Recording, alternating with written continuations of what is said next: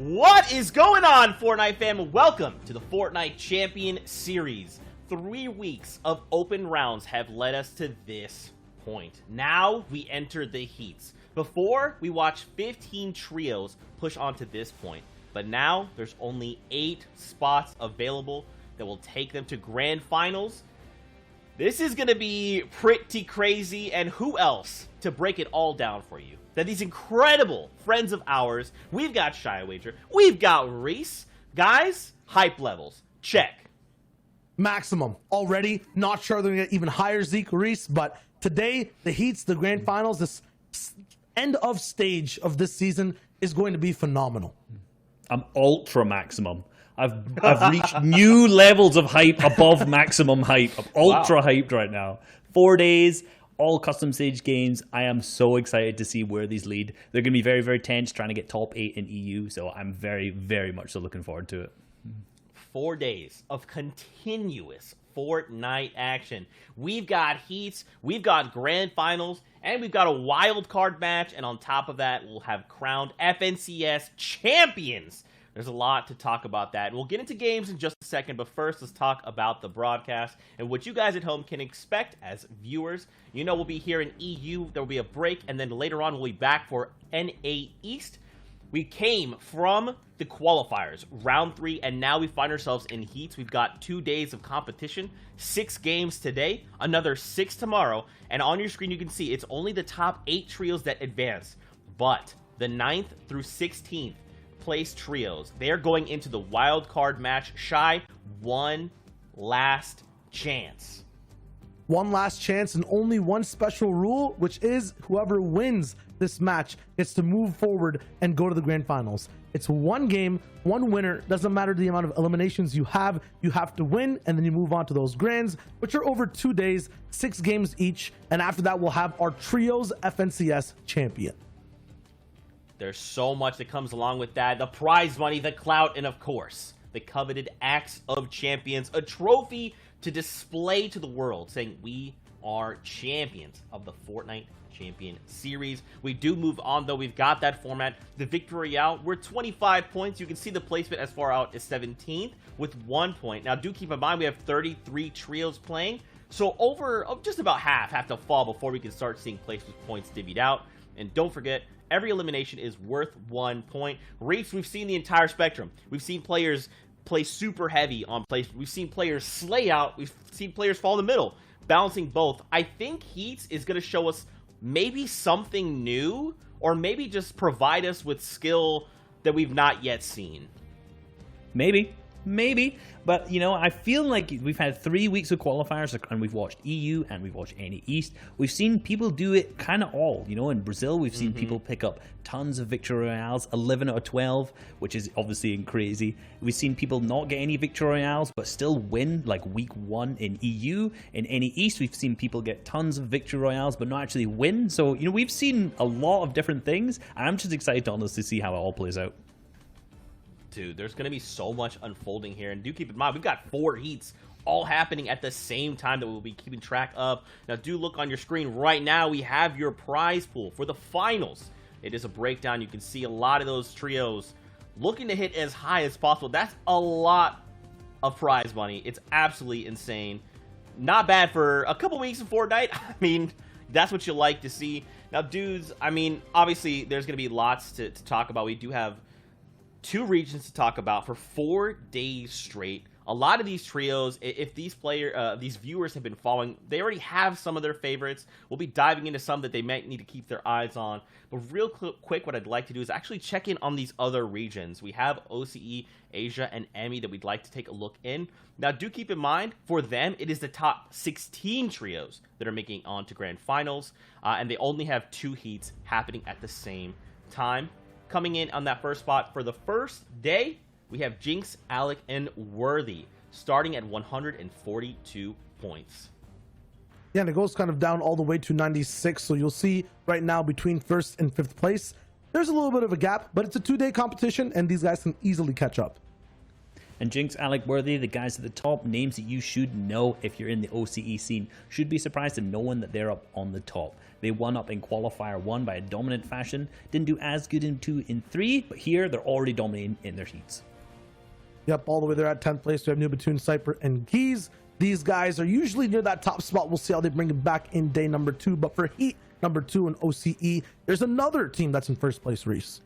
Here we got Muzz, Radius, and Speedy picking up a single victory royale with 47 eliminations. So clearly doing a very, very good job of picking eliminations, picking up fights, doing a ton of different things to get themselves up onto the top of that leaderboard above everyone else by 10 points. Yeah, on this back page too, we have Jalen Parpy and Zore. These guys have one win as well for them. Basil, Vortex, and Jace also have a win. These guys are going to be 6th and 8th place, but that is kind of the 2 pages of 2 heats of OCE. Now we're going to rotate on over to Asia. Reese, I did not mean to cut you off there. I'll let you finish out your point. I was just going to say, over in Asia, our guys in first here are the guys who won up in week 3 already. So 2 victory royales coming very, very strong for them. However, tied up at first place here. So, you know, they've got a little bit more victory royales, but Les, S, and Hamapi in 2nd place here have clearly done a really good job being consistent on their placement through all 6 games today. And that point gap is still there from 1st to 5th, from 6th all the way to 10th. It's kind of closer, but still almost a 30-point differential. Actually, a little bit even more between Q-Jack's trio and then Suyu all the way there in number 10. We also have a win on this page in 9th place with Mr. and his trio. 61 points overall, 20 elims. Q-Jack, Wild Out, and Nator, though, these guys lead the pack with 34 eliminations at 6th place.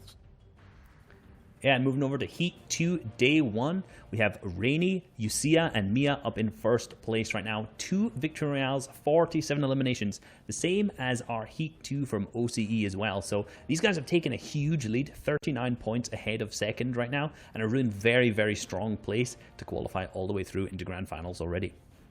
Yeah, and point-wise, both heats kind of look very, very similar. The 6th to 10th place slots over here in heat number 2, though, look a little bit closer with maybe just an 11-point difference between 6th and 10th. Once again, 2 wins on this page, so we're seeing patterns in both Asia and OCE between the heats that are very, very similar, almost actually the same. Yeah, it's almost like one of these teams is kind of coming out that isn't as consistent overall and just, you know, playing very, very well in a single match, getting that victory royale. And that's kind of putting them up into the 6th to 10th place slot. But they're obviously not really able to capitalize that as well in the other games. Yep, and then all the way there over at Middle East, we have a little bit more of an even spread on heat number 1. No one really with 2 victory royales, 1 per all the top 3. And then we still have that same 133 to 144 point gap all the way down to 86 for the 5th place team. Yeah, and they got 52 eliminations up in first place right now, which is the most of any of the teams that we've just seen across on these smaller regions. So this team, extremely aggressive, very, very much so going for those eliminations the early, mid, and late game very efficiently. And although we are speeding through these all, standings results, do not ignore Speedy all the way in 6th place there with his trio. 86 points right now, right on that gap for top 5. Still, though, for ME, that was just heat 1. We have another whole heat. Remember, 2 heats for these regions. The top 16 end up moving on. And in heat number 2, we have Hell on Steam, Fantumi, and then Fares. We know these guys, they're usually in that top 3, top 5, but this time in the heats, they're number 1. Yeah, great performance coming out of them today already. 23 points ahead of second place. And then, that consistent placement over and over again. 2 victory royales, 40 eliminations. Clearly, these guys have been getting up into that top 5 over and over again. Not being super aggressive, only having the 40 eliminations, but still way ahead of all of the other players down below. And this is the closest heats kind of gets so far from all the regions we've seen. Middle East heat number 2, 6th to 10th place. What a small difference in points, 70-point tied for 8th and 9th. It could be anyone's game, but we have a whole other day to go for all these heats in both ME, Asia, and OCE. Guys, there's so much happening. This is like my favorite time when we're in and close to grand finals because, everything takes it up that additional notch. Now, of course, we kind of have to turn our attention back to EU because that's what we're really focused on right now. We've seen a lot of these trios perform and show up, especially when their backs were against the wall. On other times, we've seen them when they haven't had the best starting day. On day number 2, they bring it. So why don't we kind of take a look at some trios that we probably want to keep our eyes on as we're watching some of these heats. Absolutely. Let's focus on the top 4 for just heat number 1, which we will be watching today in EU. And it starts with Mongrel, Mitro, and Tayson. Everyone knows them. Ooh, what a nice shot from Mitro there. Everyone knows them. This team dropping down at Stark seems like they're going to be uncontested today. So they've had a really dominant performance of... Oh, Mongrel putting them in the Taj there. They've had a really dominant performance when they're contested and uncontested. So I'm very, very interested to see how they're going to play out today. Yeah, this was one of their wins all the way over in the week number 3 qual. But past that, this heat has some big names, a lot more too, with Anas, Flick, and the best sniper in the world, Thomas HD. They also had a nice big win there in that, I think, 2nd week or 3rd week qualifier. And they just wrapped up the lobby holding height so perfectly. Yeah, and if we remember back to week 2, Thomas HD had that insane solo clutch where he was, I think, 27th as a solo and managed to win the entire game out from that, and that really propelled them in the leaderboards that day. That was something very impressive. Was very unique too, just like this next trio we're going to be looking at with Nikov, Blaster, and Alpha. These guys always have a different way of winning games or ending up just surviving overall, and because of that, it puts them in that top 4 upper echelon of teams to watch in this heat. Yeah, no one's really talking about them as much when you're talking about the rankings of teams, but these guys have had multiple top 15s within each of the qualifiers so far, so playing very well. Yeah, past that too, we have Vettel, iDrop, and Stir6. I think one of the most consistent teams coming in overall into Europe, and just the game style, the way they play, the way they make end game from low ground, sometimes undetected. That was just 4 teams, though. We have a whole slew of 33 to watch today just on broadcast with 1 heat. But Zeke, it's 4 heats going on at the exact same time. That's right. We'll be checking in with all those other heats as the kind of days progress. Now, we will go ahead and shift gears a little bit. We've got to talk predictions. We've been doing this in the last 4 weeks of competition. You guys have selected which trios you think will come out on top at the end of the heats. So let's talk through this. Wow. Talk through this together. Reese, you were first pick, so tell us your prediction. We've just seen a little preview of them. Mongrel, Mitro, and Tayson. Again, these guys have been consistently getting into the round 3s and dominating. They've had multiple places where they are in that top 15. So far, the most consistent team in this heat by far. And let's be real, they're just awesome. They're going to do great. I'll actually take a page out of your book, Reese. Let's do a Reese breakdown for Benji, Savage, and Lechi, which is my pick. They've been consistently contested off spawn in the heats in practice, but now for the first time they are free in this heat. Hopefully, I see on paper at least, or on the socials. And if that's the case, if we have some of the best players on Doom's domain, you saw it happen in Brazil, you saw it happen in NA East, you can expect wins, you can expect possibly a first place. I'm not going to do that for Sundown and Sancho. Don't worry, guys. I got you covered.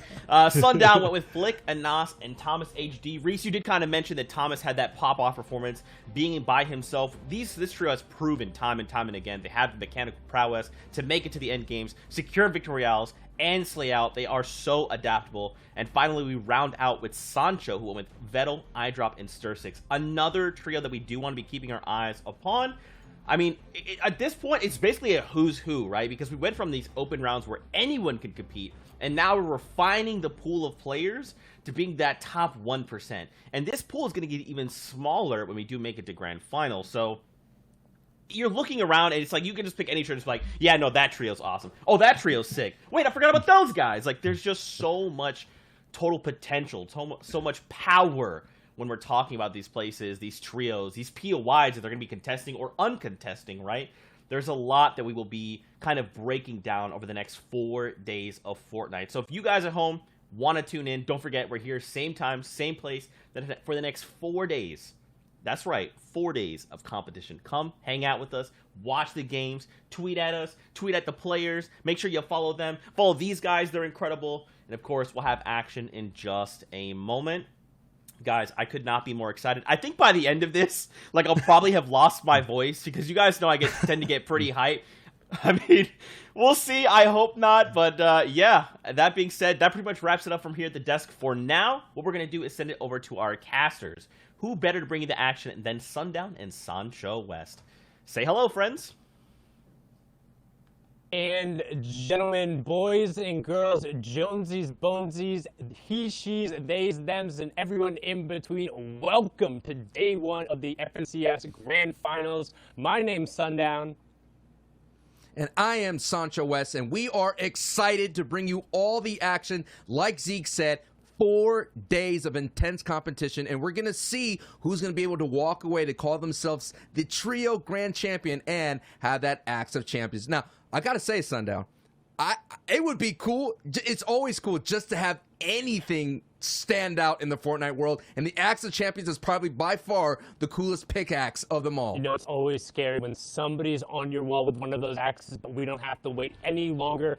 Game 1 underway. Don't forget, if you were watching over the course of this season, the format for the heats is the same for the round 3. We'll have 6 matches today, then we'll go on a little bit of a break, then we'll have 6 matches for NA East, and then tomorrow we will be back with the second half of those same matches. So 12 games for these teams, and what's on the line? Everyone's looking for that top 8 spot, a ticket to the dance in the grand finals, that opportunity to walk away. And right now, Sancho, we get a look at that overhead map, and it seems like we get a decent amount of spread. I'm only seeing 1 contestant right now. Yeah, and that's going to be the story. And it's interesting. We've been seen throughout the entire qualifiers, the contention you've seen in sweaty sands for the first time. That's usually carefree. But now we're in a carefree land here of Doom's Domain. Chill vibes here.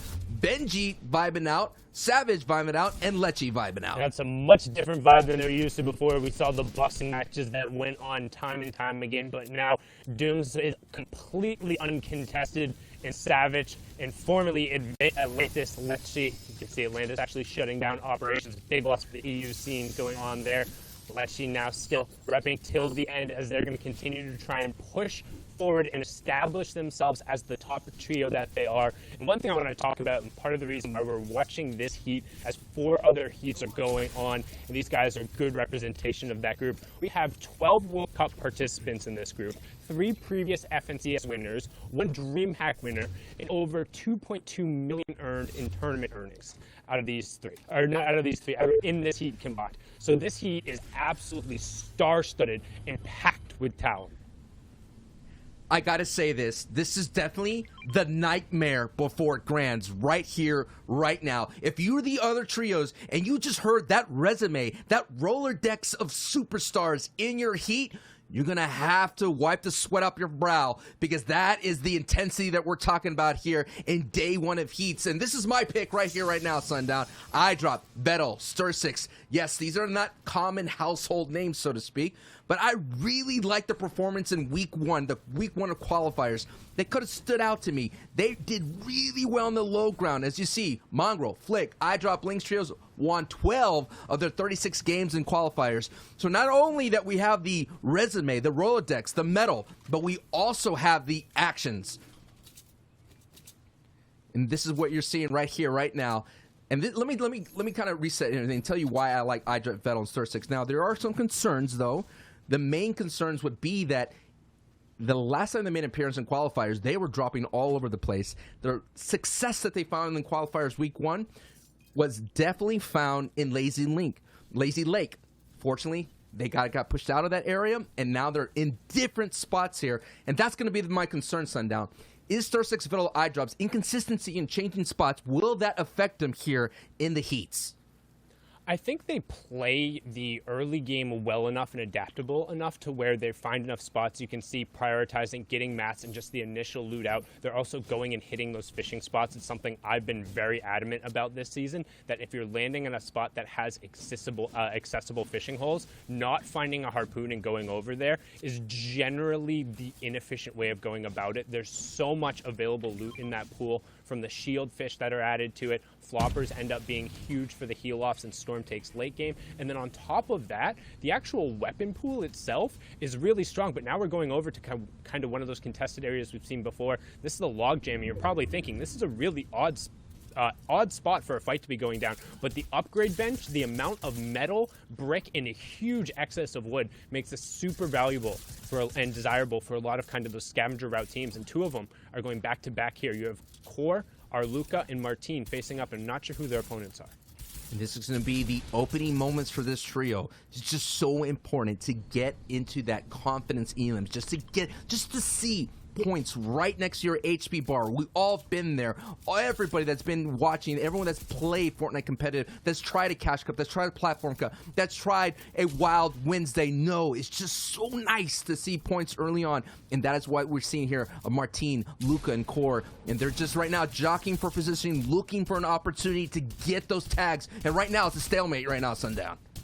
And they're fighting off against 80, Eon, and Nipsey, trying to find space to get 80 on the knock right away. Good follow-up from Core. Finds a 67 tag there. Gets the shot through. Luca gets the finish over on the side, so good job getting that first point over. Don't forget, each elimination is a point into the box right away. They're going to find that, and that's all 3 down. 3 points going over right away to them. They'll have all the space, the mats from the eliminations, and then also the ability to hit that upgrade bench. So they're in a good spot, but right as I say that, you see another trio creeping on in, trying to get use of that upgrade bench. But we're going to hop on over here to one of the top trios in the region, if not the world, Sancho. It's unbelievable to think that you have probably the most debatable drop spots in this season. Doom's Domain and Stark Industries POI here. Everybody's talking about what's the best place to drop, where's it, uncontested, yada, yada, yada. And what's crazier for the Heat 1 is that you have 2 of the best trios in the EU region, and like you mentioned, the world. Mongrel, Mitro Tayson taking Stark uncontested, Benji, Lecce, and Savage taking Doom's Domain. This would be if I was a scientist, which is going to be a long shot because I have a degree in theater, but if I was a scientist, this would be like one of the most perfect examples to kind of, I guess, find the hypothesis. I mean, find the mean. I mean, this would be it right here, right now. So the way I end up looking at it is, they've effectively, everyone in this heat has ceded over the fact that unless they throw, Mitro and his trio and Benji and his trio have qualified for grand finals. They have uncontested mythic drop POIs. It is on them to drop their level of execution, because week after week, we've seen players go over it, try and contest them, and it's not running well. Here was one of the contested spots we saw. There was actually another one over at Logjam, but huge shot coming out from Lons there with the snipe over in Sweaty Sands, trying to resolve this as the storm ends up coming through. They're going to try and swarm over onto Swaps and prevent him from going down, but the crash pad comes out right away. Quasavi into the box, not able to find the shots through the ramp yet, but going to push forward. Versa going down there. That's 2 down so far, and I have to think they're going to convert on this 1v3. But right after I say that, Nito gets picked up and a little sloppy there. Can't really end up going down there. They'll have time to reboot, but it's just going to be an excess drain on the resources, Sancho. Absolutely. The investment into that, as you're seeing now, they're eating Storm. If you're going to have somebody land in your POI, you're going to have to wrap that up so quickly. Wrap it up, be as fast as possible, because you're going to have to beeline your way into the safe zone. And that is the dangers of having these outer outskirts POIs. We saw a couple here already at Logjam a little bit, having those rotations. And if this is your first time watching Fortnite competitive, these competitors will always end up fighting each other. They will always cross paths, because they're always going to get into the same rotation. Now, someone else that we're going to have to keep an eye on, we kind of mentioned the highlight package. I believe this is your pick of Thomas HD, Flick, and Anas landing in Dirty Docks. And they're just so freaking good. And when we talk about that, we mean not only as a trio, but the individual efforts out of these ones. We saw, particularly in the week when Thomas was able to clutch up twice back-to-back, that first qualifier when we came through. He had the highest clutch factor. But not only that, Anas was also on that list. He was the one who rounded out that list. So having 2 of your trio basically account individually for 49 points is an absurd effort. But not only that, we've seen it time and time again, and Flick very often puts himself in spots where he's like not necessarily in danger, but he's able to be just efficient enough to unlock the other 2. I think in order for them to win the actual FNCS, they're going to have to put together a full trio performance, but their ability to take and challenge high ground at kind of past that 7th and 8th circle time is one of the best in the game. If they hold on to those late shockwaves like you see in Thomas's inventory right now, that generally keys to me that they're looking for one of those later circle high ground takes, and from the rest of the game, they're just trying to avoid fight, get tags, and get somebody into a position to make a play. So now we kind of took a look at all the big names in the lobby, but there's still other, I hate using tiers, but this is another strong team as well. A strong trio that has a dominant position on the map.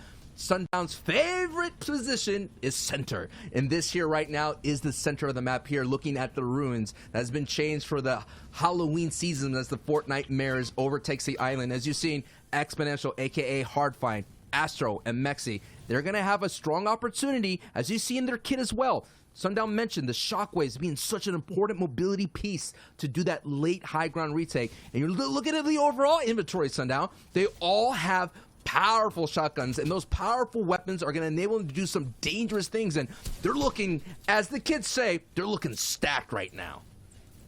And I honestly think that the Authority, aka now the Ruins, as you can see Midas enabling his revenge on the map for the Fortnite Mares, though the zombies not being in play here in competitive play, you can see now the central location of it really enables you, because you're never going to have a bad first rotation, but more importantly, everyone else kind of forced around you. And as long as you control that center island, you're going to get your shots and not be threatened by that storm surge that we just saw tick on there. Now, if you're unfamiliar with competitive Fortnite or Storm Surge, what Storm Surge does is it punishes the most passive players in the lobby when the lobby gets too dense, aka there are too many players remaining for how small the circle gets. So you can see on the right hand side there is a damage threshold. That means the most passive trio will then start taking damage from Storm Surge. This damage is 25 damage every 10 seconds. The way you get clear of Storm Surge is that either the server drops below 70 players, that number will be in the top left,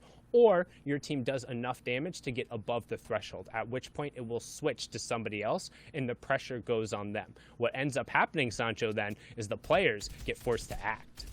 Absolutely. We've been taking a look at all the different graphs and stats, all from our analysts. You see there's a spike in those situations that Sundown just described. When Storm Surge starts kind of bopping you and starts chipping away at your HP, you start getting crazy, you start getting erratic, and you do your best to avoid that. And that is when you see box ties. That's when you see these neighboring trios all of a sudden get aggressive.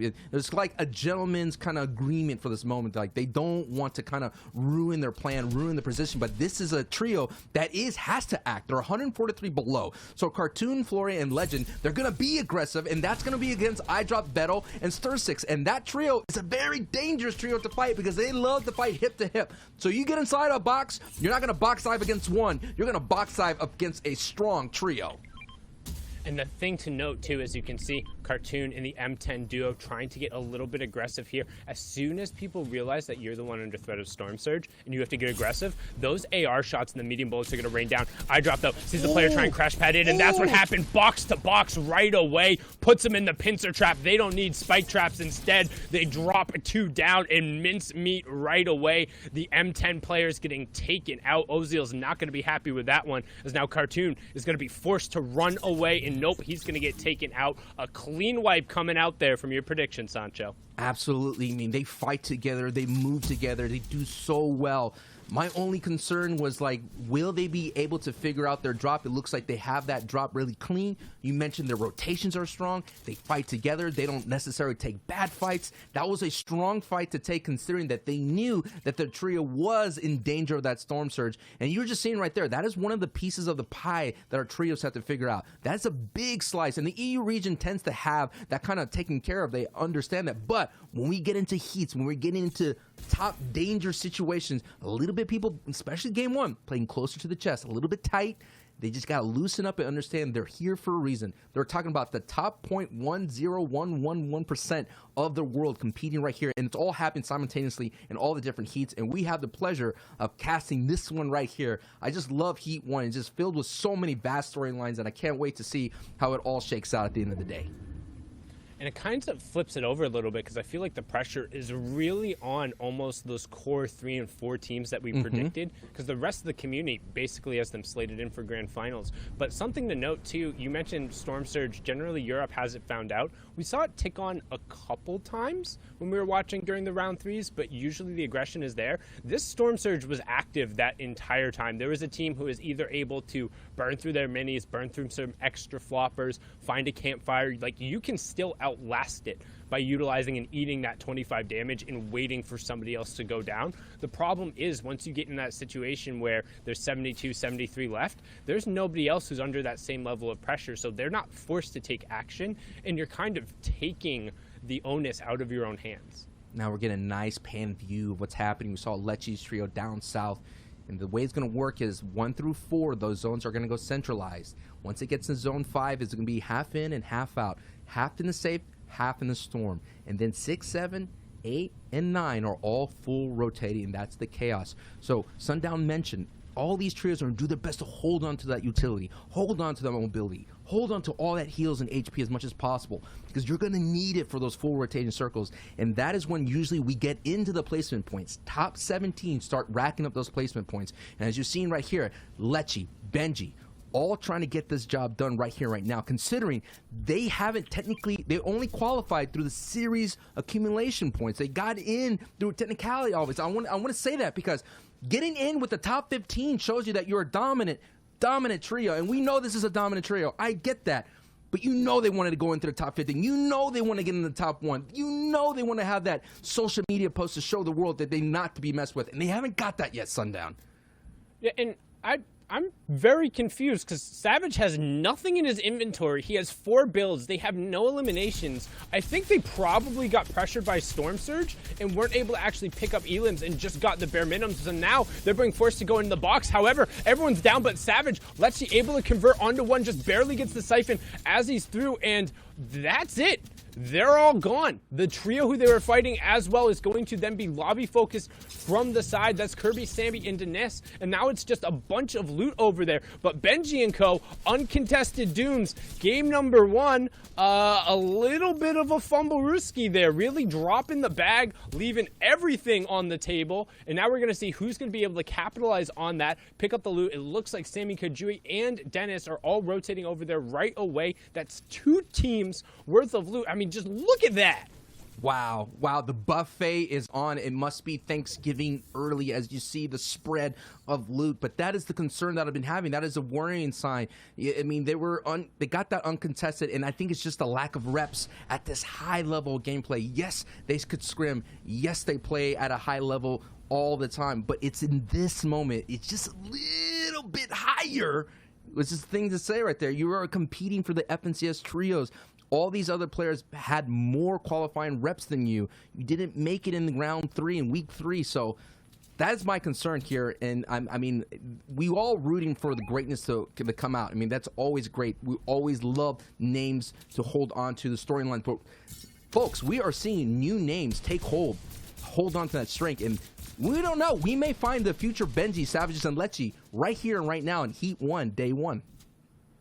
It's game number 1. I'm not overly stressed about it, particularly as you said, they don't always get the best of reps, but Benji and Savage in particular are almost notorious for their slow starts and then being able to have strong back halves. So I think if it was any other one of those top trios, I'd be a little bit more concerned than if it was them. Not to say I'm not concerned, but right now I'm a little bit more concerned for Frastroki and co as they're getting taken down. And again, another wave of action driven by the reveal of that 5th zone. You can see it in the southwest corner of the map, and then also Storm Surge forcing teams to get in and get pressure on each other. That's Fadil and his trio now being taken down to just the recent signing by the new Ori-centric there. That's Kylie in the corner trying to find a little bit of room and just outlast right here, as now rotation being set up by iDrop, Stir6, and Vettel, finding a little bit of room, trying to get harassment here over on the side, using whatever harpoon they can to get the loot from there. One of the stronger utility items we've seen.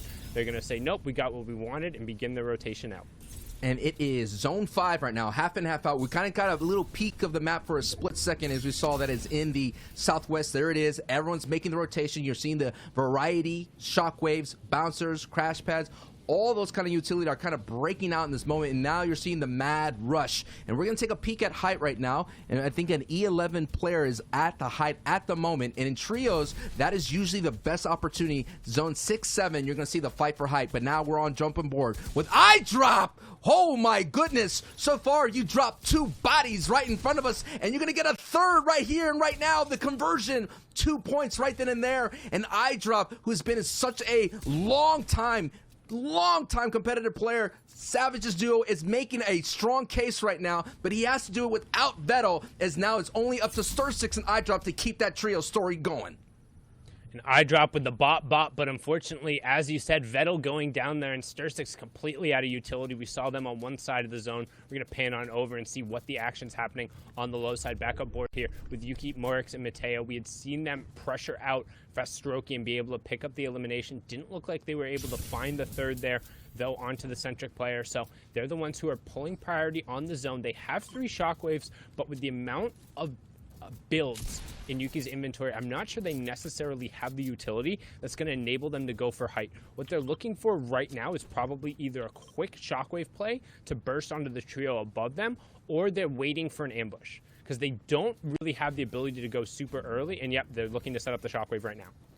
Here he goes, and you're seeing all the other names. Seventor, who literally just got in, I believe, the last top 15 in the last qualifier, week 3. And now here's the rotation. These are the dangerous parts of the trios. It's a little bit messy, especially when you have to throw a bear shockwave into the corner. And now Yuki and Mateo and Morix have to find a way together. Yes, there it is, that magnetizing force, the love of the trios to bring them all together, Sundown. And you can see, don't forget the placement threshold coming through. We have our top 17 trios just ticking over. So every single trio that drops from here on out will grant a point to the rest of the lobby. And then once you get into the top 3, you get a little bit of bonus points. Third will get +2, second gets +4, and then the winner gets an additional +5. So 11 placement points coming through for the top 3, 14 for everyone else. And Morix getting picked up there. Mateo able to pick up an elimination to get the 1 point back. But it looks like we're going to stay on board here with Yuki, who's set up to make some plays. And EU has long been the place of the Lone Ranger of the course. However, first shockwave puts him in a real awkward level. Second shockwave, though, finds a huge shot on an exponential. That's an instant drop. 7-Tor. It's going to be the second one back to back there from Yuki, but out of shockwaves, out of utilities, only has builds on the backside of his zone. Going to find a third, find some floppers as well, and he had to get that flopper, but I don't think he'll find enough to get in zone. Just as I say that, 3 shockwaves, but he misses the angle. He's going to go down, but a good effort pushes him up for additional placement points as well. So stealing 7 points, but that is an E11 player up top. You can see Ficken up there as well. His trio has complete control of this lobby right now, Sancho. Absolutely, and you're seeing the chaos down below as it's all getting unfolded right in front of us at the moment. It is a battle between mid ground and low ground at the moment, but Thomas and Anas are trying their best at holding on the ultimate low as Flick has been confirmed. So out he goes. So it's going to be a duo rest of the ride here as Thomas is really down to the HP, down to the sliver, but this is where you could rack up so many elims. But we've seen this as well, Sundown. When a trio gets separated, it just becomes a solo show, and now they kind of converge all together. But Thomas had it down previously and he was waiting for the siphon to come out. Crash pad off the side from Anas. We've talked about this trio and their clutch factor coming through. These are the two who generally clutch. And right away, Anas finds a huge one on the edge. And now they have priority zone. They also have medkits, which means they're going to be able to play this late game scenario better than pretty much anybody who has less than 2 floppers. So right now you can see racking up the elims as well. It's what they do best. Already pushing forward to 9. However, Flixie and Co. completely uncontested up on the high ground, just raining down shots as we push in. Top 6 now going on as Tayson finally ticks over. And Mongrel is still alive, but Mongrel is battling it out in the mid ground, picks up multiple elims. Mongrel is popping off, and Nas Thomas on the low, trying to navigate the elevation that is iDrop picking elims, but it is a story on height right now. Yes, on height wins the games, but so many points are being racked up by iDrop. Mongrel making a play for height all by himself. Oh my goodness, Mongrel gets a good tag. We're jumping back down to Nas and Thomas right now, looking really good, looking really healthy. They have the material as iDrop finally drops Mongrel in the elim feed, but they could do it, Sundown. And Nas and Thomas, it looks like they're doing it. They have the momentum. It's a 3v2v1, and the thing is, the people on height were up there for so long. They have to be out of builds. They had the priority low ground. This is the med kit I was talking about. Anas already had 3 damage. He's going to start popping it right now, which means Thomas is going to be let loose to try and find the eliminations. You can see Anas in the storm. Flixie, Zini laning down shots from the side. Anas now, we're almost into full close. Still has another med kit though as the 9th zone is coming through. He's dropping down. Only 9 builds left now as Height still has it, but Zini gets knocked down. Anas gets a second knock. It's all going to come down to Flixie versus Anas, and Flixie gets thrown off of high ground into the zone. He's out over in the zone. Anas has priority unless he has enough heals to continue ticking over. You can see him out there right now utilizing the chug splashes, trying to go to full heal. Here's the fight. Nas picks it up. Become legends of Nas, 13 eliminations. We talked about their clutch factor. We talked about how good my prediction was in game number 1. 38 points coming through. That was nuts. That was amazing. The duo clutched it up. We're going to have to break down the analyst test. Woo! Break it down, fellas. Well, Sundown looks to have made a pretty solid prediction because starting today, the 13 Elim Victory Royale. You know, honestly, I didn't know that we'd be seeing anything like this because, again, we've kind of taken things to the next level here with the heats. But they just proved me wrong. For them, it's almost like this was just any other game. Hey, you want us to break double-digit elims and get the Victory Royale? Yeah, we can do that. We can do that in game number 1, making a statement across the board. Gentlemen, we got to take a look at the standings to see how things went here in the first game and paint a pretty good picture heading into game number 2. Take a look. We got the Victory Royale. Don't forget, that's worth a meaty 25 points. Now, here's where things kind of get a little bit interesting as we kind of move to second and third. Shy, Vettel, Eyedrops, and Stir6, third place, 11 eliminations. Flixie's trio, second place with 6. And there's only a 1-point difference between them right now. Yeah, it's that 5 elim gap for Vettel, Eyedrop, and Stir6 overall in that last game. It was a game of just low ground capitalization, basically. There was a lot of teetering off of high ground moments. Like there were, points where we had Flixie have control overall, but then the zone just moved away from a mountain. And that happened like 3 times. Because of that, they kind of gone really drawn out. Like Anas, Thomas, Vettel, Eyedrop, and Stir6, these guys just capitalized on it, and they're holding the top 2 spots. And like, there's very few teams who can kind of maintain and hold that high ground at the same time managing to pick up a huge amount of eliminations into the double digits. Mongrel, Mitra, and Tayson, a team who can do that if they get high ground purely because of their amazing AR aim and great focusing, but obviously not managing to get height that game. But still, that's why these low ground teams are being so dominant. And so far, our first and second slot are both low ground teams.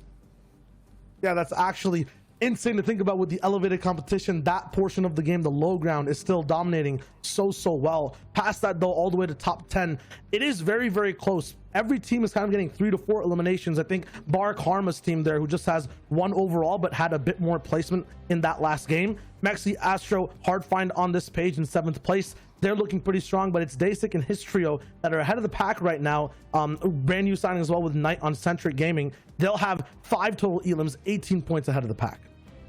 And that's what we got to keep doing. Like, that's a great game. 5 eliminations and 18 points total. All the way through, all the games across both days. That's a very, very consistent. So, obviously they're not in the top 5, but they have played very, very well.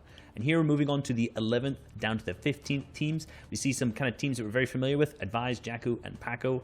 Again, 10 points. Game 1, so I'm not going to say it's, out of reach for them by any means. They still have 11 games left to go. So top 8 is where they need to hit. So just going to need to be a little bit more consistent in these coming up games.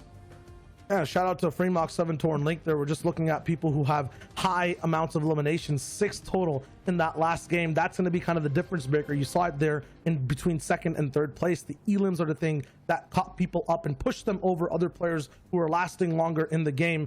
Remember too, for these heats, it's the top 8 that move on, and then 16th place where we see Styler, WKey, and their trio is kind of locked in that spot that is eligible for those wild card matches. So those are the new thresholds we're looking at for heats. At the same time, Zeke, there are 4 heats going on. In this last game, though, it was just a crazy, continuous, long game that only the best could survive. Bro, that's right. And think about it. This trio did this with only 2 members. So if you're looking at like a total problem, at 3 members, you're looking at 100% of your power. With 2, you're at 66. Like, that's even harder to do, right? And they made it, again, it looks so effortless. 13 eliminations to start the day. I'm pretty sure everyone else around is probably going to be thinking, we can't let them do that again. We can't let them pull away with it like that. Not at all. It's not like they let them do it by any means. Hype was very, very active in that last game from what we saw, right? They were trying to beam down a lot, but as I said before, the zone just kept moving away, and away. There was a lot of tunnel vision on the back. That team still got a lot of elims, but Thomas, HD, and Anas got so much more room, Reese, to be able to perform and get ahead of the zone. Yeah, and that's something you'll typically see behind low ground teams, always getting ahead and head of the zone. As you can see, Thomas right now building even into zone to try and ensure that he has enough space. Obviously, trying to go for high ground is one of the high ground strategies, trying to clay classic off high ground with the harpoon. A classic strategy, but it seems to have been managed to get the knock based on knocking them down from the actual wood build that was up there. Oh, yeah, I think the one thing the high ground team could have maybe done, you saw that crash pad be used for defense at the end. They could have thrown it down and made Nos go way away into zone, not have a chance to actually land this pump onto Kaspersa. But you saw they were so tunnel vision on getting all the other eliminations. They were so high up because the zone was moving at such a great speed away from their overall height. They were just like maybe 2 levels above the previous team. I think 2 zones before. Tune in now to this last one we won with the Nos. These guys had like a 10-story difference from height to low just based off all the hills around there. So not getting a bounce back, I mean, Anas, Thomas, and Flick capitalized on it. They got all the way ahead. They got that win. So you got to be very careful when you're on height and just make sure you're keeping tabs on every team on low ground. That is very hard to do. And I just can't believe the single tick dropped all the way down to 7 HP. That's literally 1 second. That's a reaction. That's a flick shot. That is a difference maker, and that is what we see them walk away with the victory royale. And once again, swag points for going for the clay special.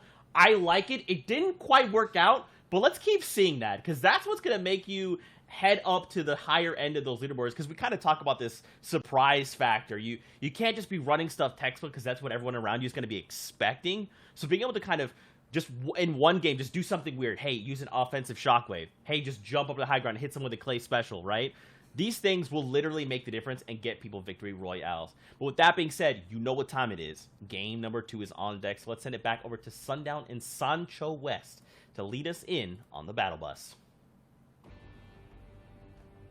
Zeke and the battle bus is looking good, fully fueled up. Our competitors are now gliding into the respective spots. This is game 2 out of the 12, day 1 of Heat 1.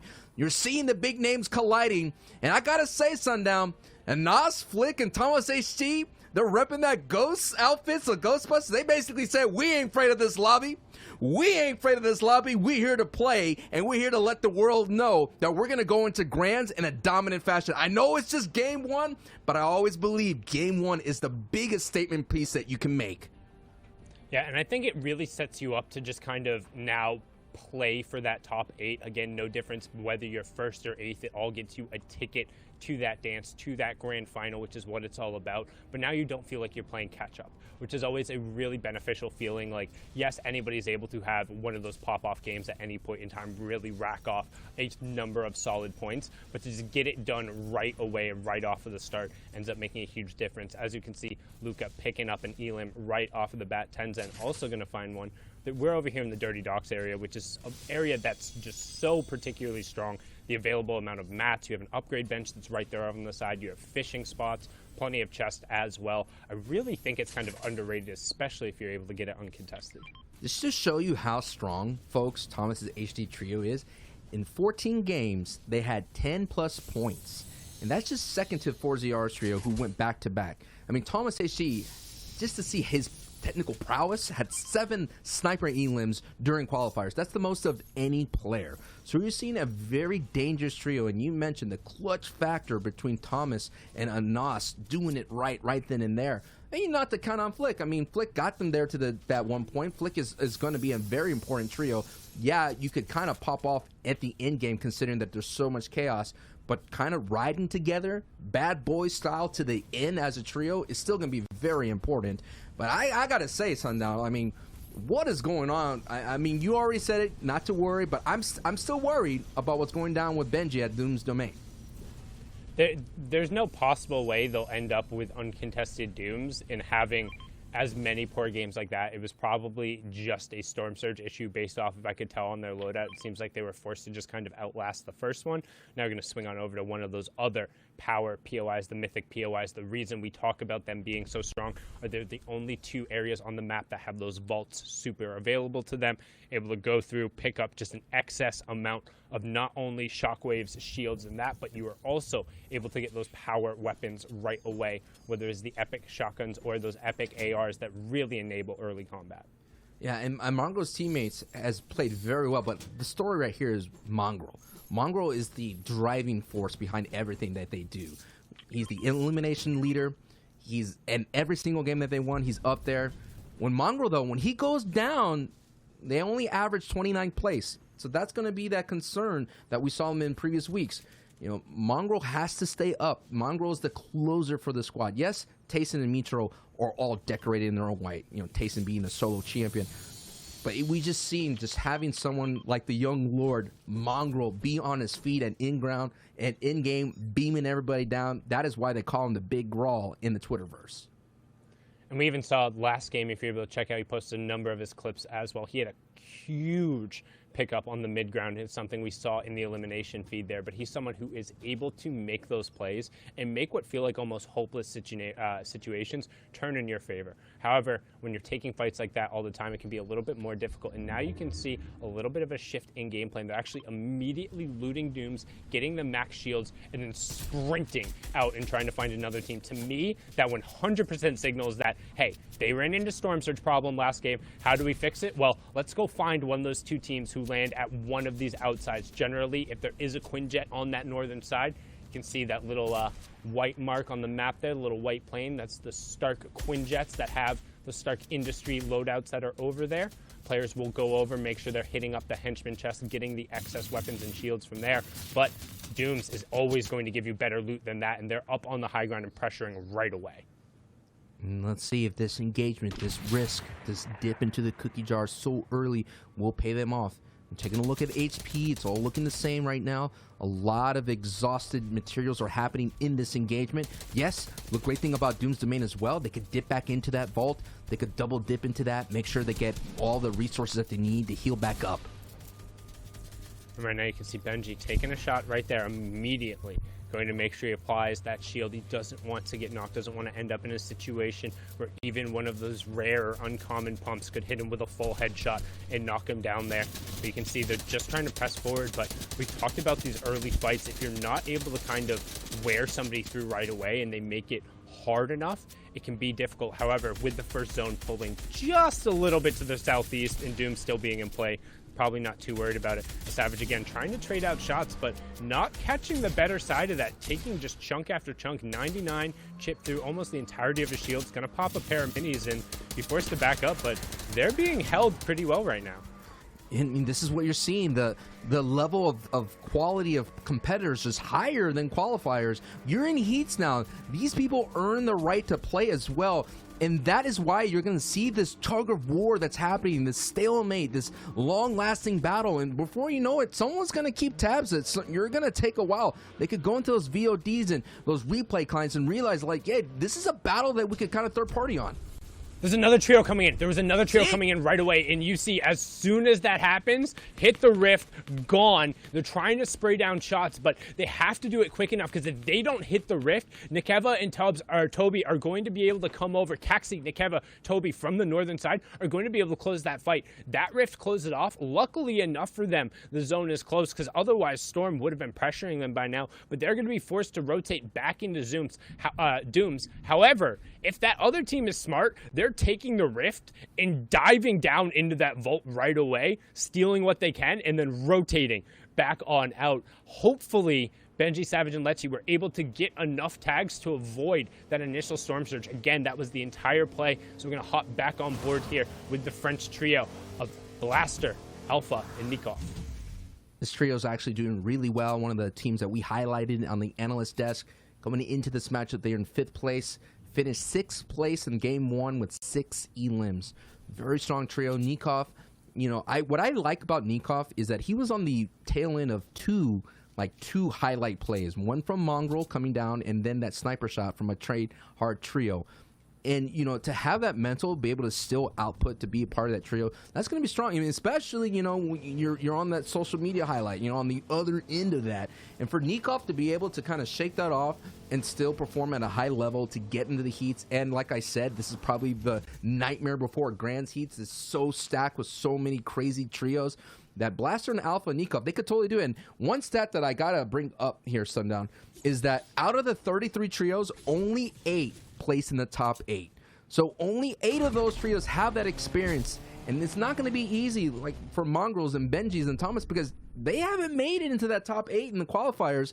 And Blaster and Nikov, I believe they're one of the trios that has. Yeah, and pushing into that top 25% when you're playing against the other top competition in Europe is so incredibly difficult. It's not just placements or not just eliminations that get you there. You have to do a combination of both, or you have to have a couple of monstrous games, and to even have the capability of doing that can be so difficult. But we've seen time and time again that people have defied the odds and been able to come up with kind of those, like, put a stamp on it moments where it's like, hey, this is my game. And right now, Versa, Jake-I, Serenity Swaps trying to push through here, working their way through an old tunnel, but trying not to get caught in one of those traps. As we've seen time and time again, players like to lurk in these. Absolutely. We saw a crazy moment where Trainhard's trio, I believe, were there was, I think it was Analyx, actually, and Janice were kind of pushing through a tunnel that wasn't theirs, and at the end of that tunnel was Mongrel waiting for them. And this is that double dip opportunity that you were seeing. Once Mongrel's trio left this vault, it's all up for grabs. And a lot of trios kind of add this to the rotation. They add this to their loot path, because you can, get that upgraded pump. You could go ahead and find a bandage cannon. There's various items that you could still find, because it's just so much in that a trio cannot essentially take everything. It kind of reminds me of the old school Oregon trail. You can't really take all the items. You're going to have to leave some behind because you get encumbered. Now we're going to hop on board here to another fight. We saw Luca pick up an Elim early. They're going to try and get a second here. Not sure if this is a different trio. That's Serenity Akusta going down there to Martine. Some Serenity on Serenity Crime. No peace will be found for either of them. But our Luca trying to find the shot here. Not quite necessarily able to find the player yet. The player doing a relatively efficient tarp to get out. To me, that signals he's low on mats, especially since he's using wood. But the huge burst shot, that's headshot, right back onto Luca. So a little bit of room going. He's saying, hey, I know I have to go, and I have to go right now. Storm is at his back. Doesn't seem like he has any additional heals. Will use the harpoon into the first one. Luca just holding on the other side of the ramp. Teammate will flip it over, and Dezinho will go day-bye as they'll pick up 3 there.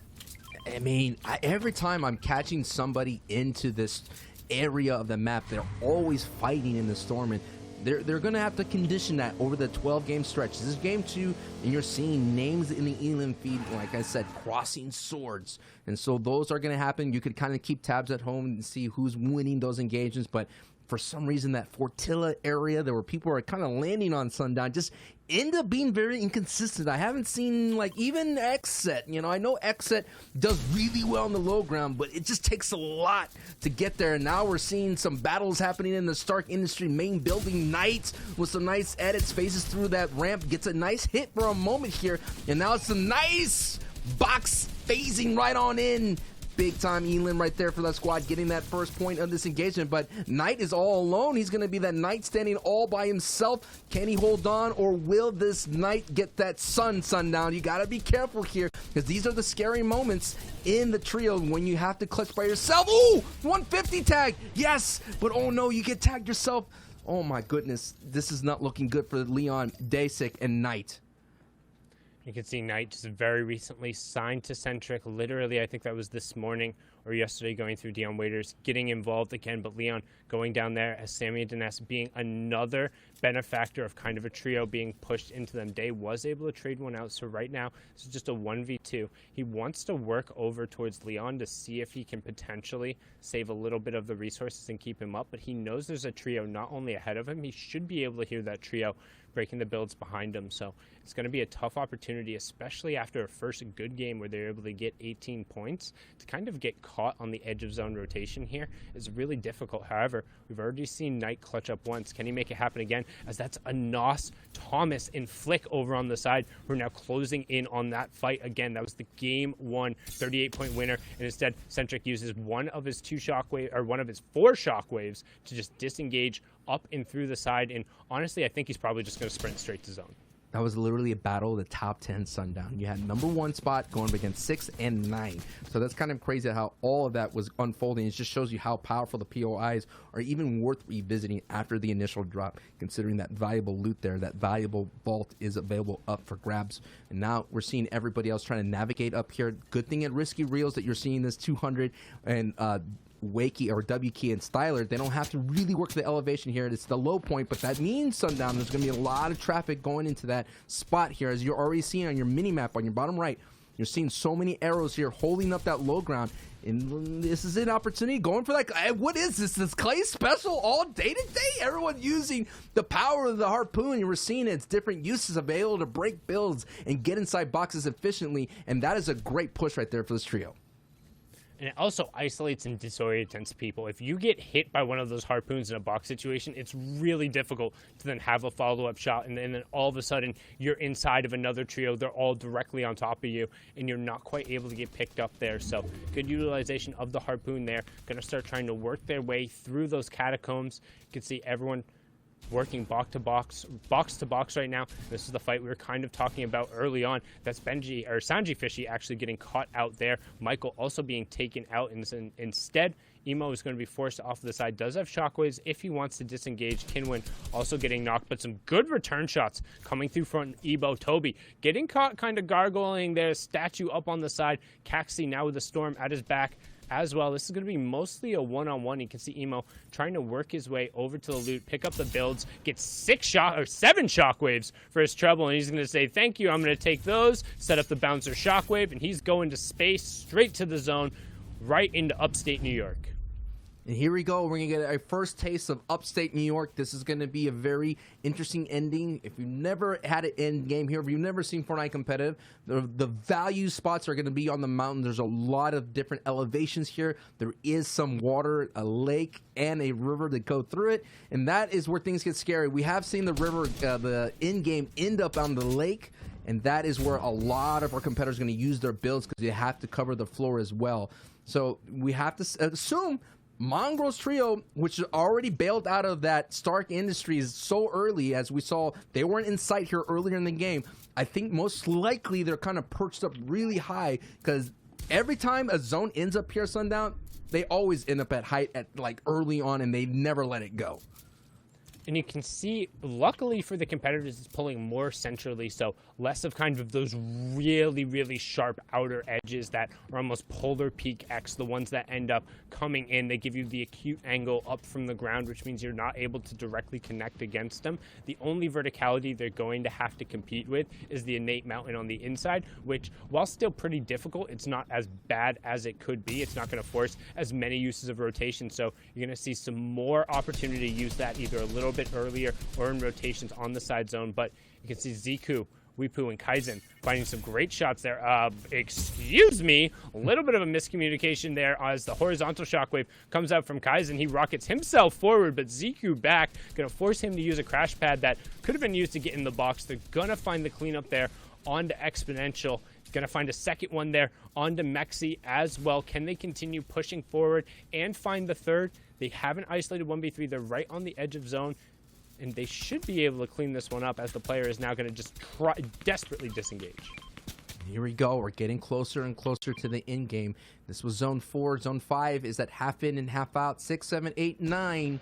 It's going to be the rotating. Of course, 9 will be the ultimate closing zone where it goes all the way down and the entire island's engulfed. And we saw how important it is to navigate that. You literally have seconds. Our game 1 winner, Anas, went all by himself up to the very end. Thomas HC was there. The duo got to the end, but Anas was kind of dancing in and out, dealing with having to use that siphon HP, dipping in the storm, holding on to the very last second. Like, that is the kind of dance that you're going to have to master if you want to step up your game in the Fortnite competitive.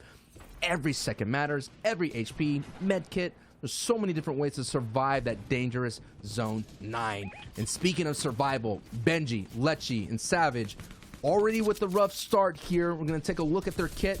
Got some elims. They made some changes. Let's just see if those adjustments are going to pay off for them here in Game 2. And they're well above Storm Surge this time as well. You can see finding another knock right there. That's Laurent. A little bit of a miss at it, but they're going to try and close the box. And a little bit. Sometimes you're a little over-eager, and right away they're going to use that pick-up throw feature, disengage with Savage, saying, nuh-uh, the knock right there is not worth losing our superstar. Going to try and use whatever utility they can to make sure they get them up. They're going to trade the revives back on the other side, so Laurent's going to be picked up. The utility is going to be used. A little bit of Storm Surge damage, again being traded back and forth. A Storm Surge is still on and impacting one player, as Vidil is actually going to get a knock onto Mitro there. So Mitro's trio in a little bit of trouble right now. Here the trouble is ensuing. Shots are going. Everybody's trying to get that free elim, kind of condition the lobby to make these rotations. As you see Versu picking up an elim, and that's going to give him the green light to make that rotation. It's not necessary, yes, you're going to get a point on the leaderboard, which is going to be very valuable, but you're going to enable you to stand a little bit longer to get a cleaner rotation right then and there. And Versu was able to get that and perch on top of that one knock that they had, and now they're going to have the opportunity here. They are in the half in and half out, zone 5, and this is the dangerous part of it all. In trios, you could separate so easily, and at the same time, you could use up so much of mobility if you make a bad. We already saw someone make a bad shockwave play early on, because this is where the nerves start maybe getting to the butterflies, as you see, in just a very erratic bounce right there. And now they're going to spend so much materials as Versu is doing all that he can to get back up to his teammate, who is higher up there. But look at all the builds that he's expending here, Sundown. Yeah, that I don't know if I agree with it. It's going to end up working out for them as they're going to pick up Tayson, and he's going to get a massive refresher on mats. But if they weren't able to end up picking up that would have not been as worth. The one thing I would note is it got them off of that clustered side of the zone, since everyone was pretty much rotating from the eastern side. If they were on that level and just sitting in brick, it would have been really difficult. However, you could see Mongrel and Micho directly under right now. They did have Tayson get taken down just before that, which enabled the team to take height. You have Anas, Thomas HD, and Flick just below them, and you can see the rest of the zone, kind of how they're panning out, who has power positioning. Our high ground trio from last game, Zynie, Flixie, trying to get a little bit of a position there. You have the Otterworld duo of Jachu and Paco just underneath with Advise. So a lot of trios who we've seen be able to execute plenty of late game moves to pressure off of high ground. And you can see, boom, right as I called it, Shockwave going up towards that power position, but instead, a little bit of a miss execution from Zestin and Co. as another one will come out, and everyone's moving over because that zone is pulling south and east. The sound of the alarm, and you're seeing here in game 2 at in-game, it is the who's who of the zoo, still vibing, still rocking together. You're going to see a different kind of layers kind of form naturally as our players navigate these rotating. You're going to have the low ground, mid ground, and height. This is a feature of right now, a little peek at what's happening on the low ground. This is actually a strong rotation from this trio here, kind of focusing outside and catching the feet. A blaster right then and there. The shins are available. Give him them toes. Nico with the 1-point elim. You know, we're out here in EU. Make sure you're wearing your shin guards before you go out and take the pitch. You can see keeping an eye on that top left-hand corner. Once we zoom back right now, keeping an eye on the wide as Micho and Mongo are able to take it. The top left, we need to see 30 before Storm Surge turns off, and now we're into top 17. So each trio that drops will be gaining a point right now as a big shot comes out from Nico, trying to follow up with that tactical SMG, and that's Mr. Savage, and then a takedown right away behind him, as well as Benji also gets down. So down bad, Benji and Savage, as Nico gets dropped all the way down into who knows whose box. That was a Canadian mogul monster right there, as Ziku eats the shot, but he's way out of zone. He needs that siphon to tick over. He's barely going to be able to find it in time, but can he find his way back to the zone? No more mobility except for the bouncer, and instead gets denied by the brick wall as we talk about Old Man Mountain claiming his toll, and the changes in verticality. That slight rise up the one mountain that was in play is going to drop so many players as we went from 48 to 17 in our top 10 in the blink of a rotation. Yeah, and Benji's team only making it into the top 16, so only one placement point doled out. They were only going to walk away from this match with their elim points, and the struggles continue for that. It's only game 2 out of 12, but now we're seeing Thomas and Flick taking height away from Mongrel's trio. Already, that is going to be a great story to unfold as Thomas Flick. I was about to say, Sundown, Mongrel's trio has the advantage here because this is their backyard. This is their drop spot. They know every single sign of elevation, every grid point. But Thomas, HC, and Flick, you just can't slow that train down. Yeah, but Zynie also just picked up his own double, another trio making it into the late game. Lol Boom, the young Irishman, the World Cup qualified player, making a statement saying, "I'm back, everybody, what's up?" A nice little double from him as well. He gets all the resources, all the utility, going to opt to also pick up that bandage cannon for the late game heals since he knows it's going to final zone. You can see, though, Thomas HD and Flick still up on the high ground. However, single tarping and breaking down trees while using wood, to me, signifies they're low on mats, but it doesn't matter as now we're going to swing on board to the low ground madness as it's a 3-on-2-on-1. No, it's a 2-on-2-on-2. Now it's just a 2v2 as Thomas picks up the cleanup there onto Mongrel and Co. Well done from him there, but can Vidil and Kylie close out against Thomas and Flick? Flick goes down himself. Excuse me, Flick falling all the way down, just going to give some extra materials over, and now it's a 1v2. Can Thomas clutch up?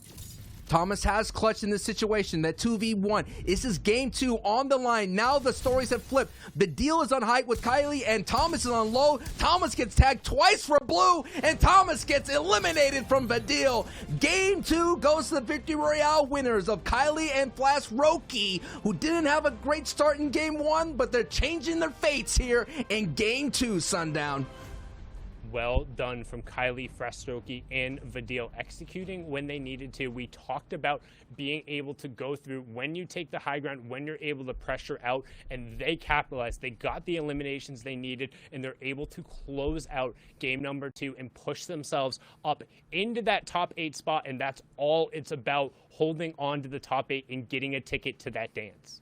Yeah, and we're seeing the stories kind of come into life here, the stories of the Benji struggles. But a great story that we got to hold on to is Thomas HD coming in second place with his trio. Strong performances all around. We're going to kick it to the analyst desk to break it all down.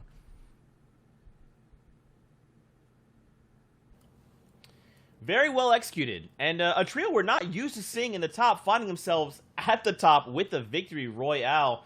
Now, I do want to give them a pretty big congratulations, but real quick, what happened there when we were rotating alongside Father Mountain? I feel like we went from like 30 trios or 30 active players to just like 16. What the heck happened? Yeah, we had like 16 trios alive in a matter of 15 seconds. 6 go down. We're left with our top 10 because there was a hill in the way. The zone didn't even go up that hill, but the potential of it made people scared. Past that, we had the end game where Anas, Thomas, and Flick were on height, and now they are still in first. 1 Victory Royale, 18 Elim, 63 points. Yeah, and you see our winners from game 2 there, Vidil, Fastroki, and Kylie, picking up that big Victory Royale. They placed 19th with 0 eliminations in game 1, so they just missed out on placement. 2 places away missing out on placement, which is absolutely devastating for them, but really bringing it back, getting that Victory Royale and the 9 eliminations. Yeah, Mongrel meets rotation once again. Being consistent, I think they had a fight for height possibly there, some mid-ground action. We were focusing on low and how Vidil was surviving, but after that great filter effect happened, after everyone got scared of the mountain and trios went down, these guys got to live out, look behind, and take shots, take elims, take points. Past that, 6th to 10th place, more teams who are now kind of switching up and solidifying their spot. A very good showcase here from Lol Boom in that past game, Reese. Yeah, they were popping off as well. They managed to get 8 eliminations and placed 4th there. So very, very good game for them. It's moved them up to 7th. And the difference between them and the other teams that we talked about when we went up the hill is that everyone was getting ahead of the zone. Everyone's getting ahead of the zone. However, the other teams ended up turning back for eliminations and getting stuck down on that verticality there. Lolboom's team on the other side kept ahead of the zone, got to the top of the hill, and continued to get their placements, and that's why they placed 4th there. We saw Blaster kind of make it towards the end, but then get taken out slightly. I think that was the last person to get eliminated out of that trio, but still 11th place overall. At 15th, we have Hardfind, Mexi, and Astro still holding things down for that top 15. Remember, once again, at the end of the heats, we're looking at the top 8 in EU moving on to the grand finals. The 9th to 16th place teams will be looking to play in that wild card match. And obviously, we have 2 days of games to watch so far in Game 1, Game number 2. It's looking really good for the top team so far, but Benji, Savage, and Lechi uncontested at Dooms in 19th place, Reese. Yeah, you know, they struggled with game 1 with Storm Surge. They ended up having to take a mid-game fight, which ended up not working out for them. Used all their materials up there. Didn't end up very well for them. We saw them go down on the main broadcast. Game 2 there, they took trying to get ahead of that by getting Storm Surge tags by rotating to the dead side up at the north. Didn't work out for them too well here either, because obviously they didn't manage to get far enough into this game either. So hopefully game 3 is going to be their game. Bro, and this is the kind of things that we talk about, right? Is like, when you're coming into something that's this competitive, even if you get something uncontested, that doesn't necessarily mean you're going to win the game, right? There's still a lot of other factors that we have to keep track of. Let's walk this game back, because this was a pretty devastating game. Yeah, this was actually even a coin flip from what we saw last game. If last game was heads, this was tails for the team on height and on low. A very similar type of ending, but Thomas HD was actually on height dropping down this time, and it didn't work out for him because of fast Strokey's plays. Yeah, you can see there are no heals in the inventory, but these guys are making a huge tunnel for themselves, being very, very careful. They know Strokey has no materials, so he kind of has to just go for one of these plays on an opponent out there. Potentially could have stayed in that tunnel a little bit longer. However, he's left Vidil and Kylie alive still, and they thrived in this game. Popped off, picking a big elimination on Lawboom, breaking their way in, and finally getting some of those materials that he needed to get him through this endgame. And as Mongrel, Mitro, and Tayson's team gets taken out in this, once again, 2v1 scenario where one person has to clutch. The difference that Vitil's team actually made and did is they pushed up ahead and tried to go up for height after Flick gets eliminated, I think from fall damage here coming down, but they make a move up. Thomas is forced down, and they have such an advantageous position to land more shots and wrap up the game. And without that pickup on Lawboom there, this would not have been possible because Vidil had 0 materials and he managed to get around 60 builds out of that. So a huge pickup there, enabling him to have enough materials to get through the endgame, and obviously also the bandage bazooka there as well, making him able to use that white heals all the way back up. So that one elimination clutched that Victory Royale up for that entire game. I love it. Now, of course, guys, we're going to get back into these games, but don't forget, we talked about there's 4 other heats happening at the same time as this. So what we're going to do is actually check in with heat number 2, take a look at their standings, and see what is going on over there. Currently, we have Alexa, Milan, and Chapix, a very strong duo coming into heat number 2. After 2 games, they're looking pretty good. 52 points. Once again, do not forget, it is the top 8 trios that will automatically move on to grand finals. Trios that place between 9th and 16th will be put into the wild card match. Yeah, so Chapix at first, Floki at second, and Kinzel at 5th. Is this the qualifiers, or is this just business as usual for these teams? Because they're looking just like they looked every other weekend. We saw even Train H being there overall in 6th. I think in game number 1, they ended up winning. They're at that first place slot. Yes, they dropped down, but they're still in that top 8. You know, and that's what happens. You pick up a big Victory Royale, 9 eliminations first, and then they obviously go down, I think, to Storm Surge in that second game. 25th place, 0 eliminations, so not a huge game for them, but given the fact that they placed first with 9 eliminations, they clearly are playing very, very well today, and they're going to probably continue that throughout the remainder of the games.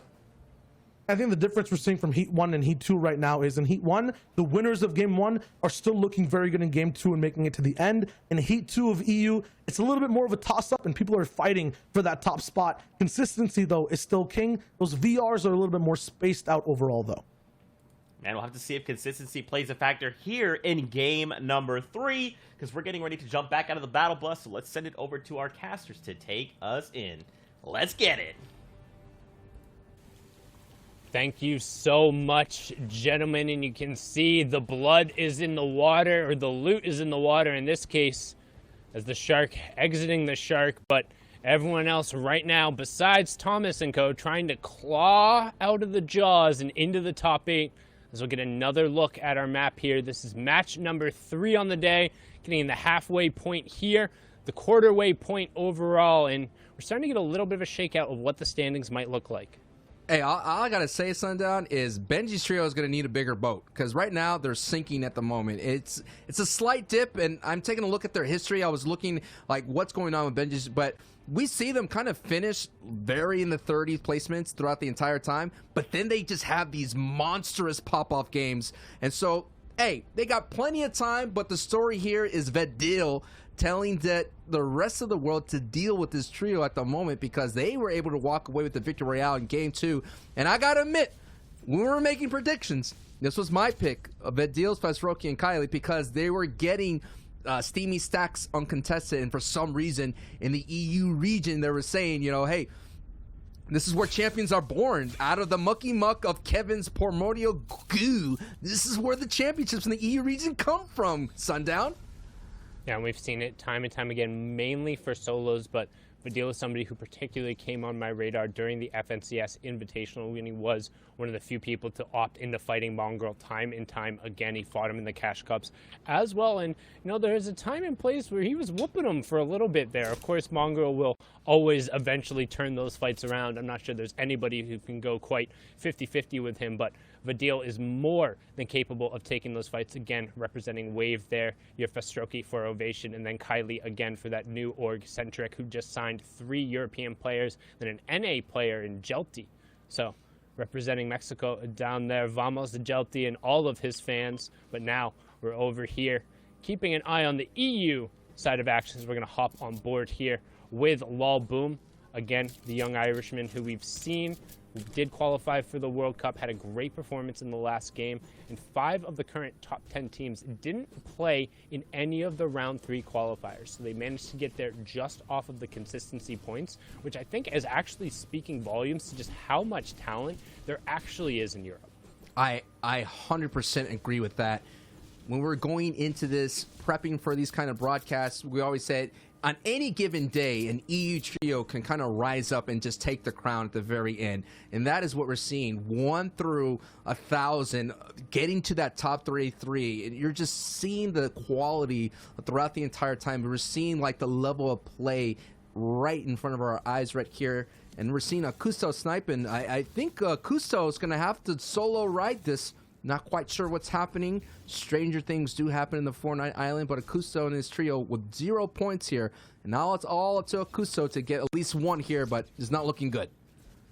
Yeah, I mean, we've seen Sipe and Daisinho end up on the bad side of trades in the first 2 games, and Akusto just trying to play a little bit of spoiler, and he's going to get Stylerixon right there. No problem converting on that one right away, just a little bit too separated from M10W. He was going to be able to push forward and find a big 160 shot, but not quite able to convert as Akusto now got 1, got 2. Hello? Gotta hit all of your shots there as the player missed everything. Akusto, another 56. Can he close it up? 1 HP in a dream. He pops a bandage, gonna save the chug splashes for after he gets up that threshold. He should know that the tick over at W key is not necessarily valid, as 200, 200, 200, 200 should be able to close the gap and try and push in. He's gonna do so right now, but he's still in 1-shot potential from Akusto, but not gonna be able to find it. The ramp flip comes through, but he still eats the shot from that common pump in 200. Saves the day, but he had to sweat a little bit.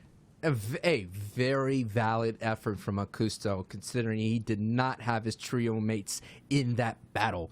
And now we're going to have a underground battle come fought out right here in Lazy Lake. You're seeing the basement that's connecting these 2 houses. I'm sure everyone out there that plays public matches knows these houses very well. It's a very strong opportunity. You're going to have a strange box fight here. Of course, Wild Wednesday had that box fighting tournament, and we're seeing a taste of what box fighting can really do in a tight quarter as we're hearing the Harpoon go out there, and Leon, Knight, and Dasik getting the 1 elim out of the trio. And I think that's going to signify the full retreat here from the other side, I think. But I don't think Leon and Knight and the Dasik are going to let this one go. No, they're trying to close the gap here, and it's a little bit of centric on centric violence right now, as that was part of Lolboom's trio up there, so that should be Boom & Co. But if you keep a look on the bottom right-hand corner of your map, there's another trio who's now closing in the gaps, as well as Nico is now going to be taken down as well. That's Centric who's going to be able to convert over onto that one. So Boom is all by himself, and all of a sudden it's a 3v3v1 right here on the edge. It's just a matter of time. We're just seeing these third parties, and I mean, in different times in qualifiers, some spots have become hot, and looks like Lazy Lake is becoming super hot right now as Legend takes out Low Bloom, the young Irishman taken out quickly in Legend, Cartoon, and Florix. So we've seen doing really well. We did see him in game 1 kind of struggle with the Storm Surge, showing how dangerous he can be, push them into a bad situation, but it looks like in game 2, they will turn that around a bit. They have 16 points. In game 3, so far a solid start as they're able to pick up the last remnants of that engagement. Hitting up some of those consumables there coming out of the kitchen, making sure he pops not only his peppers but all of the shields. Make sure he tosses that one forward there to his teammate, but right as he does, eats a burst shot from the top side of the mountain, so he needs to be a little cautious on this rotation. He does have the bonus speed, which should make it a little bit more efficient now. We're going to cut back on over. You can see Knight and Co. have a shot over there as we hop on board. Here's iDrop, Vettel, and Stir6 up on top of Sentinel's Hill. Another Sentinel's kind of gorgeous gorge in play right now, so currently heading a little bit more towards the southern side of the map, but still plenty of players remaining. 83 up, 29 trios, which means we're definitely going to see at least a little bit of storm surge pressure coming through here in the next zone. And this trio right here has the highest percentage of points from placement, and nearly 75% going into these heats. So they're very strong, like you mentioned, not kind of take crazy fights. They value positioning. You see them kind of surveying the Sentinel graveyard. And this is a very quiet trio, though. They're right now top 5 going into this match with 27 points. Their average placement is 3rd place with average elims of 11. So looking very dominant, looking very strong. And yeah, I know maybe someone out there saying I have 2 picks, but that is my official pick going into this. Vettel, iDrop, and Stir6 looking great here in Game 3. You can see right now a trio who's honestly outperformed my expectations so far. Fixie, Zynie, and Trick Caspera. Sorry, I apologize. They're tripped over. I was about to make a Friendly Ghost reference, and then I was like, nope, there's an A on the end. But rocking that Stark Industry rifle right now, trying to turn and get some shots. Also the legendary loadout on Fixie, and they've had just such fantastic loot and positioning the entire game. We've seen them on the high grounds and making it through, and their ability to pressure opponents out just based off of where they're positioning themselves has been honestly really impressive, like that akin of some of the other top trios in these endgame situations. And I wasn't ready for that, as now apparently somebody who wasn't ready for a fight as well, getting jumped on. That's Sanji Fishy, again, down but not out, getting picked up, yoinked back, thrown into his team. His teammates are going to disengage. They have Tayson, Mitro, and Mongo on the backside of them. Nobody wants to run in between kind of those two trios, as now Vadil and co are a little bit under pressure, and this is going to be a fight. Kind of, we talked about it, Vadil versus Mongo, who comes out on top in trios. The most interesting thing as well is I can't imagine the comms for Tayson. I know Mongrel's still here, though. Mongrel is kind of trying to see if he could sneak in some sort of an elim, and I know probably Tayson's trying to pull him back, rein him back, and kind of position him for a better way, and that is the role of a strong in-game leader, to kind of navigate these strong players with their strong confidence and strong egos, because, you know, every single player, especially a Mongrel and Mitro, understand they could take on anybody. They could fight 1v2, 1v3, it doesn't matter, and Mongrel's literally kind of spearheading this fight against our Game 2 winner here, Sundown. Yeah, they're trying to take him down, close the gap right away, but it's Vadil against Mongo. He says, I used to have your number in solos. Well, I got your number here right now, and that's a huge pickup for them as well. Going to get an upgrade on the mats, get over some excess shields that his teammate is going to be able to pop, get them all up to that 200 threshold in terms of effective HP. Just well done from Vadil, finding a great pick, got the wall at it, got the ramp in. Kuna flipped it right away. That's when you have the ramp and then you flip it backwards to give yourself a right-hand advantage over the enemy. Blasted Mongrel, and then they found the elim, puts him above Storm Surge, and now they're just going to walk their way to zone.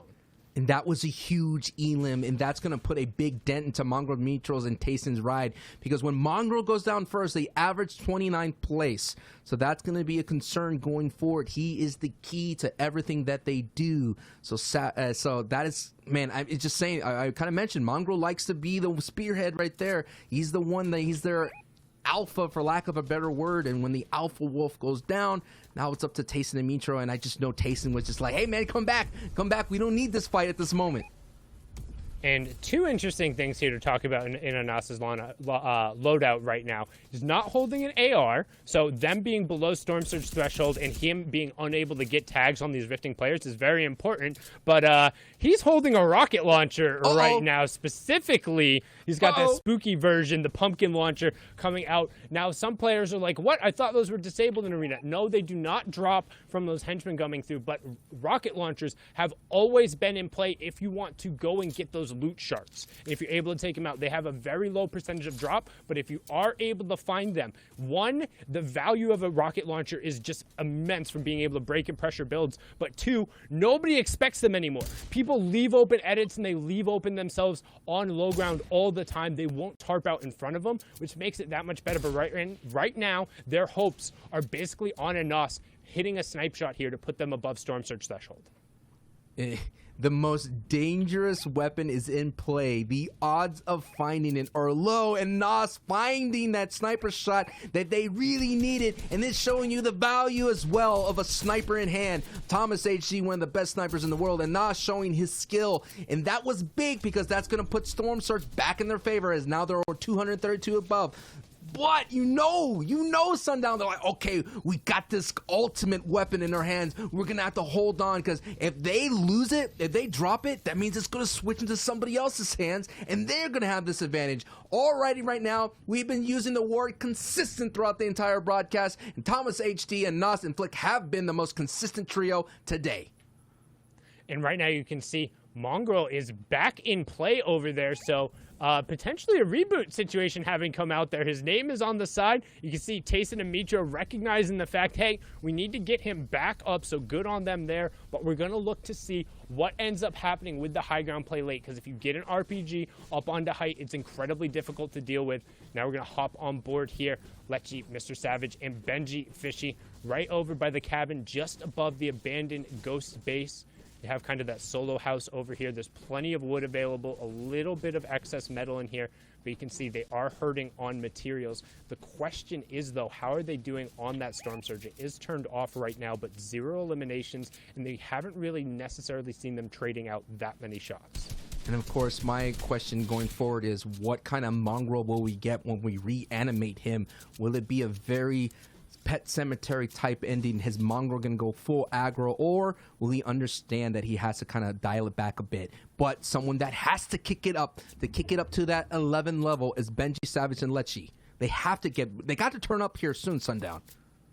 And you talked about our most consistent trio so far. They might have bitten off more than they can chew on the edge of zone contention, as Morix just got a knock onto Thomas HD. We're actually going to flip the script real quick, and we're going to hop back on board with the story that is Tayson, Mitro, and Mongrel. Mongrel had gotten knocked early on in that circumstance, but you can see right now we were talking about kind of the fight early on between them. Vidal won more than 65% of his fights versus Mongrel in FNCS solos and invitationals. So, hey, I talked about Mongrel getting him back a little bit. Well, at least it wasn't kind of that first little 4-0, 5-0, but still, somebody who's able to go 65-35 against Mongrel in official competition in solos, that's impressive to me. That is a high-skill player, however you want to define it.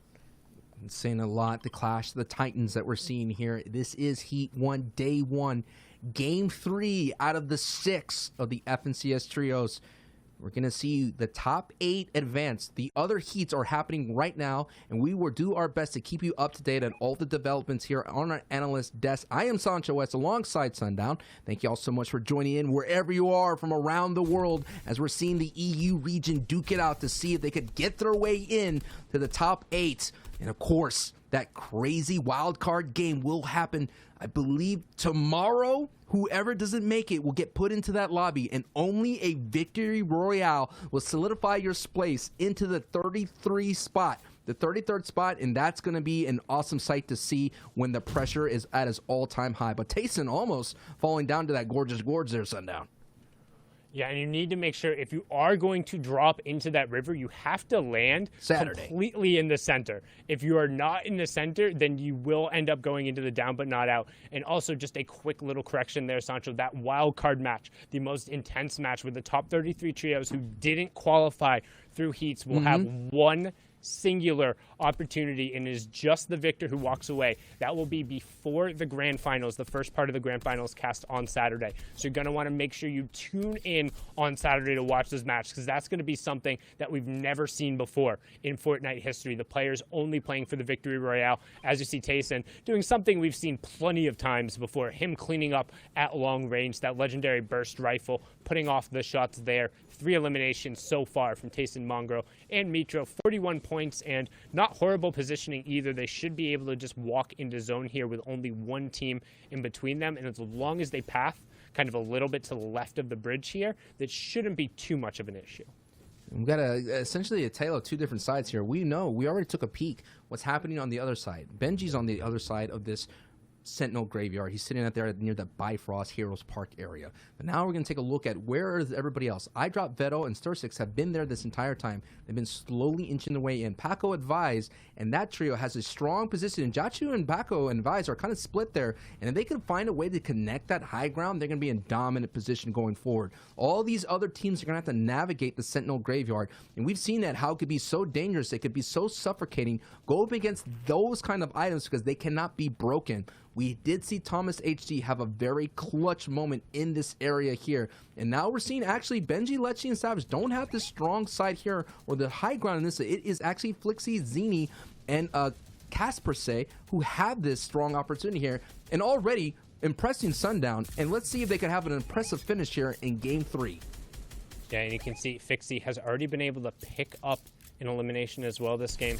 Caspera, they have plenty of shots here. You can see Storm Surge Threshold is turning on. That's on the right-hand side. The number we're looking for in the top left is 50. Well, that will turn off again if you are new to competitive Fortnite. Storm Surge ends up turning on to punish the most passive players in the lobby. The ones who have done the least damage to opponents will take 25 damage every 10 seconds. That hurts. So you want to get above that threshold. The way you do that is by putting shots into their opponents. And we can see Benji finally getting himself up on the board. Thomas HD, who was knocked earlier, back up on his feet, taking out Yuki there. So is our most consistent trio. Recon just kind of chilling out there in the open. No clue what's going on there, but an easy elimination coming out there. That's 2 right now from Caspera and Co. And a huge elim in the feed, folks, as Thomas HD does go down. And I also have to say, this is the clue. A big clue for them is that they actually pulled the half in and half out. That investment into the high ground is working out for them. But they have to be careful, as Paco advised and Jachu, as you see dead center at the top of your screen. That team could essentially, with one shockwave, vault over, especially a mega shockwave, vault right over them and cap them and leech on top of the high ground. So that is what we're going to see here in this rotation. But considering that they do have zone here, Lechy Benji could kind of rack up a lot of elims and essentially gatekeep anyone coming their way. And there it is. Elims are happening. Elims are flowing their direction. But can they capitalize and not get knocked in in-game like they did in the previous one, Sundown? And Storm Surge now off, 47 players remaining, but more importantly, we are into the placement point, 17 trios remaining, so everyone getting 1 point. If your team gets eliminated, everyone else will receive 1. You can see Vettel already down here, which means this is a 2v3 attempt. Well, quick 2v3, turn that around. That's the good old dodgeball swing as they take out 2. They're going to pick that one up and get all of the mats on that end. iDrop and Stursix well executed in that box-to-box fight when they desperately needed. Nothing like that good old catching of a dodgeball to flip your stance and give you that advantage. And that is what you're seeing, the power of iDrop and Stursix. They stand tall. They stand hip to hip. They fight together. They fight as one. Metro picks up an elim in the feed. But can iDrop and Stursix, who are, they navigate low ground so well, just like Exa in the NA East. This is going to be a strong team going forward, but down in man, we did see that a duo was able to capitalize in Thomas and Anas getting the Victory Royale, so they're not out completely. But now someone that is on the outside looking in, looking for that first strong game here in day 1 of the heats, it's Lechy, Benji, and Savage. And they're kind of have to make their way through here as you're taking a look. They're just teetering on Storm Surge Sundown, just teetering as they take this aggressive rotation into the front of the zone. Yeah, and the Storm Surge really not a huge threat here, as such a far rotation, such a change in verticality is going to force players out and to expose themselves anyway. But more importantly here in Savage's loadout, when we tuned in previously with him, we had talked about, wow, he doesn't have a whole lot. 6 shockwaves, 2 bouncers, all of the materials in the world. They loaded up their playmaker. He's on the front side of the zone, but look up who's on high ground for the 3rd game in a row.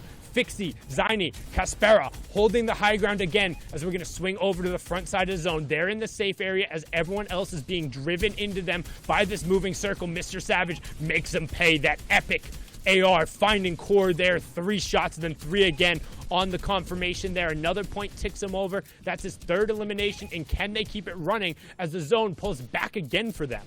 The playmaker doing his job, getting elims for the trio, sitting with 3 elims, and we're all holding on to our breaths here as we took a look at that inventory. 5 shockwaves and bouncers. The Elim feed is popping off as right now we are in placement points. We're in the top 15. Can Height hold on? Last time we saw they was able to pull away from them. Shayo pointed out is that the storm did not work in the Height's favor, but Lechi, Savage, and Benji are now heating up, and they're putting words in that Elim feed that's going to put everyone in boots and shaking them in right now. But as we see, the elevation will be a big factor, as Stir6 is normally on the low ground, is basically on that mid-ground layer. Can Stir6 and iDrop get the Elims as well to hold on to their top 5 placement? In top 30 means no Storm Surge. Anas still on his feet as well, which means that rocket launcher still in play somewhere there. And right as I say that, Anas full eliminated. That trio going to be out there as Vadil picks up another one. Benji actually getting knocked. And Fixie is way above everything. Solo tarping, nobody looking anywhere remotely close. You see Vadil trying to get up towards the top, but not going to happen. Lechi in our bottom right as now the lone warrior. Benji and Savage has both been taken down. Zaini being our high ground representative in your top right corner, everyone else on the wide. What can Lechi do? As again, the clutch opportunities in Europe have been huge. We're into the top 10, 23 players remaining, and we're on to circle 8. The horizontal shockwave sending Lechi out and forward. There is a contestant coming up on Zaini, but he's doing a good job defending himself, and Zaini is still way up and above, but it's all about the plays here, Sancho, as we close in on the final moments. Mongrel goes down, Stir6 goes down. Lechi is using all those shockwaves that Savage held on to. Picks up a knock on Flash Roki on your bottom right. So now he got the mega refresh that he desperately needed, considering he was down to 9 builds. Uses the last shockwave, so now he's just fighting for his lobby life at the moment as Flick, I think that was Flixie, goes down finally from his ultimate height and joins his trio. So on the top right, you have Zinni and the trio here on height. And you're looking at the overview, you're seeing the chaos as everyone's dealing with the slight change in elevation right at the moment here. And now people are getting pushed out to zone, but Lechi on your bottom right, it gets up another Elim. Can Lechi do it? Down to 7 HP? No, Lechi is out. Lechi goes down, but you can see here, Fixie Caspera still just running out the high ground, and while the zone didn't 100% pull for them, it didn't do enough to prevent them. They've been dominant from the high ground, and they'll keep doing that, riding it out. Vadil did enough to ride his way to a second place, but we saw them in every single endgame, and now with 5 eliminations, E11's Fixie, Trick Caspera, and Zaini take home match number 3. And this trio did not even qualify. They got it through series of cumulative points. What a story that we got to keep an eye on. Let's kick it to the analyst desk. Just the craziest story I can possibly think of at the moment. To not even make it to a round 3, to make it through on series points, and to get the victory royale. We have to take a look at the standings. Guys, this trio is absolutely ridiculous. Also, they come into this end game like with the craziest high ground. Fixie's sitting all the way on high ground, and then eventually it's like, you know what, we're coming back over old builds. I'll tell you what, I'll crash pad down. Don't even worry about it, guys. We're just gonna chill. They're finding themselves here up in second place. Now, do keep in mind, we like to talk about this consistency factor, balancing both. They did only get 5 eliminations, but gentlemen, still, after a game like that, to have them end this game 3 in second is probably a ton of confidence. Yeah, playing that end game really passively. We'll get into it a little bit later after the standings, but a very unique game there from Zinni, Fixie, and Kaspersa. Over at first though, Reese, Anas, Thomas, HD, and Flick still hold the throne, and I feel like Heat 1's the only place that's happening. It is the only place it's happening so far, but, you know, these guys have played their games very, very well. That last game, you know, not being so consistent despite managing to pick up that rocket launcher earlier on, which, you know, a bit rare for the tournaments, but it did happen. So, you know, they've been playing very, very good. A little bit less consistency already, like I have said, but still great, still holding that first place slot. Over to the next page, 6th to 10th. Remember, it's 8 people who qualify through to the grand finals, so that cutoff is currently 30 points. Yeah, Styler, WK, and their trio, 19 eliminations, the most on this page, rivaled with some of the teams that are on that first page as well. The kind of thing that we're seeing right now between 6th and 7th, 8th to 10th, is a tie game. 44 to 42 points, 30, then 29, 29, 29. It's like everyone here has a rival everyone has one team they want to face, whether it's between first and second, between Anas and Fixie, or between any of these teams on this next page. 24 to 22 points, Reese. It is really close in this heat. It's very 2 points between 11th and 15th is very, very, very close. In 15th, you know, last game we looked at Lolboom, Nico, and Snowda here. Unfortunately, they didn't end up performing again. I think these guys are contested off spawn because game 1 they went down 28th, and this game they went down 31st. So if these guys can figure out that early game and get that in the next 3 games today and 6 games tomorrow, you know, these guys are making it very far into endgame when they do. So I'm looking to see them kind of climb that leaderboards more. Just that early game needs a little bit of work.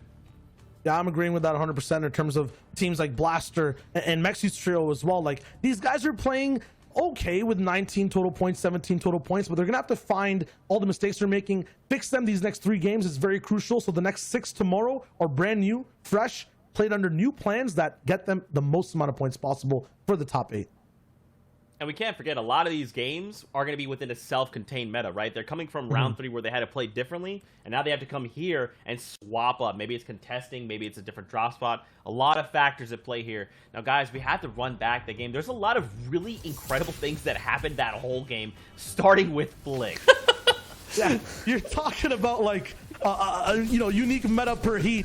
This man fishes a shark, so Thomas and Anas can easily shoot it down, and then they find an RPG. Oh my god, I can't with these guys, bro. Oh, they managed to get the RPG. Oh my lord. Classic by Vidil. I saw Twitter blow up about this, and they do actually manage to get Mongrel up later on with a reboot, and you know, use that rotate in the mid game using the Mark 51 cars, like is very, very standard from Mitro, Mongrel, and Tayson. And as Vidil actually uses the momentum from that fight, from that mid-game engagement to go towards height and the rest of the game, the 9th zone almost that just does lock in, he just goes on a tear with shockwaves that take down eyedrop after a few good knocks and eliminations.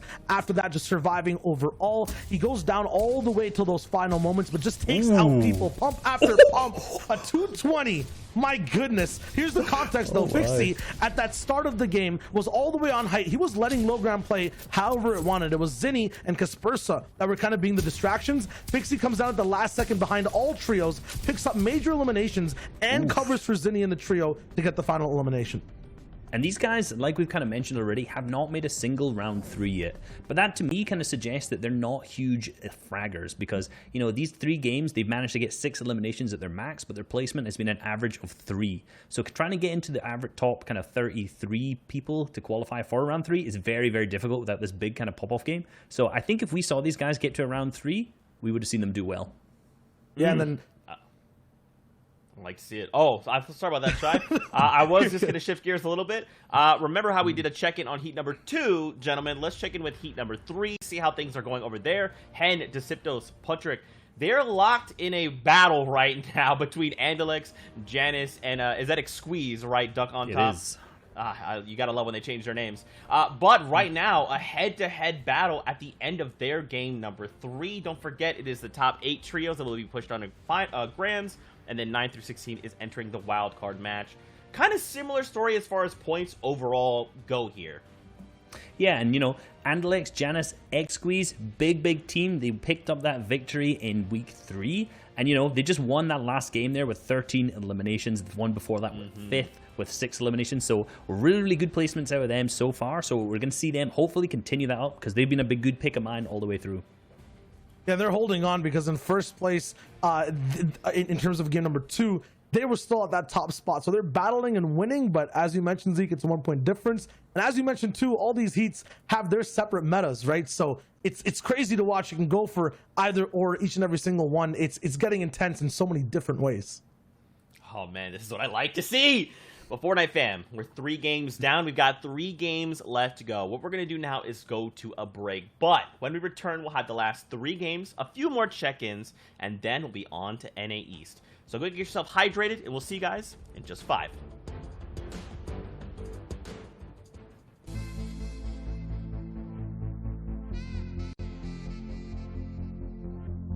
What's going on, Fortnite fam? Reset back with another video, and in today's video I want to cover height. We're going to be using Zayt, Saf and Stretch as an example, and one of their games where they picked up a victory royale from qualifier 3 round 3 of the FNCS.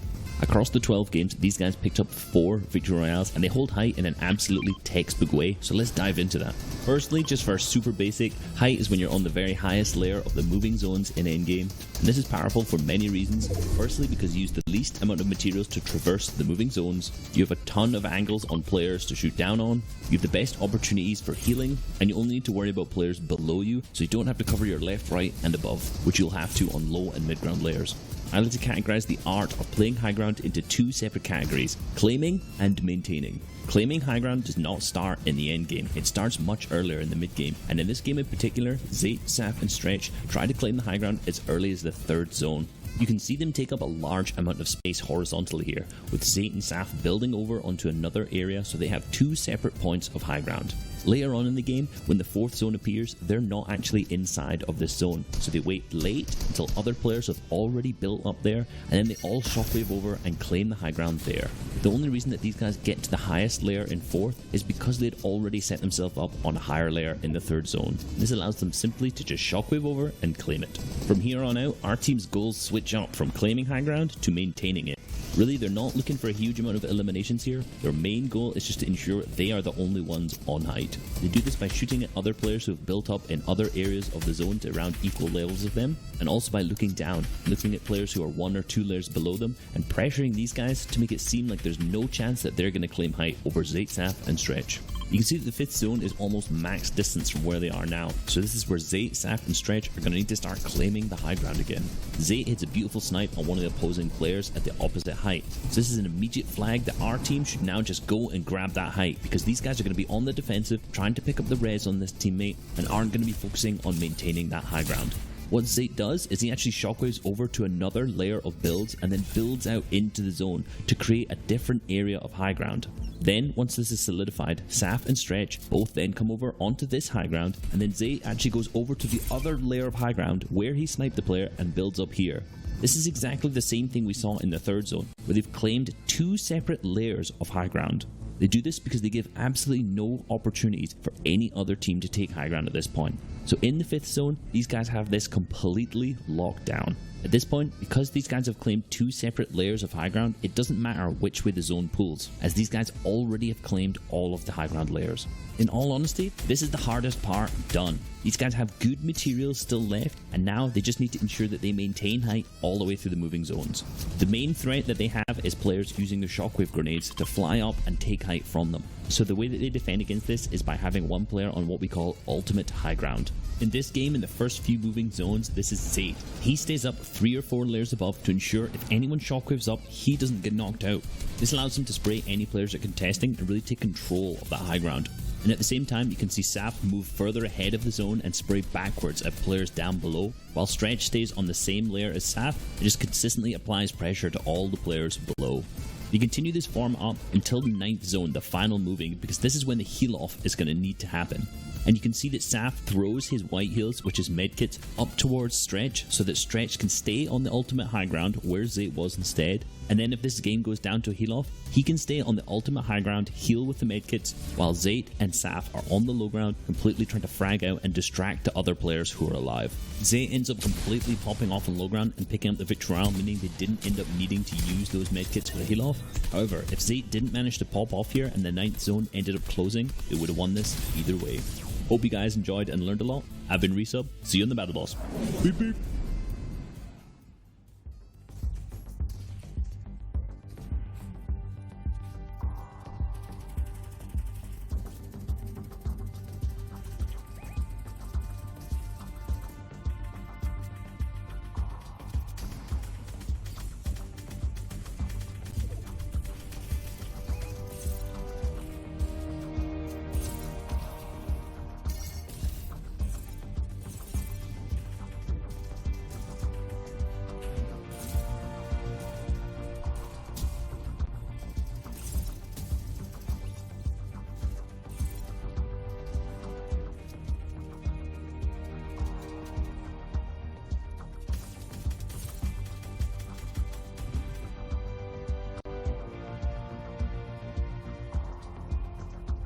Welcome back to the FNCS. We are 3 games in to the first day of heats here in EU. I cannot be more excited, and I know what you guys want. You guys want some more games. Don't worry. We'll be back here as soon as the game is done to break it all down. But for now, let's send it over to our casters, Sundown and Sancho S, to take us into game number 4. Take it away, gentlemen. Thank you so much, Zeke, and we're going to hop right on board here with game number 3 winners. My name's Sundown, joined here by Sancho West as we head into matches 4, 5, and 6 of Europe here in heat number 1. Don't forget the other heats are going on. Then after this, we'll take a little bit of break, and the NA East action will be all over now because we did have a little bit of that break. We're hopping in midway through. This is zone number 1 closing right now, Sancho. And we've taken a look at the mini map. You see that it's going to be a very centralized zone as 1 and 4 kind of go center and center. And already zone 1 has revealed itself dead center of the island as we're on here in Ant Manor. And this is kind of metaphor to their run. This small trio that's coming out of nowhere is blowing up right in front of us here. Getting to that 60 feet stature size. Already second place here in day 1 of Heat 1. Just taking a look at their overall performance, as Reese said, an average placement of 3rd, 4.6 in elims. So they're not doing this with an aggressive elims. They're doing this by just getting to in-game and surviving. Yeah, just finding your space. That's what Battle Royale is all about. And you can see the placement points. We've talked about it. That top 3 is so loaded with them. And the fact that they're averaging inside of that means they're always getting that little extra slice of the pie. You know, it's that one little fat piece that was right there. And you're like, yeah, that one's a little bit bigger. Maybe it's got a little more icing, or like, at least for me, it was like, I was always the one, it was like, it's not looking for where the name is. It's where like whatever the decoration was had the most dense of the, icing on there. That's what I was all about. It's like, give me that slice. They've been getting that in terms of the placement, and it's been making up for it. However, as we've noted before, with those consistent teams who don't necessarily have that elimination potential, one game slipping up can end up costing them so much. So we're going to keep an eye on that top left, and if we see them go completely out, that's kind of a red flag. Already we're seeing red flags with Savage, Lecce, and Fishy. Benji's trio is just at 9th place at the moment, so it's not full DEFCON 5 type, all men on board, on deck type of situation. But I think Mongrel, we've been talking about the Fortnite community, Mongrel's going full demon here. He's all demon out as Mongrel has more elims by himself than 82% of the teams in the qualifiers, just showing how vital he is for him to stay on his feet and to be alive, of course. I mean, he's just the kid is freaking good. He is good at Fortnite. He is good at pressuring other people. He is good at eliminating them. There is no part of his game that he is necessarily bad at when it comes to mechanics. The weakness when it comes to Mongrel happens to end up being the overplay and the aggression stuff that comes from mental, where if he gets knocked out early a couple of times, it can really affect his game. We saw that back in Season X with the MMB trio, Mitro, Mongrel, and Benji, when they got ambushed over there at the mall and ended up eventually getting taken out. It's just the retail row was so strong at that time, but because somebody game planned, were able to get in their head a little bit, it made it that much harder. As we see, Storm Surge is going to tick on, but these guys, no worries about it, as they've already wiped a trio up here. Mongrel sitting on a pair of elims and Mitro with the other.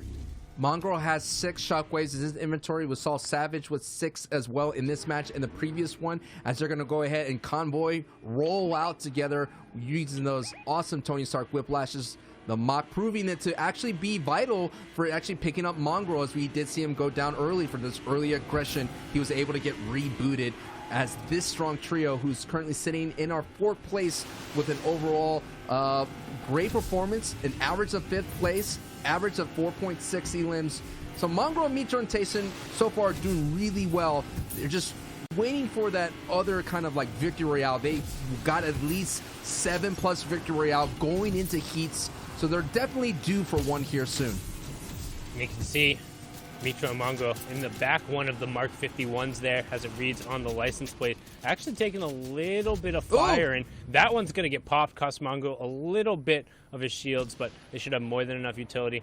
Tayson still wheel bound right now, and they're going to see how long they can at least keep one of those cars up as they continue the rotation, trying to head center zone. And nope, instead just going to drop that one off, say this is drawing way too much attention, as we pull over to the Sentinel Graveyard yet again. And we're going to see another finish at the Sentinel as we're seeing another little mini engagement that kind of happens here in this tunnel. We mentioned this earlier in the broadcast, how it's just something where people set up ambushes and you can just see how congested it can be in tight quarter. And all the box fighting skills come into play as Blaster, though, is getting beamed as the lobby focuses. Look at the mini-map there, Sundown. You got two triangles of trios looking into this direction, trying to pop as many shots into these fresh builds as possible, and they did some nice tags. As we see in Blaster as well in the inventory, does have a lot of shields, and also the peppermints, because the trick-or-treat season is alive. Is he interested to see how he uses those peppermints to his advantage, because they kind of work as peppers. But now we're taking a look as Deja Vu, Vettel, Eyedrop, and Stir6 sitting in a strong position just inside here in this Sentinel Graveyard section. Yeah, they'll have one more center rotation when the fourth zone does come out, but as of now, sitting absolutely pretty. They'll have plenty of shots, and this is a very steep drop-off towards the backside of this, and you can already see there's a number of teams who are going to be forced to rotate past them, and considering they're only 115 above the Storm Surge on the right side, 6 players need to go down. They're in a spot where, not only can they find some tags, they're going to fight some elims, and as they talked about it, keeping an eye on the top left corner, Tayson got a knock onto Ziny. Mitro confirms that over, so that full trio, which when we've seen them averaging the top top 3 placement the entire time, has now had one of their members go down. How well can they play in a 2v3 situation, and can they recover? As Stir6, Vettel, and Co. are finally going to be able to tick that one over. That's Lolboom also getting picked up there, so that trio being completely cleaned up. Stir6, Vettel, and Eyedrop, this is where they know these rotations very well. If you take a look at their VOD reviews and all those kinds of things, or replays, they kind of navigate this area using the rifts as much as possible to get the center, and they just have a great fundamental way of just kind of gatekeeping, working together, beaming together, and that is where they pick up a lot of early to mid-game elims as much as possible. And now we're going to see into somebody who just squeaked their way into this, qualifying just in the last week 3, coming in at number 15, I believe, with 7-Tor, Fremont, and Link.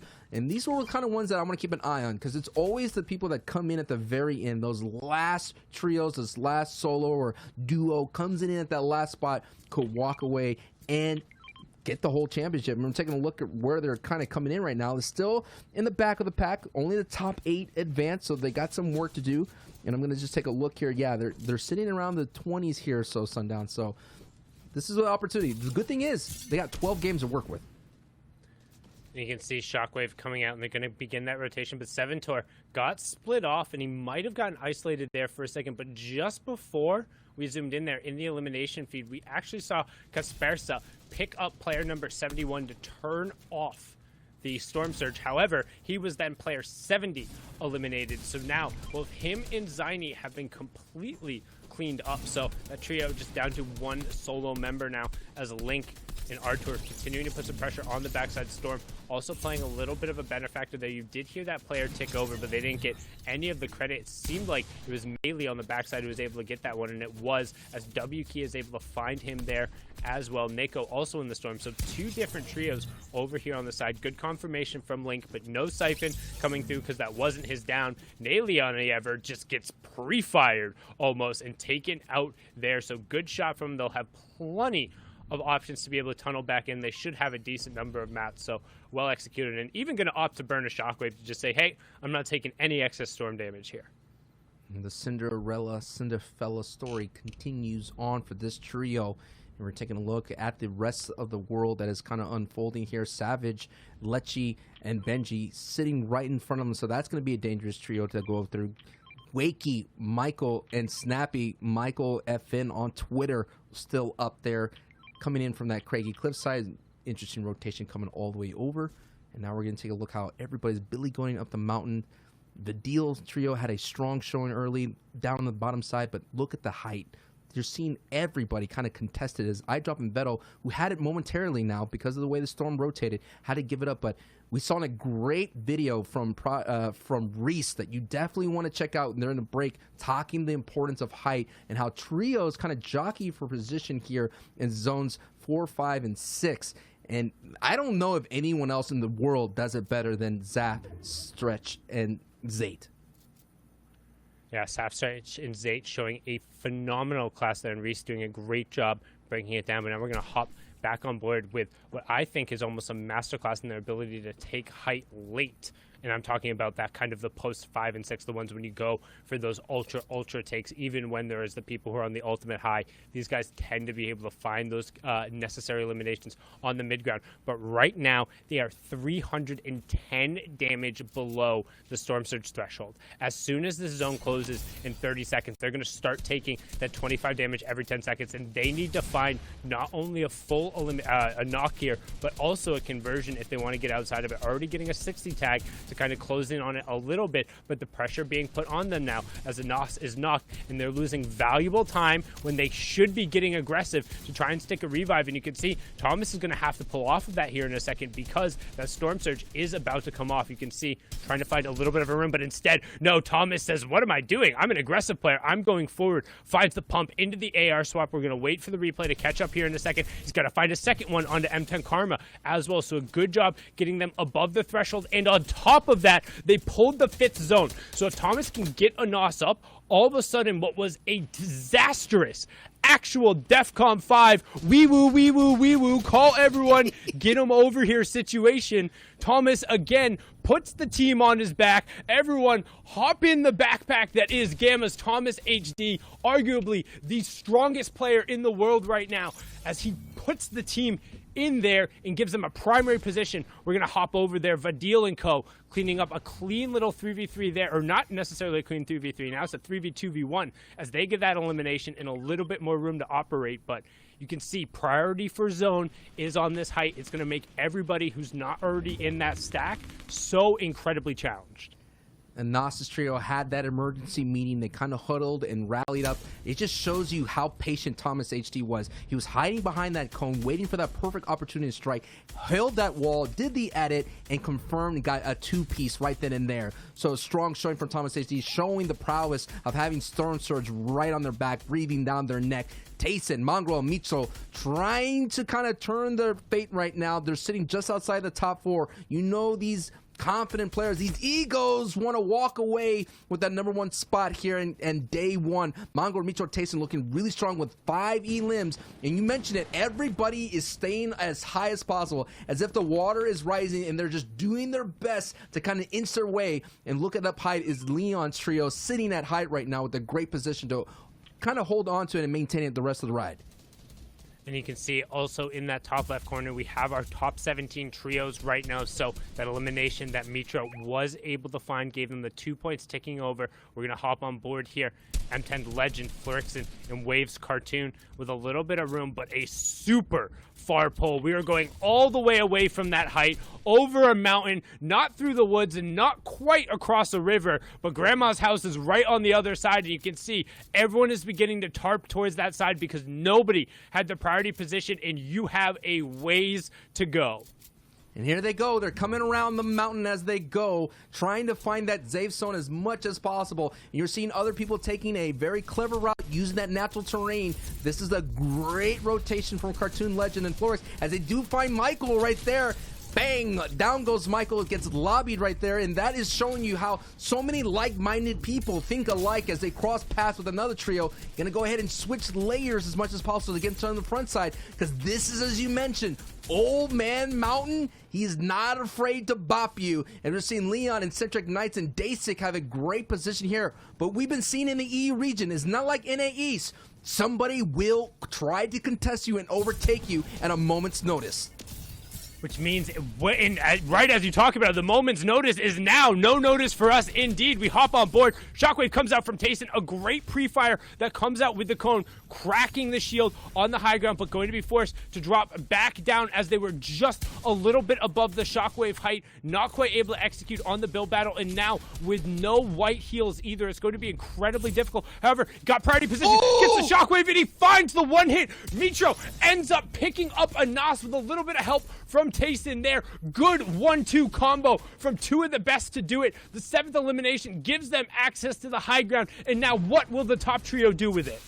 Oh my goodness. The 1-2 haymaker out of nowhere, knocking out our #1 spot right then and there in the fight for maintaining height is on. It's just a matter of time. And then we mentioned the analyst desk. They have the ability to beam. Their prowess, their aim, whatever you want to call it, is so strong. And it's going to go down outside the mountain. And this is where you get dangerous, because they're going to resource a lot of that. It's going to be expended here just to hold height as much as possible. And we're taking a look here at Tayson. Mitro gets another elim. So all these double amplified bullets are going to hit those headshots and give them the necessary damage that they need. Here's a nice trio split, and we're seeing them all so aggressive, trying to stop everybody from contesting them at height.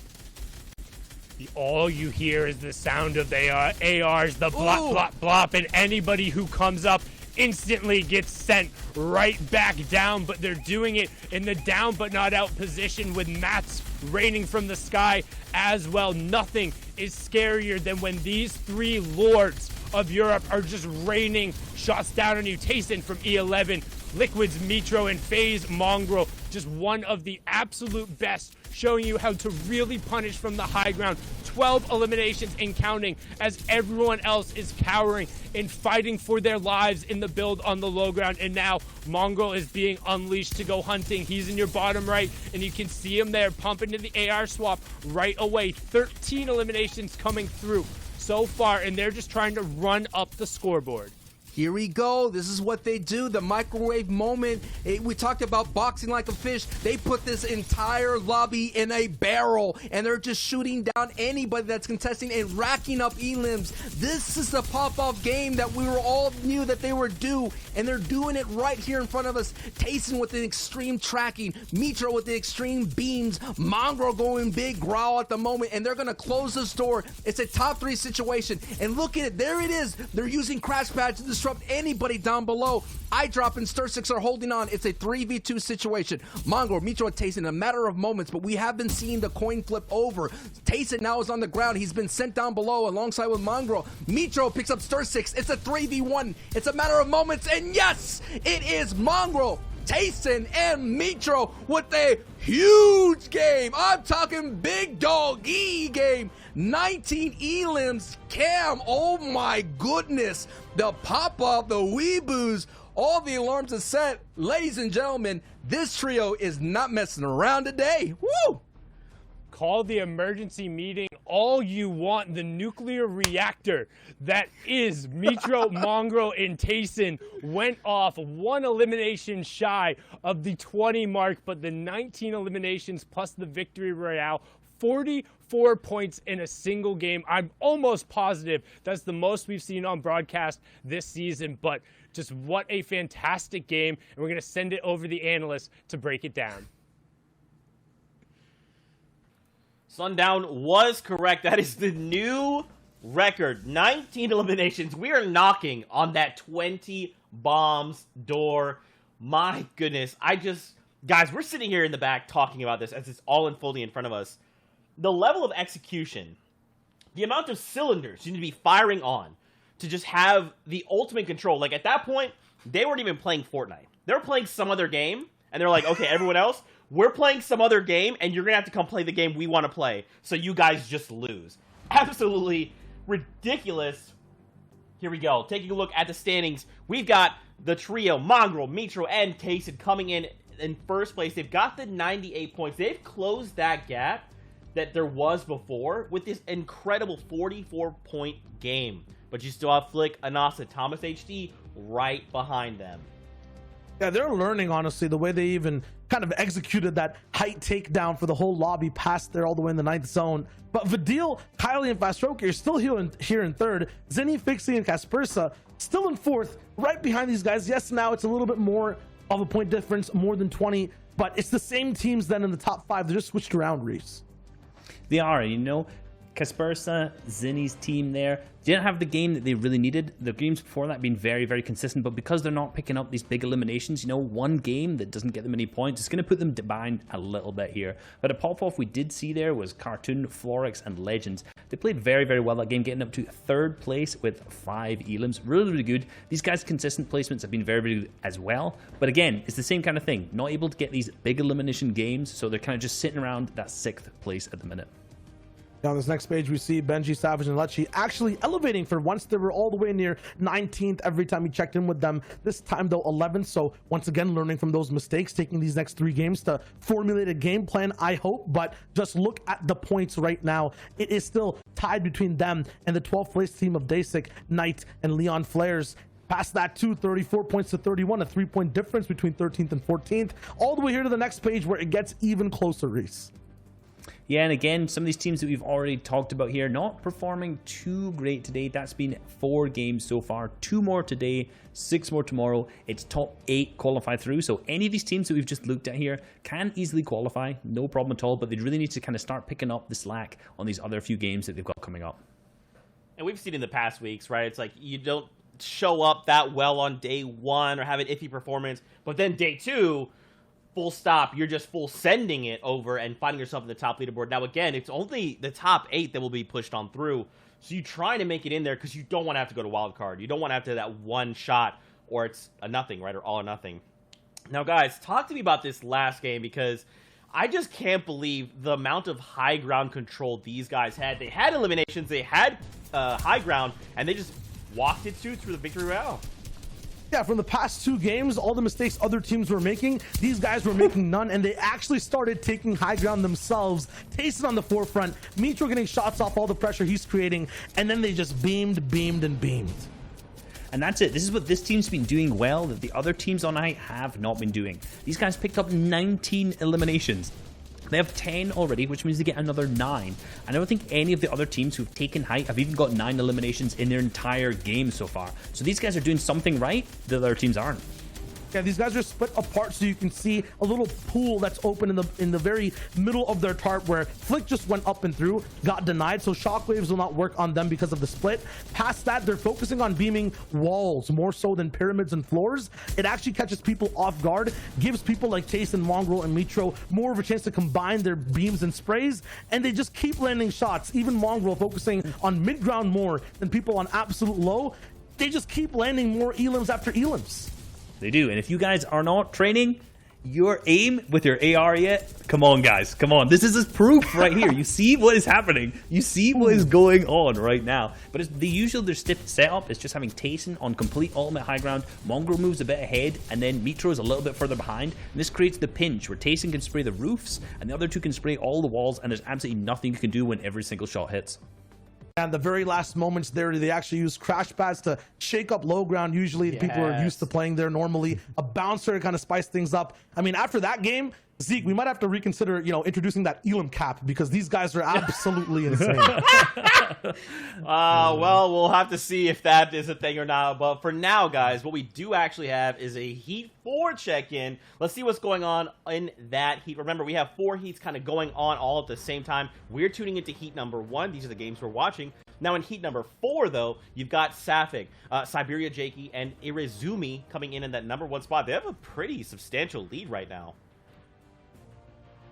They do, and they've come first in the second game just before with 10 eliminations, and the game that's just happened, they came second with 10 eliminations again. So 2 really, really massive games. Unfortunately, their first 2 weren't that great, but 2 games with 10 eliminations and a first and a second is absolutely incredible. Let's follow that theme, the theme of 2s really all over these pages. Now it goes into 3. There's teams that are tied on 2nd and 3rd. That's 2 teams just a point away from each other. 4th and 5th, it's the same thing. Now we switch over to almost 4 teams, so 2 multiplied by 2 from 6th all the way to 9th.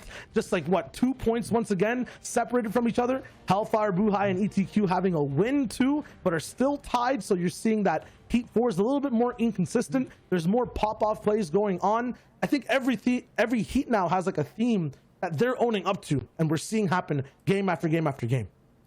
Oh, man. This is the action we live for. This is what we've been waiting to see. 3 weeks of competition, and now we get closer to grand finals, closer to seeing what that top 1% looks like. I am just so excited. It is such an honor to be here alongside these 2 incredible gentlemen, and of course, you know what time it is, though. More action, more games. Let's send it back over to our casters to prep us here on the Battle Bus. Everyone, buckle up. It's time to put your seats in the upright position and buckle in.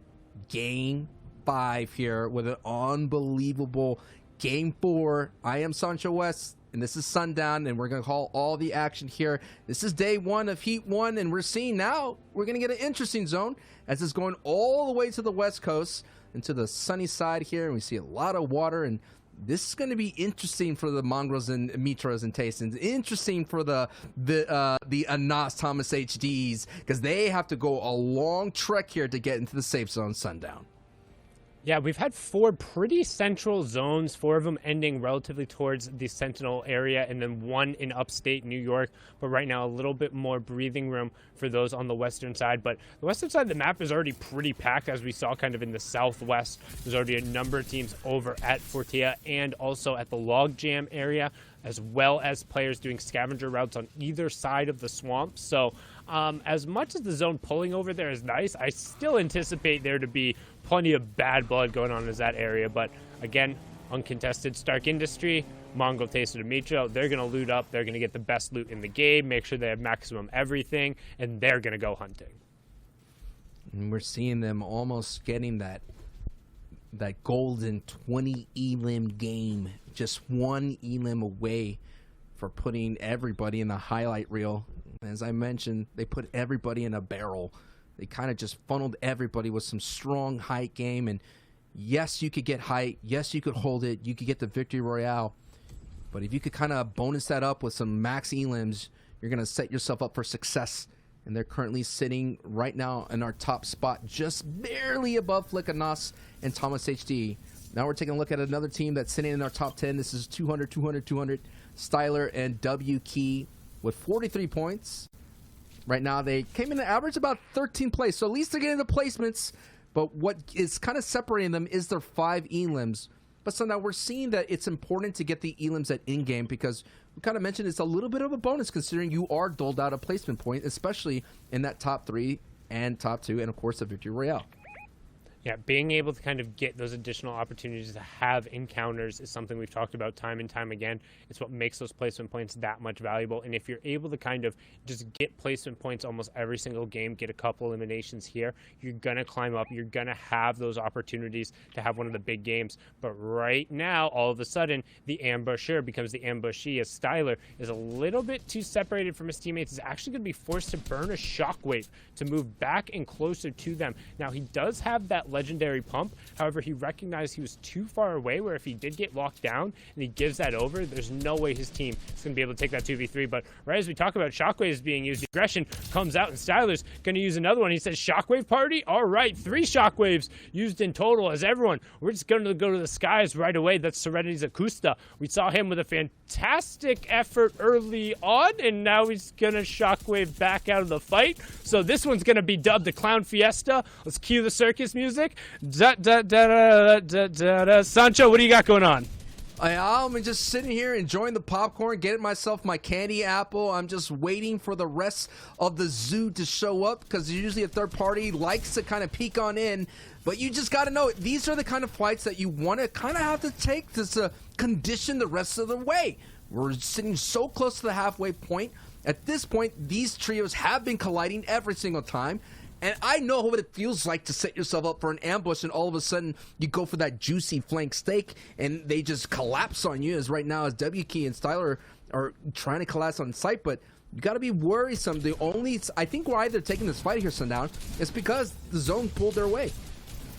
No, I feel like you talked about their 5 eliminations. I'm almost positive their eliminations in these games as well were on the other 2. Akusa was the one who was able to make them pay a little bit beforehand, but it seems like they've been actually picking out and isolating Sipe, particularly in these engagements. He is almost always the first one to go down and be picked off in this fight. Dezinho generally ends up being kind of right after that, or the last one holding out. But they've now won this fight, I believe, 3 out of the 5 games. So adding in another 3 eliminations there, that's going to push them that much farther ahead. And for the teams who are looking at the bubble, yes, if you're not getting those massive placement points, those early eliminations and winning those trio wipes are so huge. But now we're on board here. We talked about them getting going. It's Savage, Benji, and Lecce. They were able to climb up a little bit there, and now we're seeing some more aggression out of them as Lecce picks up an Elam here, and they look to close out the 2v3.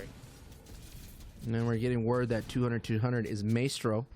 and W key is Insar. So we'll do our best to keep that in tabs, but this trio is doing their best to withhold and hold off, but it's just a matter of moment. We've seen this push before that Benji, Lechi, and Savage tend to make. They go up north quickly, and these are the outside fights that we're always going to see one trio be the aggressive, knowing that they feel confident to take out that trio. It happens all the time. Sweaty Sands tends to push out towards that castle. Anytime you land on a POI, you kind of go after the scavenger routes, knowing that you have stronger weapons to deal with. And here's another reoccurring fight they've been watching here in Lazy Lake with Knight Leon, and I'm trying to figure out who's the other. Yes, and Jachu Paco. This is all the time just happening, and these are kind of things that you're gonna have to go into for the halftime, for that day, from day 1 to day 2. You're gonna try to kind of game plan and figure out a way to solve these issues that you're having here that essentially are stopping you and hurting you from advancing into the grand finals. So this is really weird to me almost, because we saw the Auto World duo with Jacho and Paco plus Advise. They were executing on kind of the Ghost Sentinel scavenger split. However, that's where Zestin and his trio are currently landing. So they've been forced kind of out of their home, and now they're trying to find, it feels like, almost a secondary scavenger route or a POI to go contest. I don't know if I agree with that game plan. I feel like if you're contested on a scavenger route and it's not necessarily a top trio, you either go find another clean scavenger route because you're already playing that type of rotation, or you come up with a game plan to isolate in 1v3 one of those guys on the scavenger route. But as we talk about it now, we're going to hop on board here with MCK and his trio. Teammates Richard, Slat, and MCK, currently in 7th, are making their first Heats appearance ever. So on pace right now to be making those grand finals, running a route just outside of Slurpee. It's one of those kind of southern mountain routes that end up rotating, hitting some fishing spots, but doing a good job of just racking in the consistency points, getting the placement points where they can, utilizing that, and then turning it into more. And the difference from a scavenger route and POI is to kind of break that down a little bit. The scavenger route, you're not going to go to POIs. You're mainly going to hit the landmarks. You're going to find those chests, those henchman chests that are kind of hidden in the bushes. You're going to kind of make your way, slowly gain your loot, slowly get your mats. The only danger that you run is someone may surprise you who is coming out of a named POI that does have stronger loot, that does have powerful weapons, could take you out quickly. And they basically just take all that hard work that you scavenge out away from you and absorb all that. So now we're seeing Legend Cartoon and Florix looking good. 50 points. That's going to be a strong performance. That's put them into our top 6 currently. And they have the tools. They got the shockwave. My concern going in is the power weapons. And that it was sometimes taking a scavenger route leads to you just don't have the strength going into these congested zones. You don't have the strength going in game, and you're gonna have to solve that part as well. Is you have to figure out, where can I get this upgrade, where can I get the power weapon, because the moments we've been seeing, the pre-fires, all that, literally 1 second you have that opportunity to sundown to capitalize on someone's mistake. And sometimes it's less than a second. Sometimes it's, we talk about it, the pre-fire, where you think somebody's going to end up poking out of a box. But as we talk about it, Mr. Pre-fire himself going down there in the elimination feed. That's Mitro being eliminated from the match. So unfortunate for him there, as now everyone else continuing along on his rotation as we switch right on board here. That's Link finding a huge snipe on the Kaspersa, who is in this tower. It looks almost by himself. And Link, yes, going to be able to find it, and Kaspersa gets taken out. So we talked about that most consistent trio, but what happens to them when other players end up dropping down? Last game was the first time we had seen it happen, and they ended up walking away with only a singular point in 21st. So now Kaspersa getting taken down. That's going to probably force the Danish trio farther down the leaderboard. And they're slipping. They were sitting in the top 3. Now they're outside of it. It's just showing you the spotlight that once you're kind of popping off, all our competitors have access to the leaderboard. They'll take a look at it and they'll see, like, okay, who is this trio? What are they doing? Are they playing passive? Because we all pointed out that they're just getting a lot of their points through placement and not elims. And once they kind of figure you out, you're going to have to adjust. You're going to have to figure something out quickly, or you're just going to keep slipping out of that top 8. Mongrel, Tayson, and Michiro, now they're just Mongrel and Tayson all by themselves. They figured something out before, considering they're now in first place. But now they have to figure out how they're going to go be ahead and capitalize on their strong leaderboard position, and they have to do that without Mitro.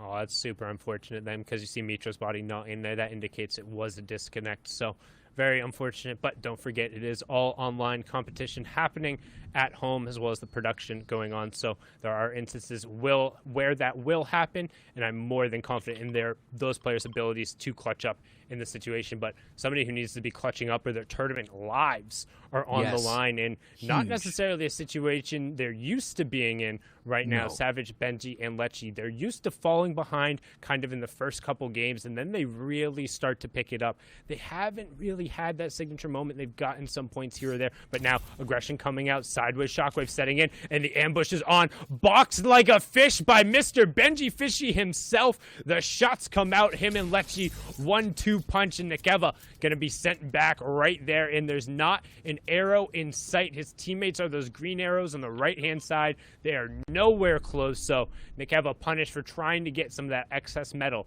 down by the shipping crates. Yeah, and it looks like, they're kind of shaking off the issues of that mid-game, the 5th and 6th zones. That's where they're kind of rending that wall. So we're going to see if they hit that wall going forward. I mean, they are turning up. They are turning the aggression, though, on those scavenger routes. You see those people on the outside, on those landmarks. So they're trying to figure that out and maybe get some of those easy alien points for themselves to kind of get their footing going, as we're seeing the kind of shakedown that's happening as the top of the board, as Zini going down, getting knocked. So that's going to leave Flixie all by himself at this moment. And Flix, I mean, this is where we notice, man. You've been playing placement heavy, but once everyone figures you out, they're going to push you, and they're going to test their mettle. Yeah, and Fixie here in the 1v3 situation, we talked about it, kind of the danger of not relying on the consistency, but being based upon it, right? As soon as you start getting dropped down, it becomes that much more difficult. Now we're going to hop on board here for Strokey, Kylie, and Vadil, setting up a shockwave, trying to get as far center into this third zone here. They're right on the edge, and they want the best possible chance of pulling the outer edge of the 4th zone to set them up for the 5th zone, half in, half out. So they're going to wait a second here, wait till the rotation comes out, set up the bouncer.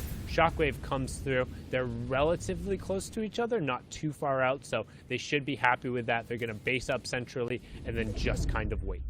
Clean rotation right there. Only one shockwave, one bouncer, and they're looking very mighty nice, sitting very close to the center. And those are the kind of rotations that you want as a trio. You want to hold on to your mobility, not use that much material. If they would have separated, you would have seen them kind of use up a lot, but you kind of get on their foot. They walk right to the center. Nice, simple base, and as well as they kind of have some natural terrain to protect them, so additional sightlines to deal with. They just have to make sure someone like a Versus here, they could kind of beam them down. Now all the teams are kind of making their way into the safe zone. We're going to see as much as possible where it all goes. And now you talk about seeing as much as possible. As we zoom back on in, Mongrel Tayson, nice little bit of real estate, nobody necessarily around them right now. You can see Snappy, Wakey, and Co. Somebody who have been a little bit quiet. The Godsend Trio haven't necessarily had the performance we're used to seeing out of them as of late. They're over there on the side. You can see Jake-Eye, Serenity, Swaps, and Versa there. So now we're going to pan on over, kind of getting a lay of the land and where players need to rotate. You can see everyone pinching in, but not committing too far centrally. Again, that's because once this 4th zone does get revealed, you want to end up being on the outside of that and trying to pull that 50-50, rather than being forced to end up potentially having a longer rotation, or at least a guaranteed rotation if you end up in the middle. And those rotations are the most dangerous, because that's when, some people are already going to be in that 50-50. They're going to be looking for those beam opportunities. And you've seen the tracking skill that they have in the EU region. Some strong beams from Mongrel and Tayson. And now is this duo who's going to have to do it without Mitro, who had a fortunate disconnect, but at least they have zone at the moment, and they're sitting good. Taking a look at their utility, they got 6 crash pads. Taking a look at their power weapons, they have a blue pump, which, you could get a really good critical shot with that headshot. No doubt they were looking for that upgrade. But I think more importantly is they're going to play the position game, knowing that they want to hold on as much as possible, considering they're a duo and not a trio. E11's Fixie going down there, the last member of that trio. And we talked about the slide and the potential for it with those consistent based top teams. 21st in 1 elimination, 25th in 0 elimination. That's 1 point in 2 matches for those of you keeping score at home. And here the points are not made up. They very much so matter. Everybody is looking for a ticket to that big dance, and right now, 2 points off of breaking triple digits here from what are our current leaders after their 44-point gargantuan victory royale last game. And now you're seeing the competitors already, they're in this congested area here. When the half in and half out pulls, it's going to pull around that white circle. So it's either going to favor the congestion part or the few trios that are sitting on that top right of your screen there in the northeast. And this is those moments here. It's going to be a very clean in game, not a lot of crazy elevation. Now, these little hills could tend to create mountainous problems for our trios here. And that is the job of the in-game leaders, the ones that kind of navigate, to kind of lead the charge, to build, to tarp out, to control the mobility rotations that you're going to see here. Now, we're going to maybe see as they're just on the outside here. Got about 33 seconds before we get to the half in, half out. Looks like Storm Surge is up in 265 above, so they're looking good. 14 players have to go down before the Storm Surge is over. And, you know, on these rotations, Sundown, a lot of players tend to go down because it gets so chaotic. And these mobility rotations are not as clean as the launch pad days. They're not as clean. You need to make sure you spend the time executing on those as a team. But right now, Kira & Co. looking to pick up a number of eliminations, currently sitting on 46 points, so definitely in the hunt for that top 8 spot. But the box-to-box aggression is coming out driven by that Storm Surge. It's now going to start pressuring some of those players. 14 players are above and under that surge threshold right now, but Kira & Co. finding a pair of eliminations. They're pushing themselves even further above. We see the half in, half out did pull to the eastern side, so only 2 trios nearby. Everyone else going to have quite a bit of a trek. As you can still see, though, Storm Surge is coming down right now and pressuring on these guys. And you're seeing iDrop as well on the low ground. That trio sticking together hip to hip. Kenkaira, Karma, and Naru, with a nice low ground peak, getting a big hit there on that low side. So they could be playing for height. We saw in that video package, you could make your way up and then shock your wave over and kind of leech your way on the other side of height. But we're going to take a look here at Star 6, iDrop, and Vettel doing it the old school way, running on the floor, using builds to kind of tarp over themselves. And we've seen this is a deadly trio on low ground. 73 points. This is the kind of ones that we highlighted in the package, and they have not slipped off. We highlighted them, we showed them the spotlight, and they're not shriveling away. They are here, and they're doing really well here in Heat 1, Day 1, Sundown. And they were just 10 damage above that Storm Surge threshold, but able to find a huge knock there, putting them comfortably above it. It's going to turn off as now we have our 50 players remaining. We're closing in on the first round of placement points as well. You can see Richard Slack getting taken down there on the side, but a number of our top trios are still up. Shakedown coming through, going to guarantee they get the maximum damage against him as well, just to avoid that last one. That was MCK, and we know that Richard had also been taken out, so only one member left in that trio left to play as we transition into those full moving circles. And what we mean by that is the safe zone now every single time is going to pull completely out of the previous one, as we're going to be headed south for zone number 6. It's going south, and there's already so many trios already sitting there. Leon, Knight, Dasik. We're going to try to figure out where they're going to go. Now we're going to take a pan out here and give them a picture to show what other neighbors they have around, as you're seeing shots going in, looking for those tags, just to see if they could steal an elim before this rotating circle. Already there is a trio at height. Mongrel losing Mitro. So it's Mongrel and Tasty here making the rotation. Didn't get any eyes there, no beams, so they're looking good. Now that they get together as much as possible, as there was an enemy build between Tasty and Mongrel. Now Mongrel is all of a sudden the chaos of all these crash pads and shockwaves has now they're separated, but Mongrel is more capable of being alone, and there it is. Tayson kind of pulls them together. Now they're going to work together as much as possible here and navigate this, only shockwaving through a couple of builds here, but a nice tag from Mongrel and a nice elim, and that is a Nos! Catching Thomas's trio on this slow rotation right there. Big time pickup from Mongrel to get at least one member of that trio out of the dance. And the huge play from Mongrel there that Anas missed is he placed a cone kind of in that grassy little field there. So Anas got caught with his builds out, just holding edits in his hand, being like, why can't I edit a cone in front of me? Well, Mongrel with the key piece control, using it so aggressively, then editing open, and then putting that AR aim to work. He's going to get dropped down again. Him and Tayson still separated, but he has more than enough tools to go play Lone Ranger. He's going to double back with him, use the shockwave. Tayson gets more than enough enough out horizontally, but again, a little bit of a misexecution there, as now we're into our placement points. We're also into our top 30, which means no more Storm Surge. It's straight up rotations, moving circle in endgame Fortnite here in match number 5. Oh my goodness, Mongrel is going for height solo, not afraid, and pays the price though.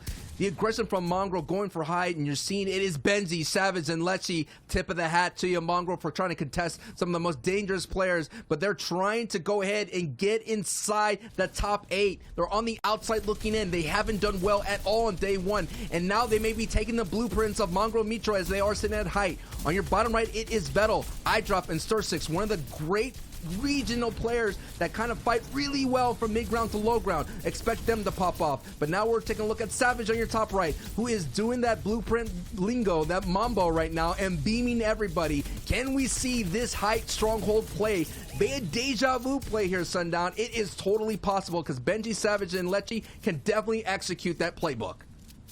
And you can see Savage in your top right, then Vettel, iDrop, and Stir6 are at the front side of zone, just trying to rain down whatever shots you can. You can see you also have Exponential and Astro over there on the side. Wakey just to the side, trying to put pressure on top of him. But right now, Savage is forcing out the one challenge. They're not enough layers where they're away from the utility, but they should be more than safe as Vettel converts on another elimination. 11 players remaining, but only 5 trios left as they see him on the backside of the zone, and they're trying to clean it up. Zone's going to double back, and we have our top 4 and inside our top 10 now. 9 up, and everyone is just looking to get into the top 3. Again, bonus placement points begin at top 3. Second gets a +4, and the Victory Royale is +5. But right now, the story is height winning out yet again. Currently sitting on 10 eliminations. Can they make it more as Savage, Lecce, and Benji try to close out the game? And that's a huge shot on Takira, making a 2-point swing there as he goes down. iDrop and gets separated and taking it out. It's a 3v2v1, Benji and co. against Stir6 and Vital, while you have Void trying to push forward, but he gets taken out, and the final 3v2 is on. This is a huge performance from Savage, Benji, and Lecce as they're doubling their output in one game right now. And this is that pop-off. We see Mongrel pop off. Savage, Lecce, and Benji are popping off right in front of us. And it's just a matter of moments as Vettel gets sent out to the storm. And look at them. They're sitting pretty in the safe zone. And it's just a matter of time. Vettel is now trying to pop off in the heal game as Savage is going to go ahead and get sent in to try to get that tag here. It's a matter of moments as we're watching here. Can Vettel survive at this moment? I just don't think so. It's not possible unless something came out from above. Savage, Lecce, and Benji are standing tall with 13 eliminations and doubling their output for the day in just one match, Sundown. A 38-point match is going to rocket them up the top. Vettel with a little bit of a misplay on the shockwave timing there. However, Benji is the benefactor of that with the VR. Absolutely dope, gentlemen. It's been a great day for some Fortnite. We're now complete with game number 5, and I think there's a lot of stuff that I want to talk about here, but I feel like the standings themselves will kind of paint the full picture. Obviously, we see the trio finally pick up their VR here on the first day of the heats, but it's really not them that I want to focus on. I'm ecstatic they got the VR, but Vettel, his trio, yet again, placed second. So they may not be getting the Victory Royale, but Reese, they have a ridiculous average placement. Yeah, their average placement so far is 2.75, which is just insane. An absolutely insane placement overall. Obviously, they are currently in 3rd place right now, 30 eliminations, but they obviously don't have that Victory Royale, and that's what Flick, Anas, Thomas HD, Mongrel, Mitro, and Tayson do have, and that's kind of what's putting them out a little bit different. That's why those guys are a little bit ahead. Yeah, this is just like insane in terms of like the different stories we have on the page. The fact that Vettel, iDrop, and Stir6 can just hang here with no VR just through consistency and be at triple digits, 100 points, just shows how well they're playing in day 1. I'm scared though, right? Sometimes you see teams have really good performances and in day 2 they kind of teeter off. So I want to keep focusing on this trio, make sure day 1 goes well, and obviously in day 2 also they have as much of a dominating performance. Yeah, and, you know, from that game that we just saw, that victory royale from Benji's team, they were 13th before this, and they've actually jumped all the way up to the 5th place slot so far. Wow. So that one game was huge for them to really elevate them into the leaderboards and get them over that top 8th place where they're now in qualification range. And don't forget about Fixie, Zinni, and Kaspersa, though. These guys were so good in those first 2-3 games. Yes, a little bit of an off moment here in games number 4-5, but it's still looking really nice with that one victory royale. Still looking really nice for that 2-day overall format. Over here from 11th to 15th, notice the points once again so much closer. Just like Benji, Savage, and Lechi did, if any one of these teams have a win or one very good game with eliminations, they can potentially jump over to the top 5 race. They can. And, you know, in 13th, Snappy, Michael, and Wakey, very nice names. It's very easy to tell who these guys are, right? You know, there's no confusion there. These guys have not changed their name to anything that we don't understand. Great play by them. Hey, even if we don't understand names, they're names we're going to be seeing throughout all the heats. Remember, there are 4 that are going on that we might not recognize even though they're readable, right? There's so many players who are now kind of getting their story really written down in history in these heats, and it's just the first day. On the second day, we'll have even more moments, even more themes to break down.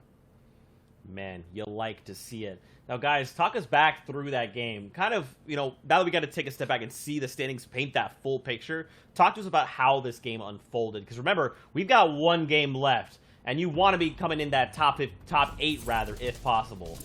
Yeah, this was the most unique theme, I feel like, and the most trackable one. It was all about playing together, playing in unity, staying just maybe 2 boxes apart. Savage, Benji, and Lechi did that all the way from height, focusing on triple beams on pyramids and floors, and really just dropping down pressure no one could handle.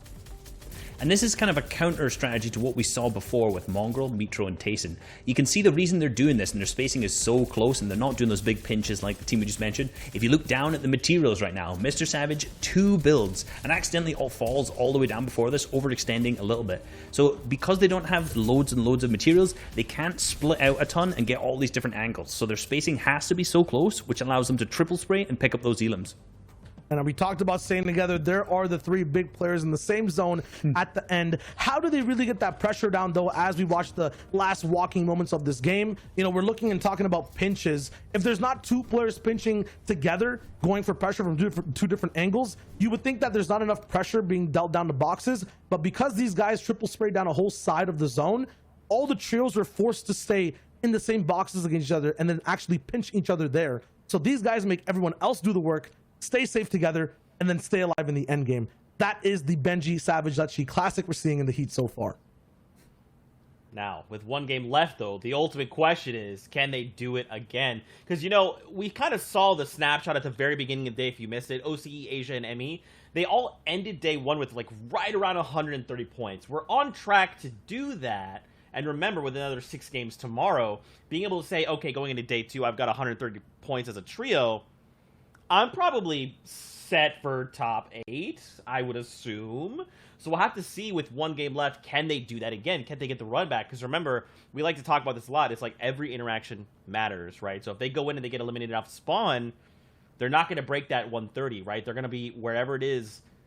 That's it. They can't rack up any more points. So I'm very excited to see how they operate in this next game, especially because I feel like they've had to deal with a lot of, I don't want to say like adversity in these last few games, but it's very challenging. The competition is just taking that much higher of a step up in difficulty. Yeah, I mean, okay, if we're looking at the leaderboards right now, you're saying that it might not be as solid. You're absolutely right. These guys jump from like 13th all the way to 5th. It's more liquidy, right? Like any team from those 2 back pages can get a good win and then jump up. And then there's more chaos. There's another contender. So we got to be really careful and still play our hearts out if we're playing as these trios in EU. Oh, man. Shy, I'm getting word. It's time for the last game here in EU on day number 1. So let's send it over to our casters one last time to wrap things up here in EU. Take it away, casters.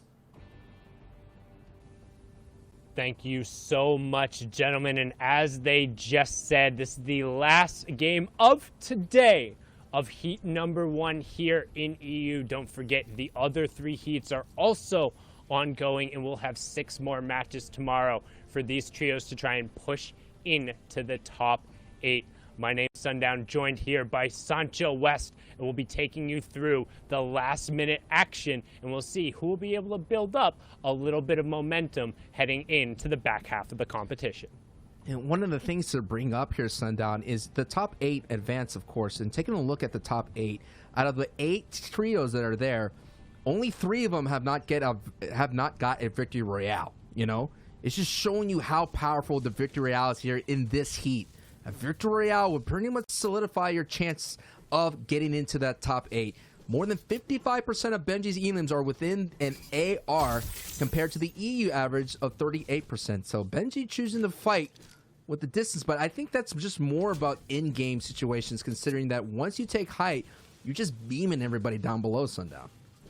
Well, I'm also interested on whether or not that's from just particularly this FNCS or all of the FNCS, because I would say this FNCS in particular, he hasn't gotten into late games as much as he probably should have, or compared to a lot of the other EU players. They've historically been pretty much kept out of and scoring lower points, so you don't really get those opportunities to have as many as those box-to-box big eliminations. But you can see here now, Savage actually taking a little bit of fire. I'm going to assume that's either from the henchman going on or Dr. Victor Von Doom himself getting a little aggro, but he has more than enough utility across this domain to be able to work that back on up. Yeah, you can't mess with the heroes, the Marvel heroes and villains that are out there scattered about the entire map. I am still crossing fingers for Wolverine to reign his head, to show up and cause some chaos. Of course, this is day 1 of Heat 1, game 6. We still have another 6 games to go. It's going to happen tomorrow, though, so all our competitors are going to take a break, think about what they've done, make adjustments, game plan. Star 6 and iDrops and Vettel have been making crazy adjustments. They basically qualified dropping in Lazy Lake, and now they made this adjustment of dropping down here in the Misty Meadows. They do have this completely uncontested. If they do advance to the grand finals, we've already been seeing in the other heat, Sundown, that they're going to have some company in that Clement trio who is doing really well in their heat. I'm pretty sure they've played mostly a Misty Drop. They may have played over at Lazy one of the weeks, but I think otherwise most of the time they've been practicing towards here, and I think in particular for this heat, it makes sense. I think the one benefit for Misty is that if you aren't aggressively contested, if people are comfortable enough to split either a north-south or an east-west side and give up some of the fishing spots and give up a little bit, it's one of the few POIs that, because of the excess fish that are around and the excess utility, and it is central, and its access to Slurpy Swamps, that you can reasonably still have enough loot and enough shields to get out of there, but it makes it really, really, really difficult, as we are going to see what I believe is our first, like, super eastern zone pull off of the start here, Sancho. And the tour for our top of the board continues as Flick and Nos and Gamma Gaming's Thomas HD are sitting in first place. And yes, we saw a West Coast pull in the previous game. Now we're seeing the East Coast, and that's just going to give a Nos Flick and Thomas HD a lot of time to kind of set up their kind of game plan here, find everything that they need. And this is when the zone goes into your backyard. We already see Mongrel and Mitro kind of take advantage of that, and it's so interesting to see this right here, right now. Sweaty Sands becoming a hot spot, considering the success that 4ZR's trios had in our qualifiers. And we see Kaspersa, Zini, and Flixie, they're doing their best to try to stop the slide that they're having right now. They were in the top 3, and they're slowly sliding down into that danger bubble area. And they're in the 6th place at the moment. And I'm just looking at a way, they're like 10 places away from slipping out of the top 8, like 10 points.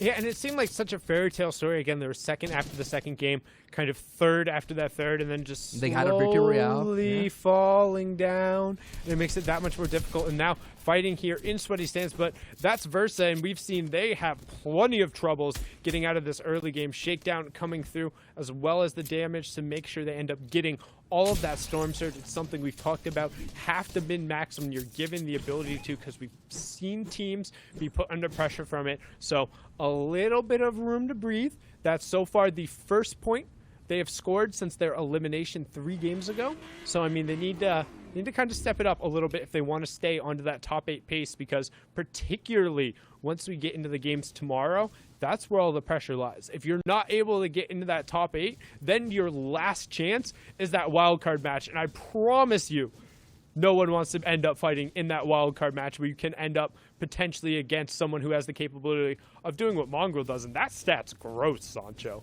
Absolutely. When Mongrel gets at least 4 elims, he wins 90% of his games.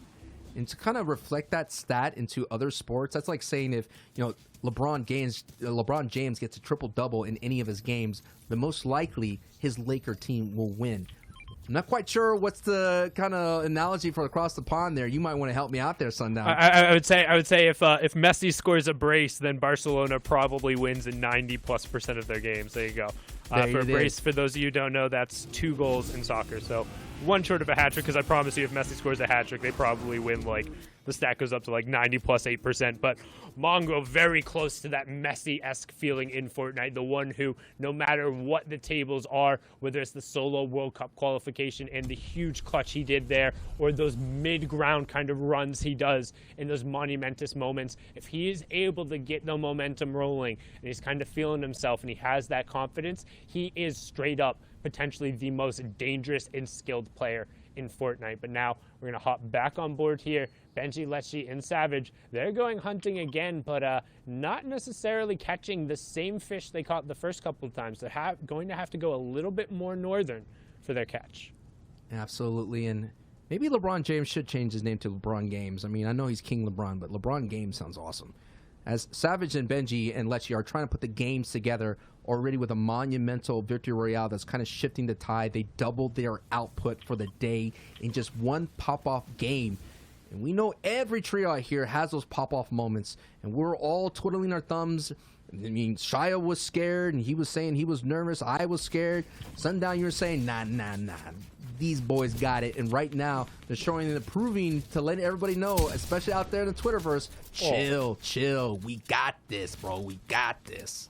And Nikeva just got absolutely worked. Granted, Benji used the shockwave to get over to the other side. They're going to make sure they get the pickup, the shakedown, and the extra. Nope, not even going to bother to shake down Nikeva. They said, we know where you are. Not going for the max damage, but Benji got over to the other side, boxed him in right away, made sure he owned the roof, both the walls, edit 150 in the back. I'm not even sure Nikeva knew he was there, so just completely taken advantage of. But now Toby and his partner are going to be forced back here. A little bit of gatekeeping action going on, trying to use hard mats and going up into Savage, but you're not going to win that build fight anytime soon. And honestly, this seems like a futile effort. Just pack it in, hoping to stay as long as they can. But Toby eating shots now. Caxi trying to get over, get into the zone, and offer his partner whatever reprieve he can. But they're already using hard mats to get in there. He eats back to back headshots from Savage in the high ground. But Savage gets dropped down by Toby. But no, Benji to the rescue. It's fine. No full conversion over. 3 elims coming out from Benji Fishy himself, and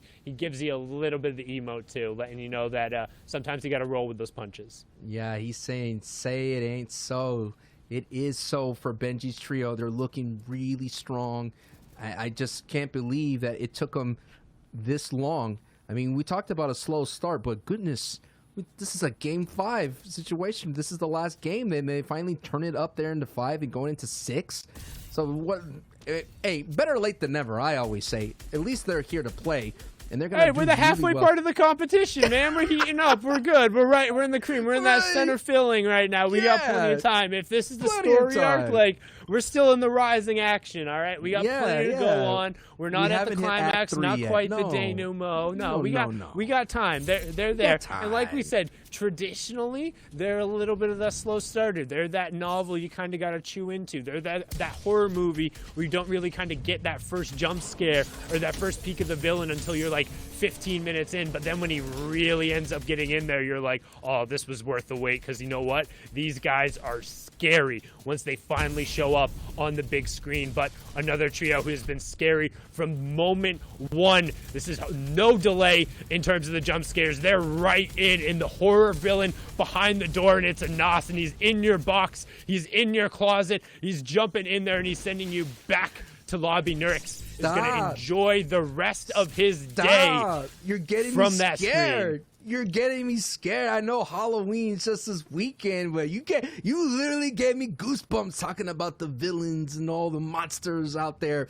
And we're talking about some of the biggest monsters, and you think that you may have beaten them. You think that you get the day's win, but you always got to double tap Benji, Lechi, and Savage, because they're always going to come back up, and they're always going to fight to the last moments here. No matter when it happens, it is happening right here and right now, and they're trying to turn it up here in Game 6. Wow, 79 points. It's just like, what happened there from like game 1 through 4 doesn't even matter anymore. They could get the job done in 2. Well, it's the same thing, and particularly if you're contested at Dooms every single week, you're not really worrying about Storm Surge, because you're either winning the fight and you're clear of it, you're losing the fight and you're back in the lobby, or you're fighting each other so much that you both have gone back and forth and you're not in it. Now all of a sudden they realize, hey, we need to loot right away and then sprint north at one of these 2 teams who are doing scavenger routes and take our advantage there. Now all of a sudden, once they're able to execute on the game plan, it takes 1 game for them to know the fact they have to do that. It takes maybe 2 or 3 games for them to kind of actually get that going. But then all of a sudden, Game 5 Victory Royale, and now Game 6 sitting on 5 elims already and hunting for number 6. And this is the type of Benji, Lechi, and Savage that we want to see in Europe. This is the Benji, Lechi, and Savage that can be dangerous in grand finals, but they need to secure top 8, and this is the way they're going to do it. And we woke up the monster. We poked the bear. All the metaphors is out the door. They are unleashed, and they are raining terror on the lobby. Vidil, Kylie, and Fast Roki was raining terror early on. Still sitting pretty solid. Taking a look coming into this match, top 4. Usually if you kind of start the day going into day 2 into the threshold, you tend to hold on. We are seeing a couple of trios kind of slip out of that top 8. And Kasperse and Zinni and Flixie are kind of just slipping out, but maybe they're stabilizing here. It's all about going into that momentum into day 2. You don't want to put your head on that pillow questioning yourself. You want to feel good. You want to know that the game plan that you're executing is solid. And I would say Vidil's trio is executing a great game plan in that adjustment that Benji's trio is making, meaning they're going to have a really strong execution going forward here in the rest of the days. And now Vidil, though, now is going to have to execute a situation here, because now everyone bucks up as the moment they get some couple of beams here. Very dangerous situation as Vidil has the lobby to deal with. And we're taking a look here at Zone, as this is the first time in this day in Heat 1 that Stark Industries is going to make an appearance here and kind of influence how it's all going to go down. Well, we saw a little bit. I believe it was in match number 3, but we were completely on top of it. So you didn't end up with the true Stark Industries upstate New York experience where you have that sheer drop off, the acute angle coming from the ground and building out, the Polar Peak-esque if you played back in that day where, hey, if you drop, you're just going to keep falling, and it's a long way down. You don't want to fall to that myth or that Tim damage. You know, it's taken 1 too many on its way, as Link is going to tick over onto Advise there, who just got moved up onto the Wave Pro roster. Lolboom also picking up Otter World Paco, so the aggression a little bit unhinged, and they're going to try and harpoon into it. It is Benji Fishy directly against it. We talked about it, having to do everything right in the final moments and covering your sides, and the momentum train was rolling, and just like that, the Clay Classic into the Thomas HD Special. The harpoon against a wooden wall insta-destroys it, followed up right away. You saw the tag on the wall, and Sancho is sitting here just shaking his head.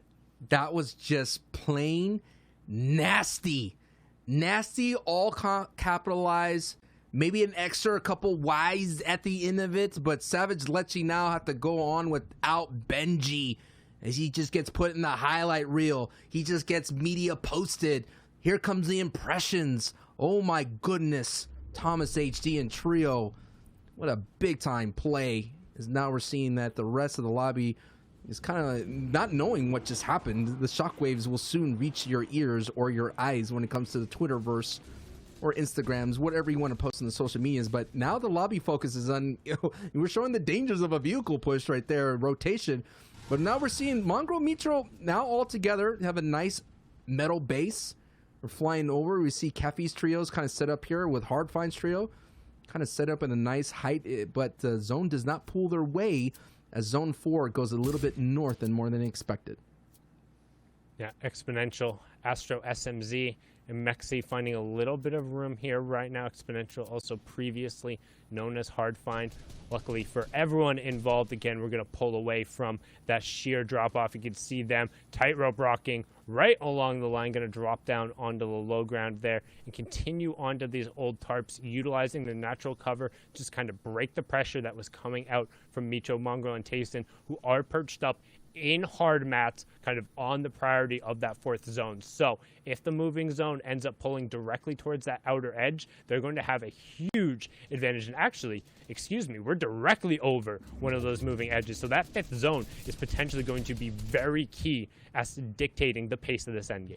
What a slick rotation, man. No builds, walking along the concave, getting the elim as soon as they get into the safe zone, but that was just slick.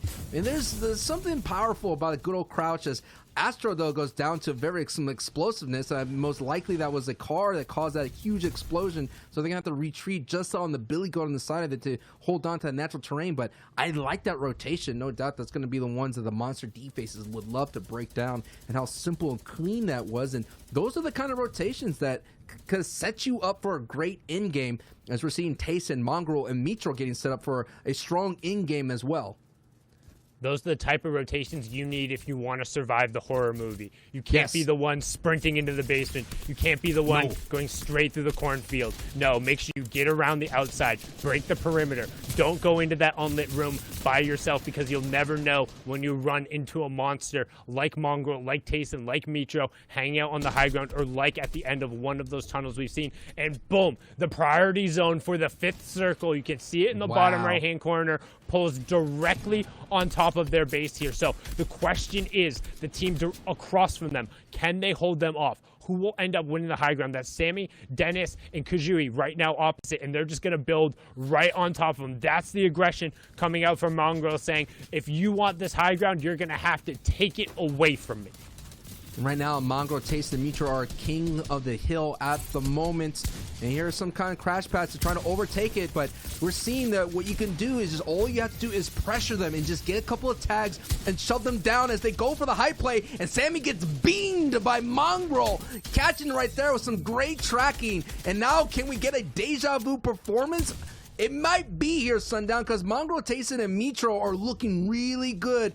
And all they have to do is just make sure that the rotations are in the front side. But once they get up there and they have shockwaves and they have the ability to kind of vault their way to the other side, I'm just saying there's no stopping this trio right now. It's just a matter of moments. Already we saw Benji go down. They're going to need somebody out of nowhere to hack these Slayers down. And that was just an awful high ground take attempt. If you go up like that, you have to either be ready to fire the shot when you're in range, or have your builds out and be building up. But instead, Tayson actually gets ambushed a little bit and taken out, separated from the two. And that was Anas, Flick, and Thomas catching it out. And Tayson had dropped down to try and bring some heals back over to Mitro. You saw him throw the medkit away, but all of a sudden they take it away, and Flick says that's the signal to go. Shockwaves out on the height. They're challenging right away, holding forward. The W key is on, trying to get in the boxes, trying to rain them down, because they know they're able to win out from height. And this is a 3v2 and make it a 3v1 as Mitro gets the quick edit, the triangle edit from behind the box. Flick with a flick shot, taking it down. And now it's all Anas, Thomas, and Flick to ride out the rest of the game. They have high ground. They have priority on the zone. We're about into placements with our top 18 trios remaining. 46 players up in the final game of the day here in EU. Wow, and they get all the material resources from those eliminations, looking really strong. They have the height endurance to maintain, and now it's textbook. Now it's time to beam, and they're looking so high up at the moment as Zone's going to push more towards the east coast here on Stark Island. This is going to be a strong opportunity then for also to kind of separate themselves here, considering they are the first place going into this match. They could definitely put some separation, considering they just took out Mongrel, Mitro, and Tayson, who are sitting in second place. And you can see Flick trying to figure out who's still left on the backside of the zone. There's Mongrel. Finally going to catch the lurker Mongrel. And most importantly, that's a big fat 0 on placement points there for Mongrel. Their trio dropping in 18th. So all of that time for no return on the investment. And they're going to be disappointed in that. But who's not disappointed? 7 eliminations right now for Flick, Thomas HD, and Anas, as they're just going to ride this high ground out. And honestly, if they don't win this game with a number of eliminations and build up on that lead, I'll be shocked. And right as I say that, Flick drops down, cleans out Freemac, and continues tarping across. This is such a highlight game for Thomas, Anas, and Flick, already taking out the big names. They're proving to the rest of the world and us here on the broadcast booth that they are big names as well. And they're doing it in such great fashion with some nice fundamental plays. And now they're just beaming, making sure that no one comes up to them, making sure that everyone still feels the pressure. Now the elevation goes up, so all the people on the low ground are going to have to switch layers as much as possible. And that's just going to put Thomas, Anas, and Flick in a better position as we're taking a look at who else is alive, who could overcome the dominant hold of Flick, Thomas, and Anas. And I'm not seeing that much people here, Sundown, to do that. There's no one. They effectively, they have won this game. They have to choke this game away. The question is, how many eliminations can they get? When they took high ground away before they knocked out Mitro, they had 5. Now they're already pushing into 10, stretching that lead. And also, don't forget, every single bullet they're raining down is being unanswered. The zone is pulling back. They don't even have to worry about completing their tarp. That's going to unlock Flick. He's been throwing down shockwaves to use aggressively. We have our top 10 trios, but now it's about hunting. It's about opening up that lead. It's about trying to guarantee a top 8. We're into our top 10 now here in the final game of EU, and it's all Flick, Anas, and Thomas HD as they just open up the lead, open up the floodgates, and let the points come pouring in. And they're opening up a big can of E-limbs, going to it right here, right now. They pretty much told everybody, not so fast. We're going to have a great performance in what I labeled the Nightmare Before Grands, one of the most dangerous heats put together. So many big names, so many decorated champions here fighting here today as Flick gets some nice tags. He's going to go ahead and retreat. But that doesn't worry because Thomas and Anas have pretty much a strong position. And now Flick goes all the way to the front side, and he's just basically now has a moment to breathe because he's sitting in height and he can go back down. But hey, Wakey and Snappy, they're popping up in the Elim feed. Vidal popping up as well. So there's a lot of trios out there solidifying their top 8 at the same time.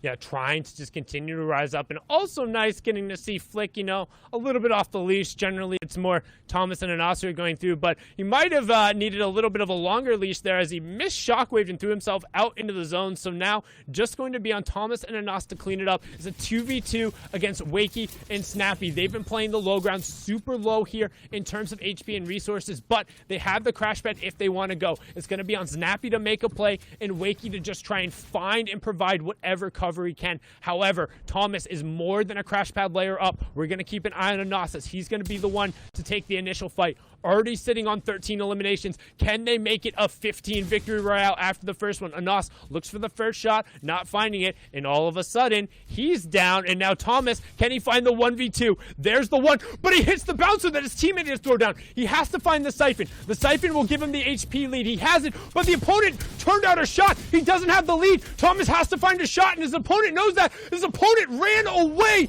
and Thomas HD and co. with the 14 elims choke the last game, in Snappy, Wakey, and Twitch. Michael FNR are able to clutch up from the low ground and steal away match number 6. And that was a huge game from that trio coming into this last game in 13th place, and they pop off and they do the exact same thing that Benji did, able to double up their points. So that's the kind of performance you're going to take to get you in that top 8. But we're already seeing the stories kind of unfold in front of us here, and seeing that Benji was able to get in that top 8. And this is just the close of day 1, Sundown.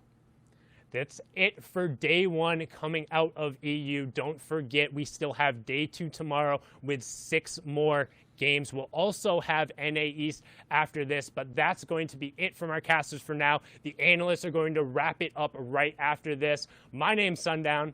And I am Sancho West. Woo! More, I can't wait, man, for tomorrow. Ah, they're so adorable. You guys are great. Love you guys. Man, yeah, I mean, Sundown called it out. A little bit of a choke there. I'm not sure. I'm trying to understand why the initial bouncer came out. And it was like a weird, like, what are the chances of your teammate coming down on the same layer, happening to hit the same bouncer, just kind of causing a bunch of chaos? It is what it is, but hey, Reese, you called it out. Your boys with the most easy, recognizable names, they got themselves a victory royale. They did. Michael keeping his name as Michael, not looking like to change it after Monster D-Face gives him a little bit of smoke on Twitter. But they're currently in 9. Flick and Thomas HD really popped off that game. 14 eliminations in second. Obviously, they're still way ahead. I think Flick was having some internet issues, and that may be why you saw him fall down from high ground and knock himself. And then, that bouncer play where they both just flew into zone as Anas and Thomas HD.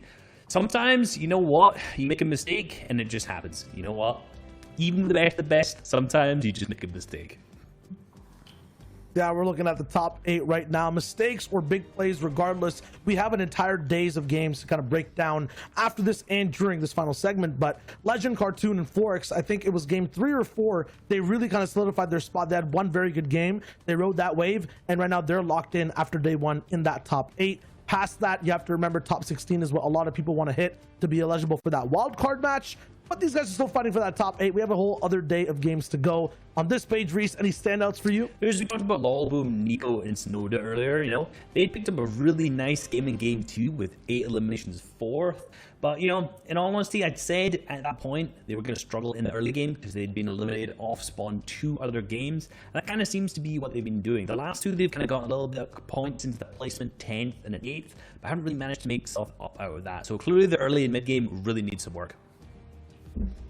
Yeah, and today overall for Europe Heat 1, day number 1, we've kind of just seen height versus low go down every single game. Mid-ground really just gets pinched out completely. Will that theme continue in day number 2? And will Flick, Anas, and Thomas really just hold down the top spot too? Because right now they're almost 40 points ahead.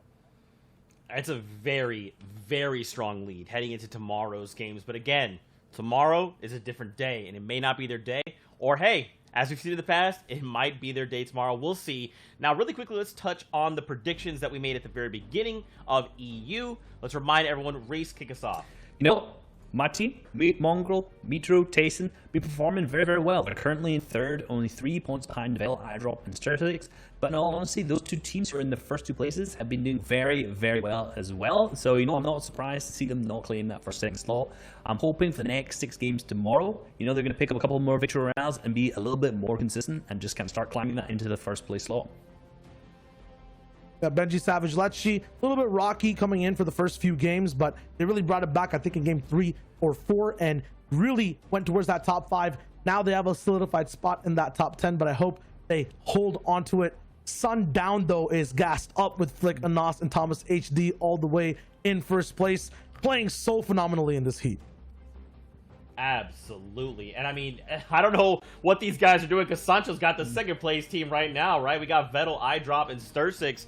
So a lot of these trios are playing extremely well. But what's going to matter is tomorrow, those last 6 games. Can they bring it all back tomorrow? Because remember, they're going to have a day's break. They're going to be able to come back. And it's not even just them. We're talking about every other trio in the lobby, right? They're going to be able to reset their mentals, take a look at what went right, what went wrong, and adjust that. Because tomorrow with 6 games, literally anything can happen. We've seen it time and time again. We count a team out, or maybe a team is like, look, you shouldn't have forgotten about us, and they show us why.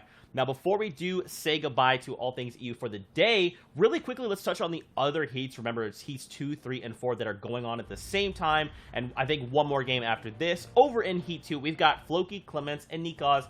They're the only trio to break the triple-digit number. Yep, and in Heat 2, there is also a point gap in first to second place. So these guys have a little bit of padding coming in for game number 1 tomorrow. And I would only assume that they played phenomenally to hold this spot with that Victory Royale and consistently overall with 49 eliminations. And we saw Kinzel, CRR, and Wolfies in 5th place there, performing very well as well. They only managed to make 1 round 3, which was in qualifier 3, and they performed very well there too. So clearly, these guys are performing when it matters in these custom style lobbies. You know, in that last space there too was a huge tie in between all the trios. It was like a 1-point game, so that heat is very close. In heat 3 though, Janice, Andalex, and X Squeeze are up top with 115. The gap though isn't that far. It's close. It's close. But, you know, I'm not surprised at all to see these guys on top. They took away with a victory qualifier 3, so they're clearly absolutely on fire right now. Yeah, we're here too from 6th to 10th. Once again, 78 all the way to 68 points. We'll see Hendesiptos and Putrick ahead of things all the way over at 6th place. But once again, things aren't looking as, you know, point gappy in heat number 3 and heat number 4 as well, all the way from 1st to 5th. It's looking the closest, I think, out of all the heats we've seen so far in EU, with Flois, Andretta, and Lewis all the way there in 1st place. And what I'm looking for out of heat 4 is our week 1 and 2 winners, Kezix, Nate, and 4ZR. After we checked in on them before, they were not in qualification for the top 8. And are they in there now? They are still not in qualification. So after dominating the first 2 weeks, they're currently standing outside of the qualification mark. So tomorrow's a new day, 6 more games, and maybe they're going to be able to bring it back and pull out first. But, you know, 6 games starting off, our most dominant team so far, not off to a strong start in heat 4. Man, and this is what I was kind of touching on before. It's like sometimes that first day just isn't right, you know? Sometimes you have to kind of take a step back and just readjust something, whether that be your mentals, your drop spot, your game plans, or anything. We'll have to see if tomorrow this dominant trio can show up. But guys, that wraps up all things EU here on day number 1 of the heats. If you're looking for more Fortnite action, stick around after the break because we'll be diving into NA East to see the first 6 games on the day. If not, we're back same place tomorrow. So till then, Fortnite fam, we'll see you on the Battle Bus.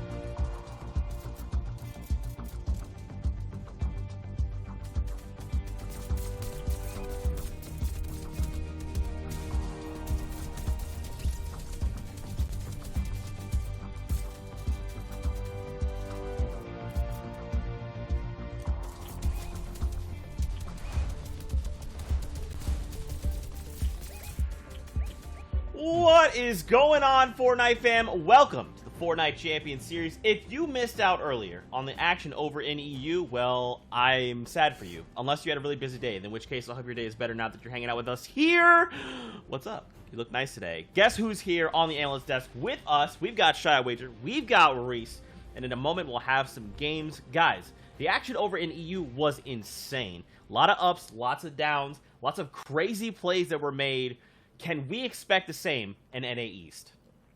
Yes, 100%. It felt like in EU, every game was its own event.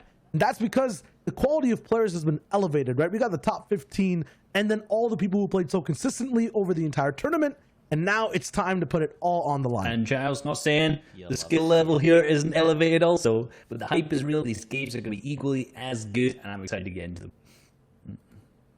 That's right, and we'll jump in just a second, but first, let's go ahead and talk about the tournament itself. And don't forget, we are here in heats. We just left round 3, and that was the last 3 weeks of competition that we've had.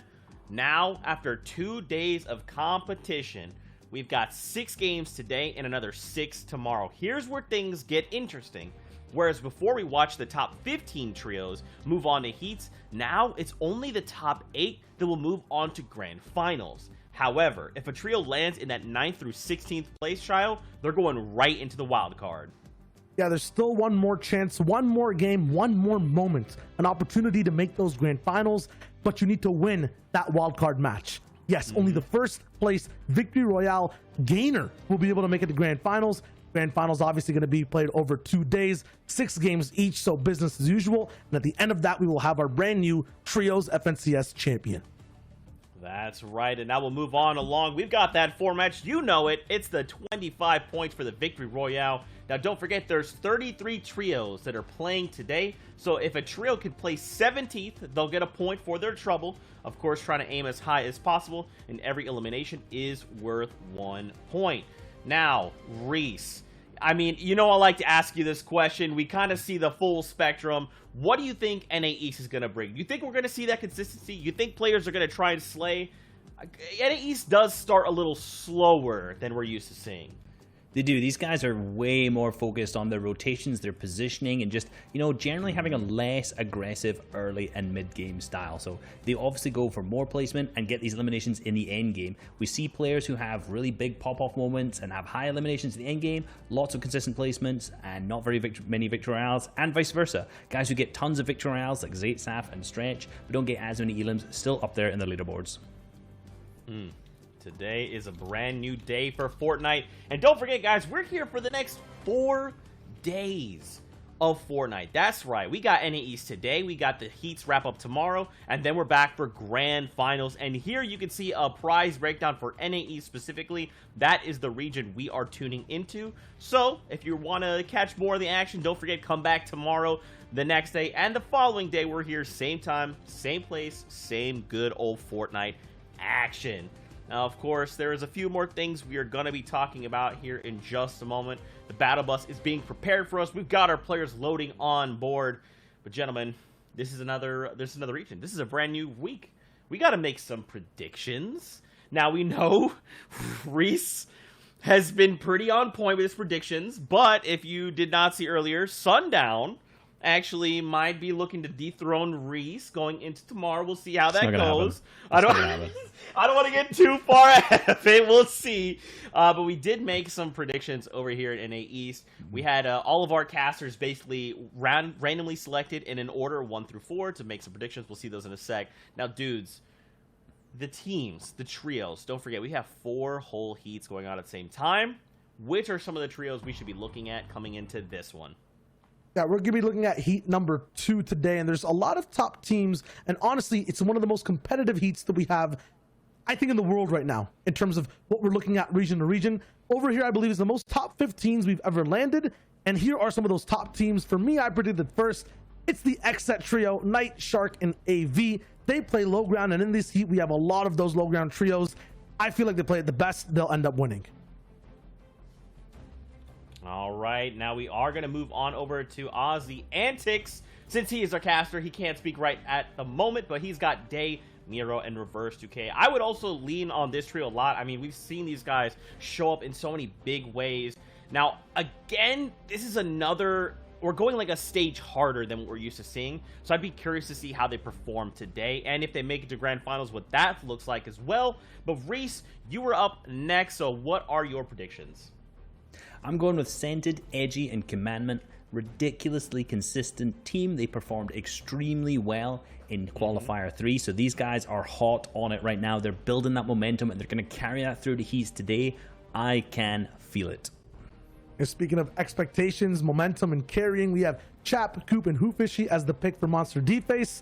Hoofishy is one person Monster's really been looking at over in solos, in trios as well. Chap and Coop, these guys combined play low ground very well too. So we have Reese with the high ground trio. We got, actually they play low ground too. Honestly, we're in the dirt, we're in the trenches with this heat, right? There's people who really want to control the same space, but there's not enough space overall for these guys to have that control. So it gets intense, Zeke. Dude, it does. But that's what makes Fortnite so awesome. And of course, these games are going to be some of the highest quality we've seen. Now, we are going to kind of take a look at some of the trios we should be keeping our eyes on, especially for you guys that maybe might not have been tuning in before. Welcome. Happy that you're here to hang out with us. And I hope you're ready for some Fortnite. Gentlemen, break down some of these trios for us. We shall. Let's actually dive into, I think, all the picks we have so far in the gameplay from them. So starting with Commandment, Scented, and Edgy. These guys played so well overall in the qualifiers that they actually got a chance to perform in. And from there, whether it's low or height, they found victory royales. You know, their week 1 and week 2 didn't really go as well as they were planned to. Ooh, lovely shot from Edgy there. Weren't going as well as they were hoping to, but like I said, in Qualifier 3, they really brought it back and had some huge games and were first on that leaderboard. Yeah, 2 separate wins that we see from them overall, but a team that actually doesn't win but does a lot of damage, usually when they don't, is Miro, Reverse, and Dave from low. Well, what is it, Reese? Like 15 elimination second places, 12 elimination second places, and they were still on top of teams that had 4 total wins.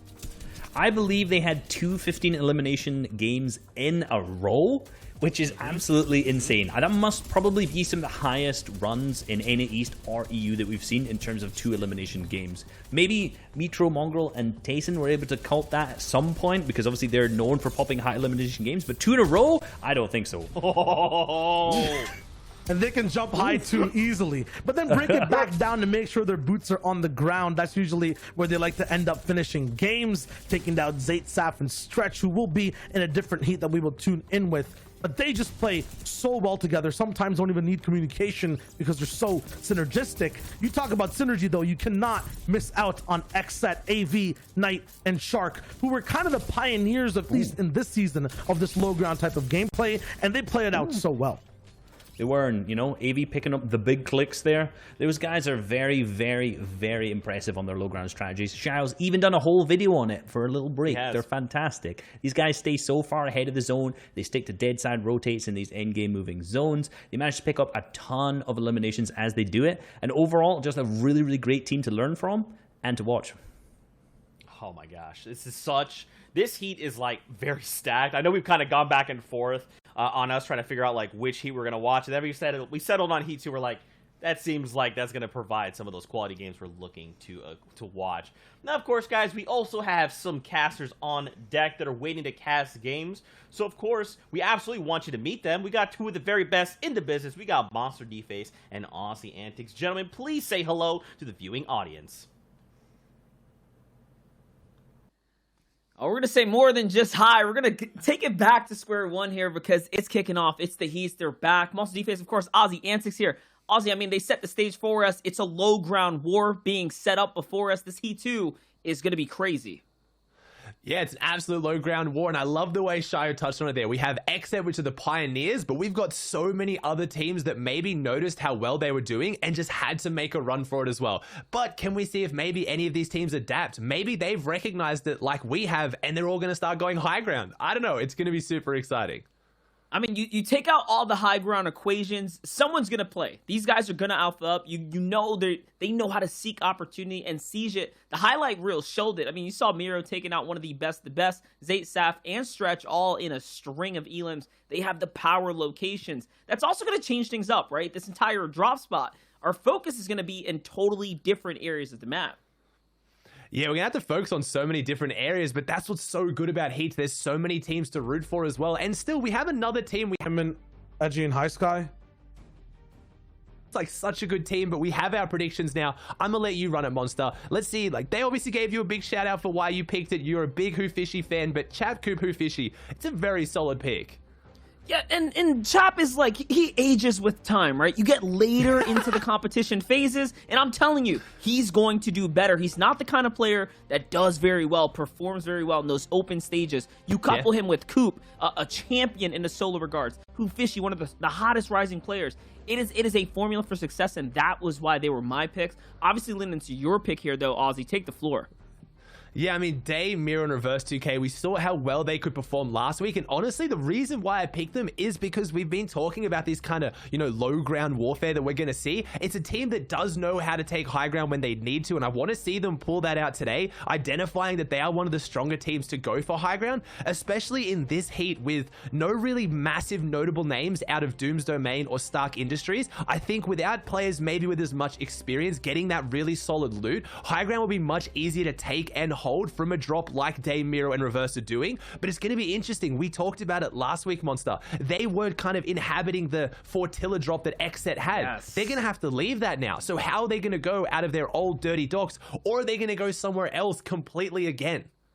That's what I was going to say, right? They did so well out of the Fortilla area. They're going to have to switch it back up, probably go back to the old trusty, the dirty docks. Or will they pull a big upset? Will they go toe-to-toe with the Titans that run the Fortilla right now? I mean, it's the first time we're going to see Xset and the TNA boys, plus, of course, you know, Reverse 2K, Who Fishy, all of them playing there in the new space, right? So it is going to be a first of sorts, and we'll see how they do as we kind of get into the games here. It's a 2-day format, right? 6 games today, 6 games tomorrow. Let's talk about how that shapes up the competition. Well, like you said, I mean, I love the way you phrase that with Chap aging as it goes on. I honestly thought that was a bit of a boomer joke there. He is one of the oldest pros, but you're right, he does. He honestly adapts to metas better than anyone else, and that's why he stayed so relevant for such a long time. Chap has been around since the beginning of competitive Fortnite, and he's always been so dominant. I don't want to get the stat wrong, but I believe he's one of 3 players that's managed to get a top 6 in every single team mode FNCS Grand Finals, so the only other 2 players being Zayt and Saf, who do it together. So Chap's the only player who can consistently pick up new teams, adapt to new metas, and still perform. So in a 12-game format, it only gives him more time to do that. And we have some other fun teams in here, right? We have other veterans like Ronaldo, right? Zelm and Skittles. They managed to get together. We know that originally Ronaldo qualified through with Sway. So all of a sudden, his second team, his second trio he found, he decided to stick with them. That's a fun story too.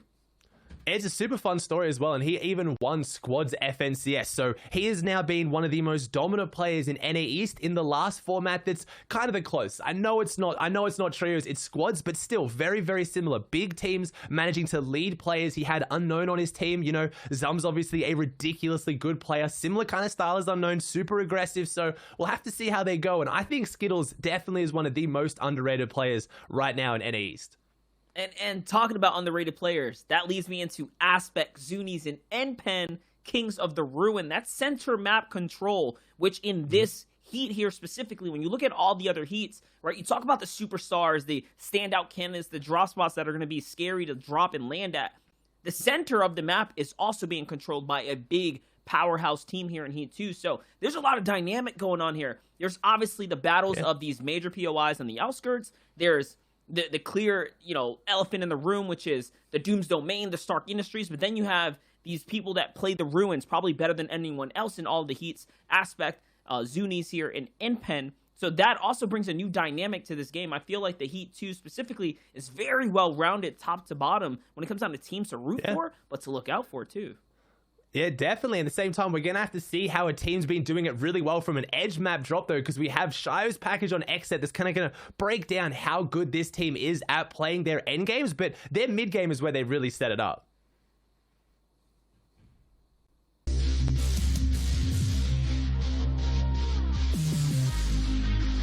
We've all seen it before. Maximum height, final zone, and a victory royale. 3 things that go hand in hand in every Fortnite endgame. But what if I told you there was a different way you can make every final zone, get elims, and not be on height while winning the game?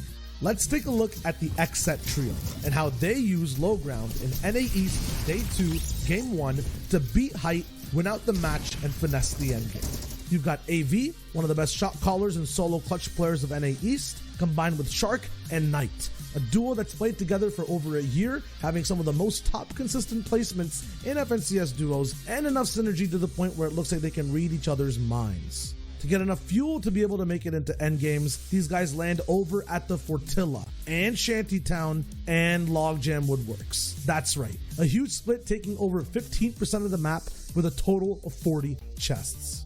Let's take a look at this comparison between mid ground and low ground. While on mid ground, you're usually at risk of being shot by 3 angles at all times. There are multiple trios on your lair that can shoot your walls and battle for space in front of you, as well as try to break into your box behind you. If your base or tarp is too high and exposed, you can risk being pressured from height with shots, utility, and surprise all-ins. And while you're trying to keep track of all of that, there can be low ground trios that are looking to shockwave up, crash patch you down, as well as spray your floors, making a fully built metal box still vulnerable to anyone on the lookout. The XSET trio always choosing to stay on low ground changes all of that. With the ground beneath them, there's no pressure at all coming from beneath their feet. They can spend more time looking around and above at other trios, becoming more aware of threats and dangerous paths. In terms of other low ground players on their lair, the main fight is for space and position, so they end up moving instead of shooting first, giving XSET more time to make decisions while on the run.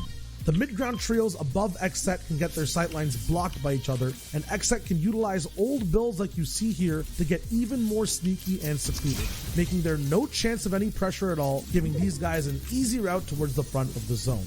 Skip a little bit ahead, and this is where the magic starts. Having a hill on their backs, zone ahead of them, and their own builds behind them, it lets XSET focus just on one angle, and a player on the other side of that angle gets pressured so much that he's forced up, giving XSET more room to even cover on low ground. Seeing that it's a steep incline though, they build up a layer, forcing any teams rotating on their side of the circle to funnel straight into their floors, cones, and edits. They set up a perfect trap in their home turf, being 3 points, drop back down to low ground for weapon upgrades, mats, and more.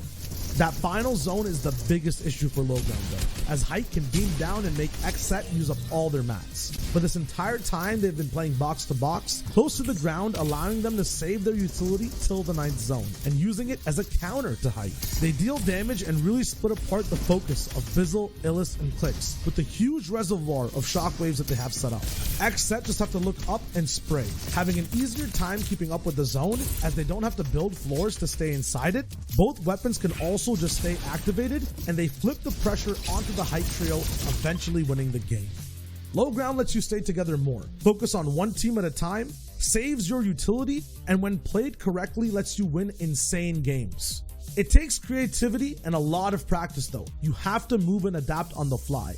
These are just some of the cool things AV, Knight, and Shark do each game. Keep track of their journey during more games of the FNCS. We'll be seeing you on that battle.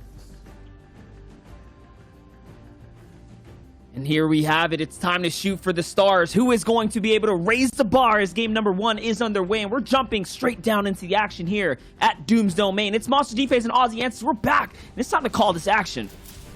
Call this action is kicking off fast as well. We have 2 teams contesting at Dooms, and this is what I wanted to see. Who is coming into this territory? Because none of the big teams that have been dropping here, like your Zates, like Hart, are in this heat. They're both in heat number 4, so who's trying to make it into the big loot? And this game 1 will decide so much. If you can have a convincing win of the drop spot game 1, Monster, you have to think that's your best chance to scare any other team off.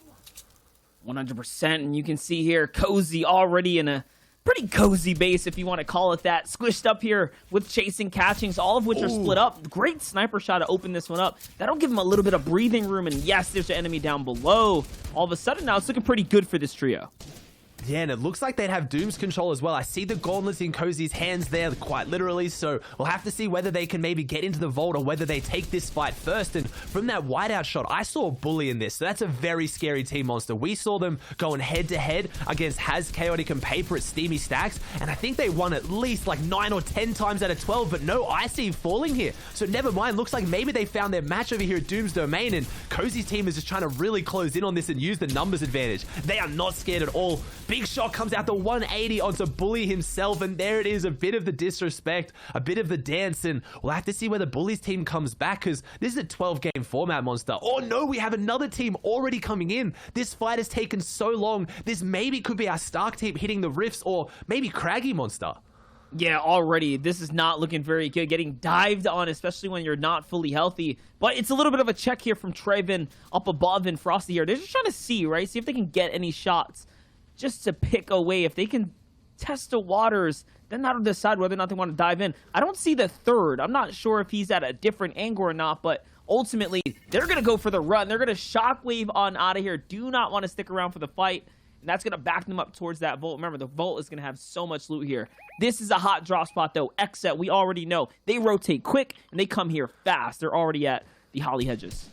This is how they usually get their tags in. This answers another question that we posed, Monster. This makes me think that there's no way Reverse Day and Miro are dropping Fortilla. AV's team would definitely have some eliminations on the board now, or they wouldn't be in this position. So it looks like they're back to their old stomping ground. And yeah, you talked about it. We know it. They always rotate into Holly Hedges, and they usually take a pretty aggressive fight here. And this is where kind of these heats are going to be interesting, because they've been practicing day after day, week after week in the finals. They obviously made 2 weeks of the finals. They play practice scrims all day, but there's quite a lot of teams in this that they don't practice against. So a lot of their rotations, they're going to have to learn how to play it, as I'm seeing a team rotating for Ants Manor right now, trying to get to these rifts, and these are the kind of things that could be different, that could catch them off guard. Yeah, 100%. There are no safe bets when it comes down to heats, because you only have a real limited amount of time to prepare, right, to say the least, as far as how things are going to unfold. Grand Finals is a little bit of a different setting, a different story. You can have a better idea. Typically, the big names rise to the top. You can get an idea of how it's all going to play out. But in these heats, there's going to be a lot of new stars, new up-and-comers. Talking about those up-and-comers, though, it's Who Fishy who's on to rotate on out. Yeah, and I'm interested to see why Chap, Coop, and Who Fishy are this far outside, as we see that Who Fishy is the only player to finish top 10 in each of the past 3 FNCSs. And again, you got to remember, 2 of those were solo metas, and that's what Monster's been talking about. Who Fishy is such an up-and-coming player. I know that sounds ridiculous with that statistic, but a lot of players, to really earn your stripes, to really get into that upper echelon of pros, you kind of have to perform well in team game modes as well, and that's what Who Fishy is looking to prove here today. Yeah, definitely, right? The solo track gets you to stand apart from the other players. But then, moving forward, the rest of the year, it's all team-based game mode. So it is very important to balance your solo performances so you can find these opportunities to get with the best of the best. That's what Coop and Who Fishy have done with one another. Now, obviously, paired with a superstar like Chap, it is a big question mark. How can they perform? We know that leading up to this whole thing, it has been a rough story for Chap. But, like I said at the start of the show, he ages like fine wine here. With time, he's going to get better later into the competitions.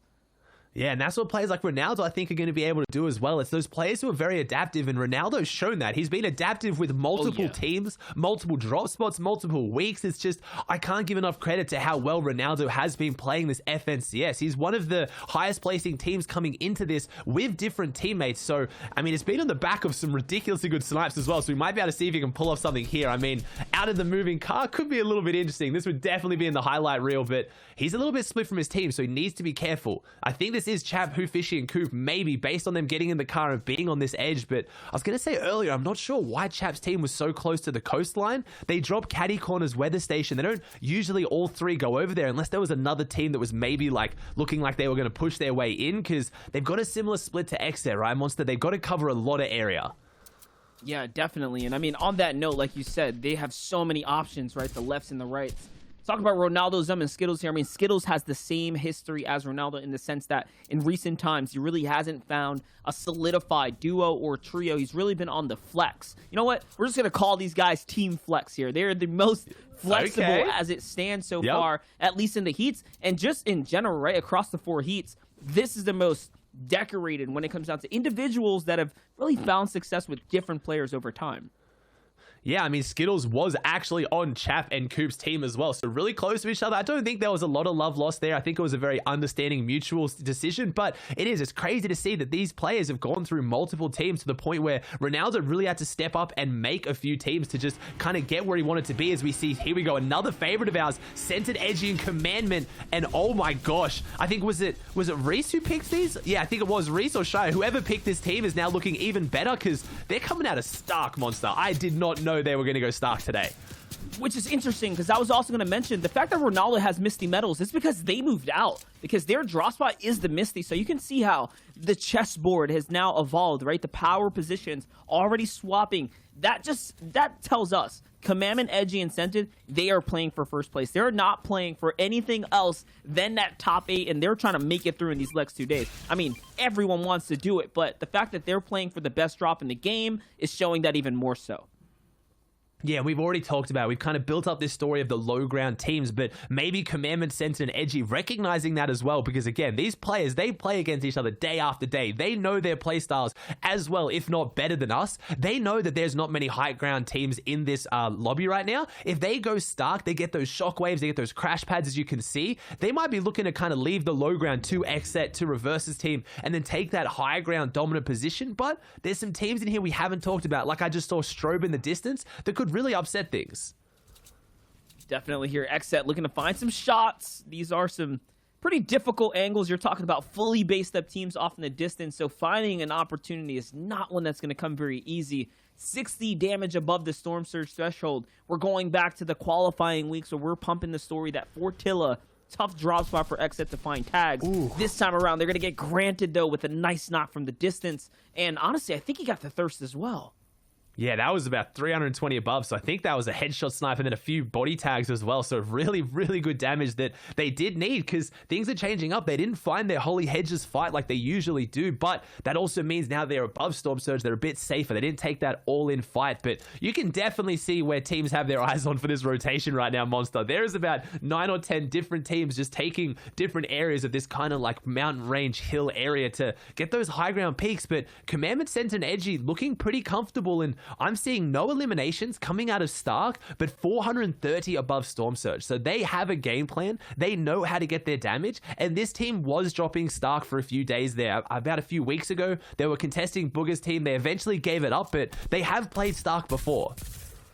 Right, and you know, and that's just something to think about, how they're able to have these flex drops. We already saw Verse2K, Day and Miro figure it out. They found their drop spot for the qualifying week 3 just to kind of play it out. They earned money from doing that and performing well there too. Here's the team that's on the rotate right now on the backside. 230 damage above the Storm Surge threshold, so definitely finding their tags. We saw Ronaldo catch a few outside the Misty on the mountain. Skittles POV though, looks like they're getting held out just a little bit. There's a team right on top of them actually. A little bit of a difference from the mountain to where they are. This has to be a desperate Storm Surge push or something, because this team is straight up ramping at them, which you don't often see. And yeah, look at the health that is right now. This is a Storm Surge desperation situation, and Skittles gets the knock there onto Frosty. So, but Zum goes down. I was gonna say, this is amazing for you if you can take down all the teammates without them doing the damage yet, because right now this team is desperate. Their back is against the wall. They only have one way to go, which is forward. And if you can avoid a lot of the damage, if they don't get Zum capitalized on, if he doesn't get finished right now, this would be massive. It's 3 points and a bit of loot to top them up after what is a pretty scrappy fight. And it looks like Frosty might be trying to just get the high ground here and hold it off, but if they can revive Zum, this is actually good that they got pushed here, Monster. Yeah, this is going to work out definitely for them, but you know, you just have to think about the clock now. The timer, the zone is going to be on its way sometime soon. Yes, Zum is going to have enough time to get the med kit off, heal back, and get himself back into this game. Talk about a very interesting place to be held out, though. If the opponent up above needed any more tags, I mean, you think the Storm Surge would have finished him off by now, but I guess he's got himself just safe enough to stay alive for a little longer. So it's making this a much more awkward battle than it needed to be.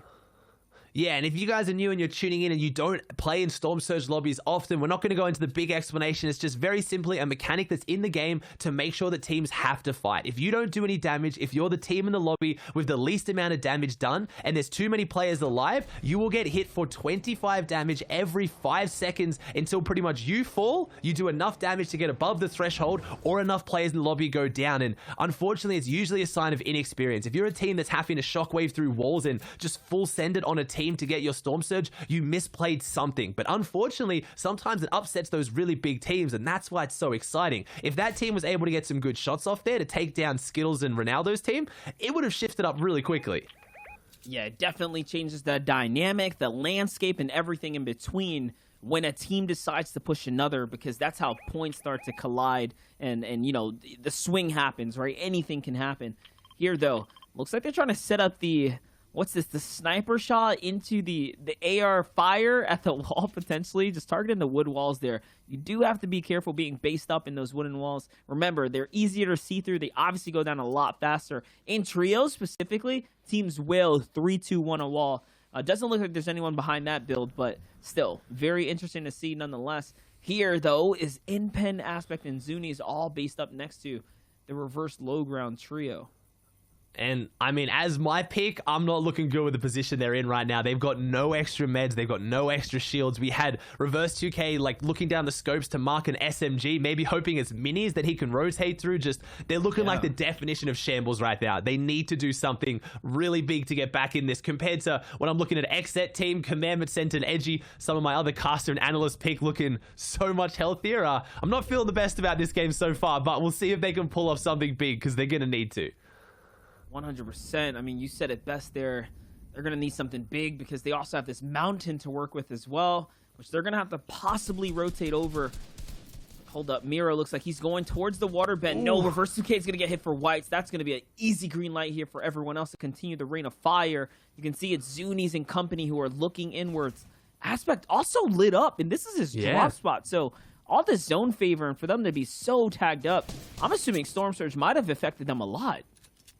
I'm guessing Storm Surge or something. They're uncontested at center map, and we talk about this a lot on the broadcast. Sometimes when you get zone, it's actually harder to get your damage out because no one's around you. No one's rotating past you. They're kind of trying to get into the next zone, so we'll have to see if they get their damage out as the shockwave comes out from Reverse's team, and unfortunately, I don't think it's a pretty one. It looks like they all three went in different directions, so we'll have to see whether they can do something big. I'm not too hopeful as we have Zuni's, Aspect, and NPen setting up a similar rotate now, I think, as well. Looks like it was a crash pad, bounce pad combination, which is a little bit easy to set up, a little bit safer and easy to shockwave. It doesn't send you as far, but they didn't need to go as far. And I'm looking at this legendary pump, and we saw it last week, or the week before actually, Monster. Aspect was putting up some big numbers, so if they've got the legendary pump on Zuni's, maybe it's because of that health advantage. They're confident in his ability as well, because Aspect was definitely the fragger in this team. Yeah, between Aspect, between NPen's ridiculous clutch as well, like, we know the fragging potential's there, the box fight mechanics are definitely there. But yeah, you said it best, Zuni's with the health advantage. You know, you have to give and take, and this is one of those situations where, hey, give him the good weapon because it might come down to the clutch of him. Reverse 2K down to no HP. Okay, that's the easy signal for us to know. They don't have any heals because he doesn't even have whites in there. No, they don't have anything, but you actually picked it earlier. It is NPen, Zuni's, and Aspect are 27 below Storm Surge, so I think you're right, Monster. They did take a lot of this damage due to the Surge, and they need to find it right now, so NPen's going to try and look for something too, and there's a lot of players around them. They might turn to a box fight, and I think Reverse's team is nearby, so this could be really, really good for Reverse's team because it means someone had to push into them, or it could be really, really bad. They're now 100 above. We have all the teams on this southern edge and only one team on the north, so if this pulls towards the ruins right now, Monster, it's going to be a crazy rotate. Oh, Miro falls. And I was just going to say that the big pile of players on the map in that bottom left section, that's where Scented, Edgy, that's where, you know, the rest of those big names were Ronaldo, everyone else is just piled up there, and they're going to have to move on out. Zuni's going to get dropped by Day here, and that's going to be the end of Miro, Day, and Reverse 2K. Looks like they're all taken out there. Yes, Pose from Team Nobu was going to be able to drop him as well. So all of a sudden now that low ground trio is out the game as Triz joins them in the lobby here too. Just talk about a way to have things fall in your favor now. They can bounce back here. and they get half zone, which is exactly what they needed here. They got the med kit for Aspect, so very quickly their game has shifted and they look very healthy, but at the same time Reverse Day and Miro's game has shifted as well, and they're looking really poor going into game 2, but maybe a bit of a misplay. We talked about it. Maybe there's a team on their rotate part they weren't aware of. We'll have to see how that plays out, and I'm looking at that bottom left like you were, Monster. There are so many players, so many big names too that need to make a big rotate, and Aspect pulling out the incredibly close, I guess you call it a quick scope, right? You don't see it too much in Fortnite, but a really good shot, and they get another elimination onto the board. I'm imagining they get this finish, and they're pushing down aggressively forward, and they're as low can get right now. They're down in the trenches, and they're picking up so many eliminations from it. That was determination I've ever seen it. Pulling out the sniper to hit the shot in the brief moment just like that. I mean, way to have a big entry there. And that's the third elim that they're going to be impacted as far as being able to pick up all the loot. So they are fully capped off at this point. Here's AV, Shark, and Knight, though. A team that, of course, we're keeping a big eye on. Ooh. Oh, no. AV gets tagged pretty hard, but Knight follows up with a big pump shot. It's onto Sampa. They are able to stay in the game because of it now. And I mean, the loot not looking too good for AV, but the frag here is going to play off into their favor. So I think they're going to be able to bounce back. This wide shot, though, the one team that we called in the beginning, this is a high ground squad. Yep, they're playing high ground now. They've changed up. They have the loot for it. They have those guaranteed or almost guaranteed shockwaves out of Starks, and you know they're going to play it. But I was going to say as well, what better fitting position for our kings of low ground to be than, of course, on low ground? They saw the other low ground teams. They're not scared. They're like, look, we play this better than anyone. All of you are copying our play style. We figured this out first, so looks like they're still going to go for it. But Centered, Edgy, and Commandment showing their versatility and adapting to that high ground, and they're already set up on it, and they get first rotating zone, which is going up a bit more of a mountain and a hill. So this is looking like a really good game to be on high ground, as Cozzies with the really massive beat onto Savtona there, and they're only just a little bit above Storm Surge, so they needed that damage.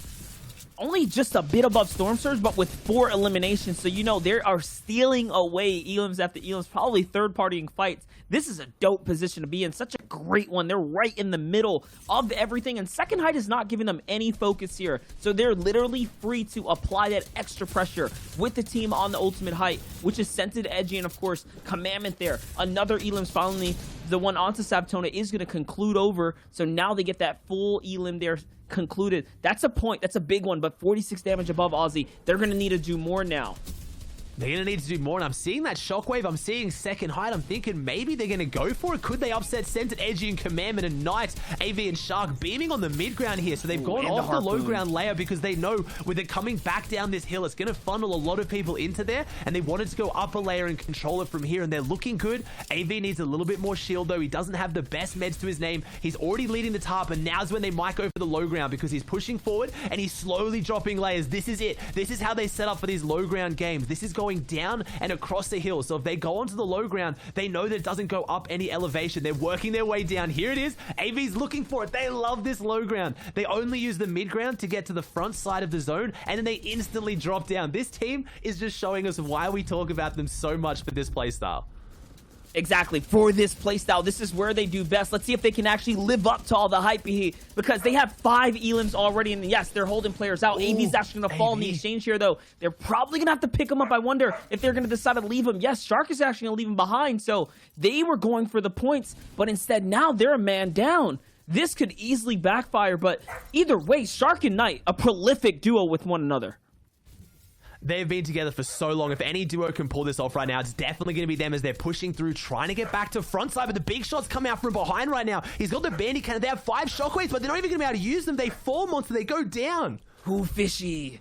It was Who Fishy was on the other side. He's actually going to find them there. Another team that operates the same exact way. We knew that was going to be the story coming in. It's looking like just like that. High ground's getting a little bit of a fight, though, as Walkman's trying to do his best. Down in the low in the mid, so these guys are actually popping off. Take a look at Walkman. 4 eliminations split apart from his team already, and they're all racking up.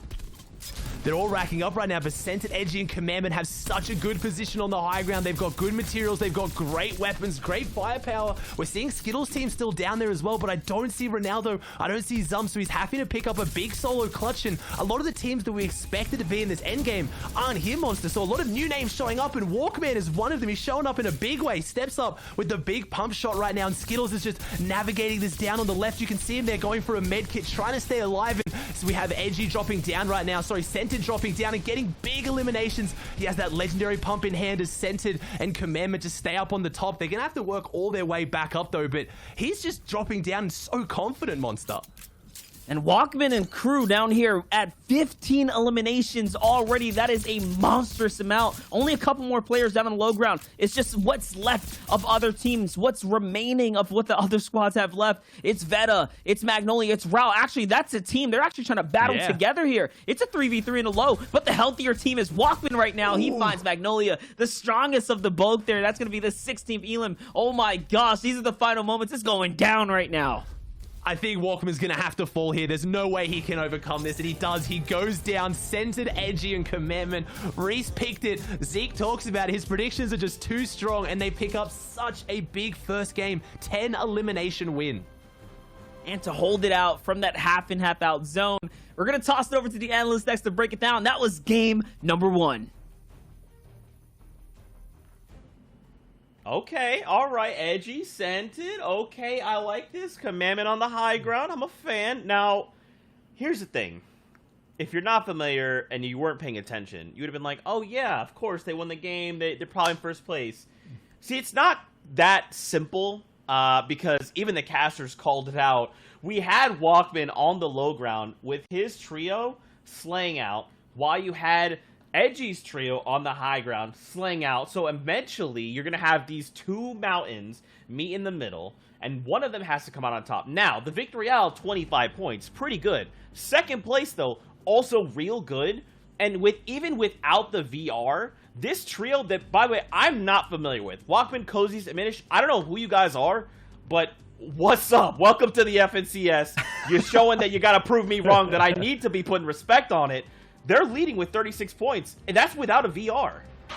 Yeah, 16 elims. Like, I was expecting maybe Chap, Xset, TNA, some low ground team of that caliber, but it's Walkman, Diminish, and Cozy's that go way past all of them. First place, 16 elims, and just going toe-to-toe with the winners of last game.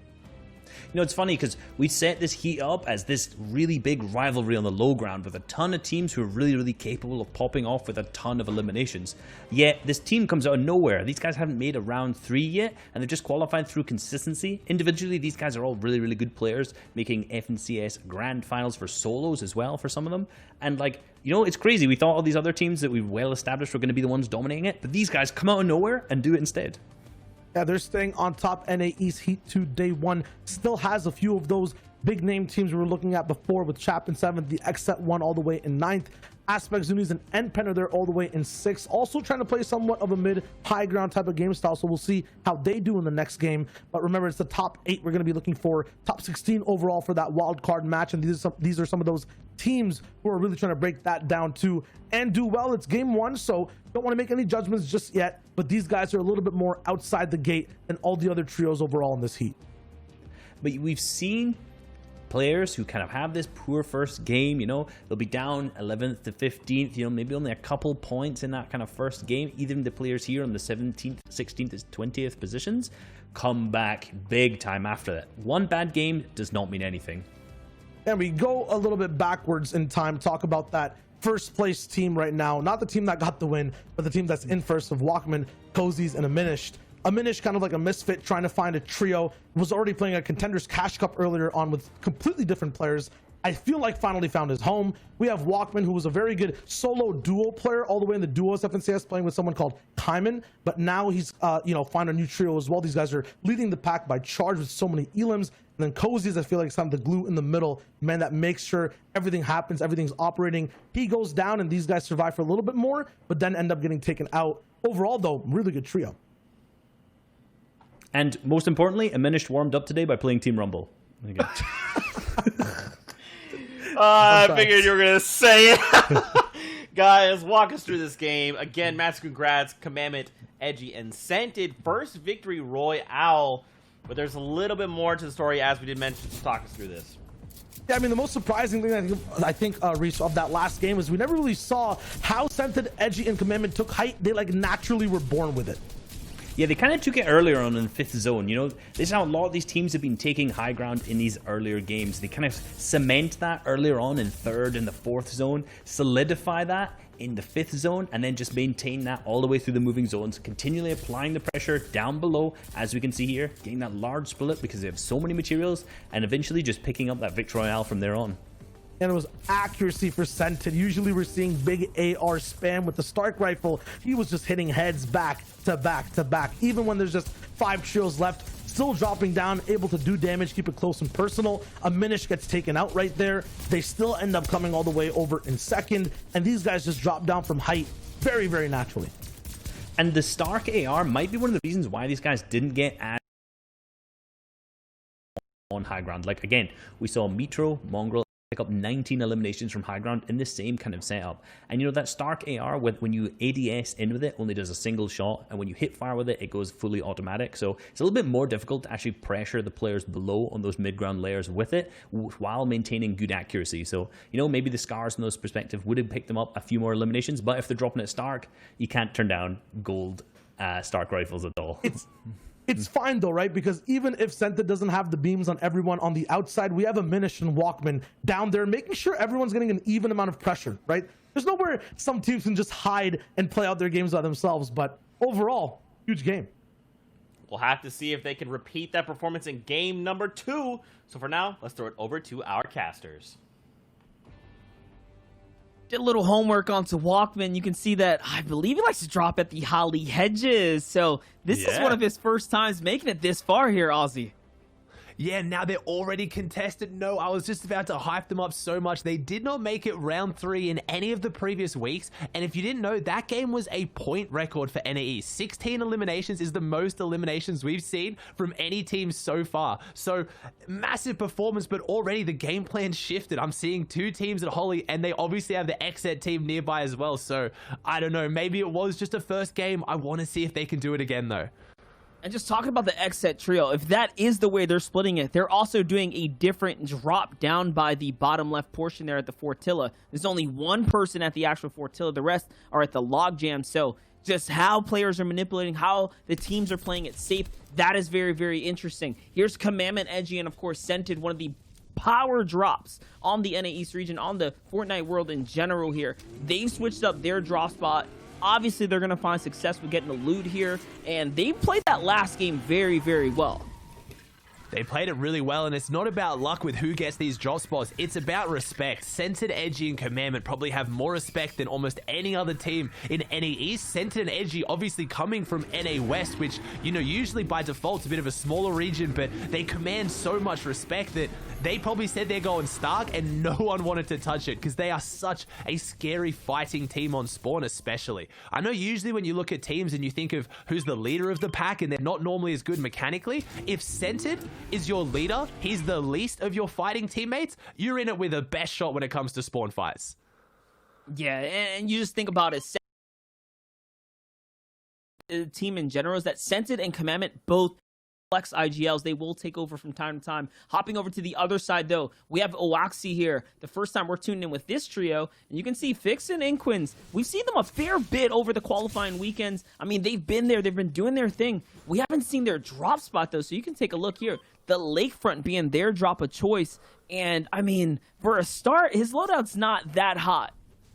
No, this loadout's not looking too hot at all, but maybe they're playing a bit of a shambles route. I also know this is the exact rotate path of Reverse Day and Miro, which is a team that drops more eliminations than pretty much any other top performing team. Last week in the round 3, they had a considerable elimination lead on anyone else in the top 5, so I don't know if I'd want to be on a shambles loot path in their war path, so we'll have to see whether that plays out for them. But overall, it's a decent drop. A lot of it comes down to this. It's your fishing luck. Can you get the shield and the meds that you don't get from the loot, and see if you can come out with a good loadout? Because it's definitely not a power POI, but they can maybe make it work. Yeah, and it's also down to the weapons, right? Like, what are you going to pull out of there, man? Are you going to get these shotguns upgraded? Are you going to get off that combat loadout? Because you can see here, as Slays and Saftona rotate up, and I mean, it's a 2v2 battle, so they're trying to take advantage, being a man down or a member down as it stands right now. And I'm not sure if it's going to work out because the rest of Fix and Inquins do step up just in time here. Oaxi looking for an angle, though, trying to get up and over. He's got a good shotgun, though. This uncommon shotgun should be very fit for the occasion.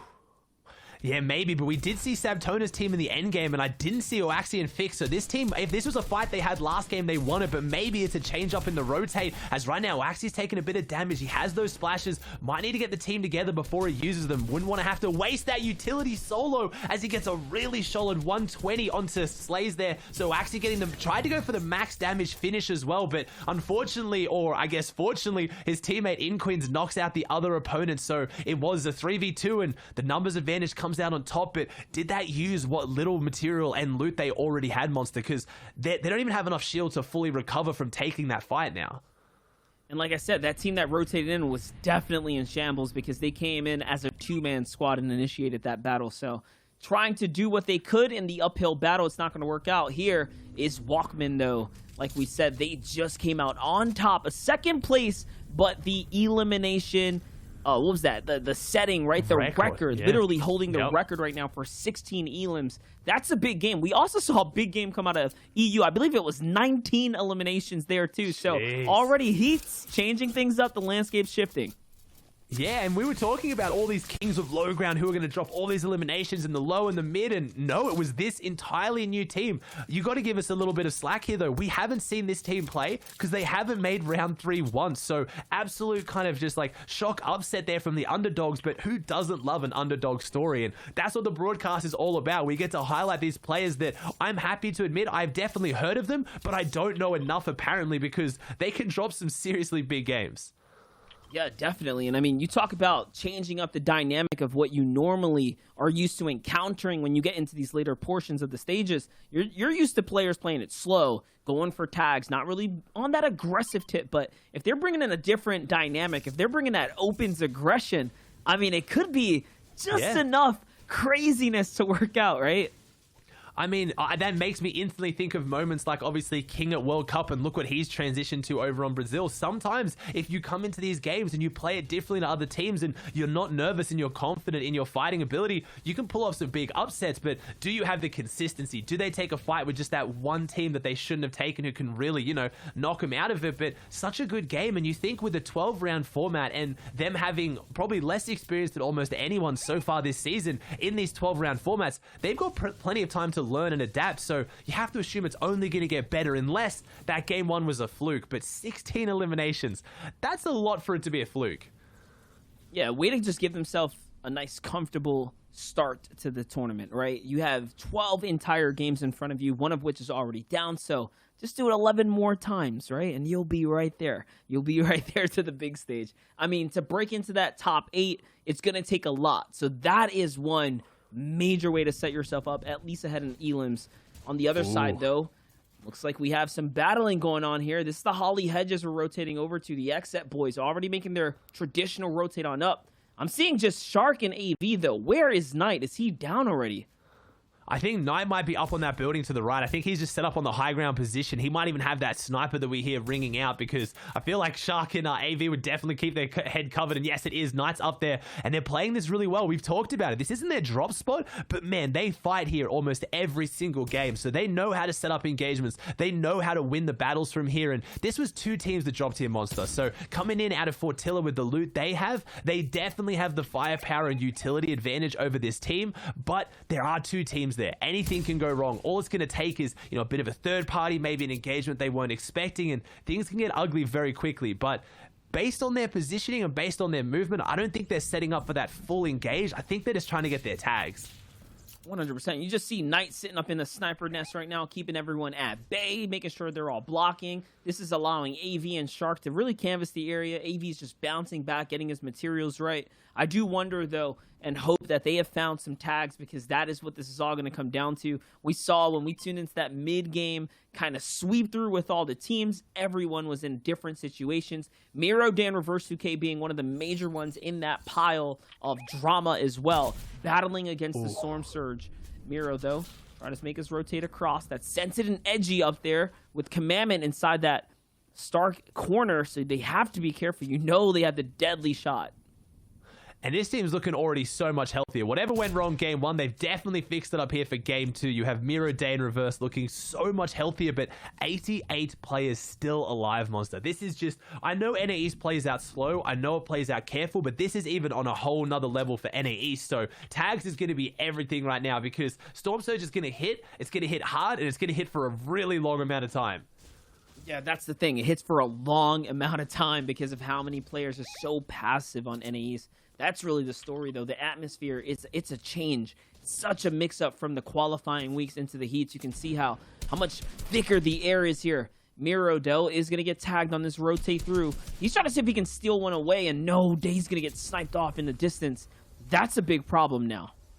That is a big problem. They've lost a lot of their advantage coming into this one, and now they can't as confidently push in, and they've got to use those meds, which they had a decent amount, but you don't want to be burning them into sniper shots like that with no follow-up, no trade. You didn't even trade sniper shots, so we'll have to see how they go as Miro's looking for the shots, and Reverse is in the bush, though, so maybe you can catch them off guard with that angle as we have Chap, Coop, and Hoofishy setting up right here, looking so good up on this high ground position. And I was just going to say, though, you talk about the difference, the change in the atmosphere, right? They have to go from getting top 15 in those round 3 situations to top 8. So I fully understand the passive playstyle, but you've really got to pick up the pace a little bit, though. You can't be middle of the pack. You've got to be at the top now.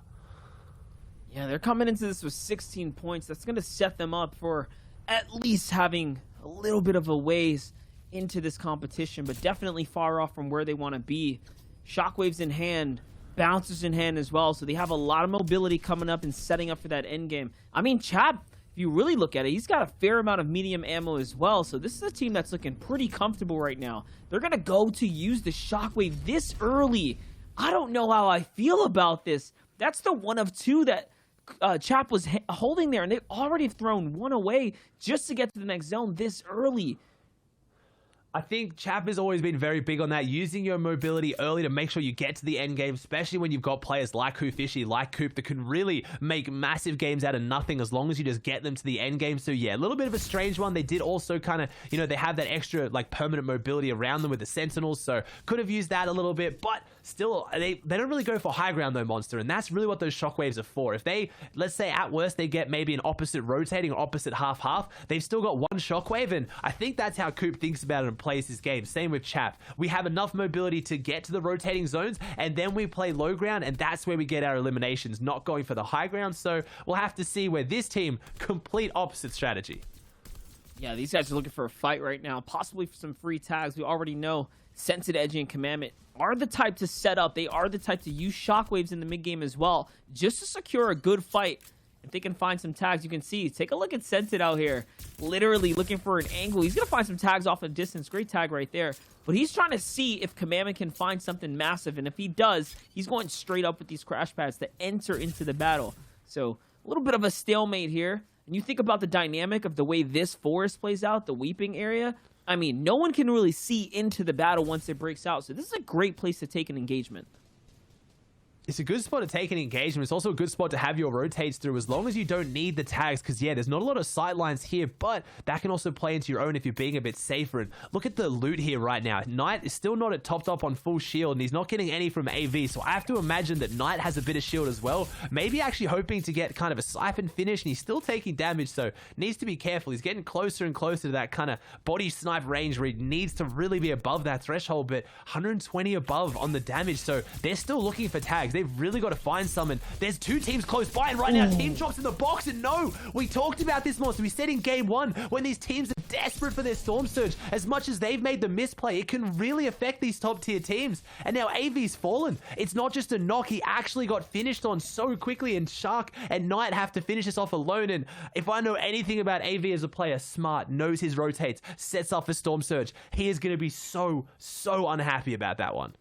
Yeah, that's a huge setback in how do you rotate forwards, right? Do you go for the reboot van late there? Because there's an opportunity to still pick them up. But otherwise, the way that they decided to move outwards, it looks like they're not going to go for it. They're just going to try and stay alive as a two-man team. 47 damage below here, though. A Minish, Walkman, and Cozy's our game 1 lead coming into this, are now under Storm Surge. How is he going to be able to stay alive right now? He's trying to pop these heals. They need to fight, and finally, they do get above it just a little bit by taking this engagement here. So Luckily for them, they do live to see another day now, so long as they don't get dropped on by Beef, Apon, and Chimera off on the side. They've got to be careful, and this is our big team. They've shown they can fight, but those were mostly endgame eliminations, and some teams are just so much better at finding those than those mid-game fights, as we see Slick, Bully, and Icy rotating through in the cars, and that was our team that we saw at Doom's Domain Game 1, and they went down, and now they're coming out looking pretty healthy, so we have to think they actually won it in game number 2, and that's a scary team to contest that high ground, because we didn't see the other team that won Doom's Domain really doing much in game 1, so that could be a huge shakeup. Bully is such a scary player, especially when it comes to those high ground fights, because he's very aggressive and he'll get in your face.